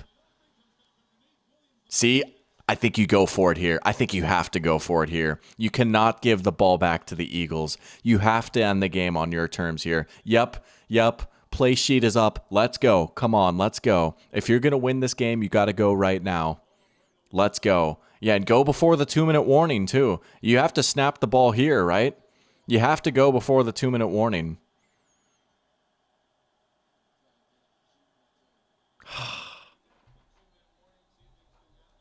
If you're going to go, you just got to go. It's 4th and 3. I think you have to go for it, right? I know they have 3 timeouts, but with 2 minutes left, no 2-minute warning, 3 timeouts, you pretty much need a 3 and out, right? What do you feel better about if you're Dallas, a 3 and out or a 3-yard gain? I think it's got to be the 3-yard gain. I think you have to go for it here. Man, CD should have had that too. That's 2 massive drops for CD. Man. Whew. What a game this has been. It's coming down to the very end. Good stuff. Good stuff from these 2 teams here today. I don't know. You guys feeling going for it here? I'm curious. I'm curious what the numbers would say. I don't think we'll be able to pull up the chart just yet because the play hasn't even happened. But let's go. Let's go. Come on. I got to turn my phone over. Just no spoilers or anything. Come on. Let's go, baby. Here we go. Game on the line, folks. Eagles are showing blitz. Do they actually send it here? They do. They send a blitz. It's blocked up. Dak down the sideline. CD missed it again. Oh, they had another shot to CD. They sent the blitz. They tried to go for the deep shot. And now it's going to take a miracle. They send the blitz. It's just a little slot fade. CD on DeJean. And it's a tough catch, but it's one he could have had. It's not like a bad drop, but you're throwing a slot fade against the blitz. I mean, it would have been a heck of a catch. Man, poor CD. We'll say 2.5 drops. We'll count that as a half drop right there. That's not egregious. Maybe 7 times out of 10 CD Lamb catches that, but man. Again, now you just need like a 3 and out, right? Like that's your only path. Timeout right here, that helps. But like what? 1-2 first downs from Philly and it's deuces. CD's going to the tent? Uh-oh. Man. I know I've been Mr. Dak Prescott tonight, but man, I mean he is throwing some nice balls. I will admit, he got away with a few too. Absolutely. But he put him in a decent spot to win this game, you know. I think he played pretty well tonight. Yeah. I mean, like a perfect throw, and CD for sure catches that, right? You know, maybe Tom Brady hits that throw.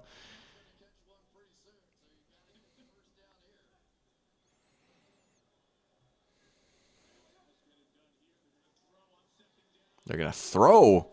It's A.J. Brown. It's A.J. Brown.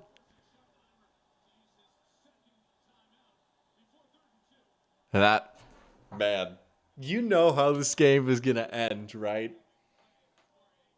You know exactly how this game is going to end. Third down and 2. Saquon Barkley is going to get a yard. Cowboys call timeout. 4th down and 1. For the win, brotherly shove. The script is in. The script is in. That's what I'm feeling. It's 3rd down and 3, actually. So, 2-yard run for Saquon. This game is 110% ending on a brotherly shove. Dallas has 1 timeout left, right? I mean, see, that's what just like screws you. Like, you can objectively stop them on 3rd and 3. Man. Oh boy. I mean, they can just ice it with the first down right here too, right? They're going to go empty. Maybe this is a quarterback draw.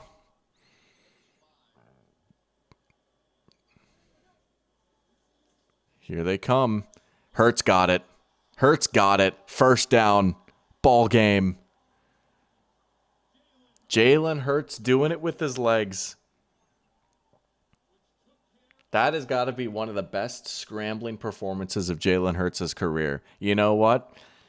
You got to hand it to him. He was a gamer today.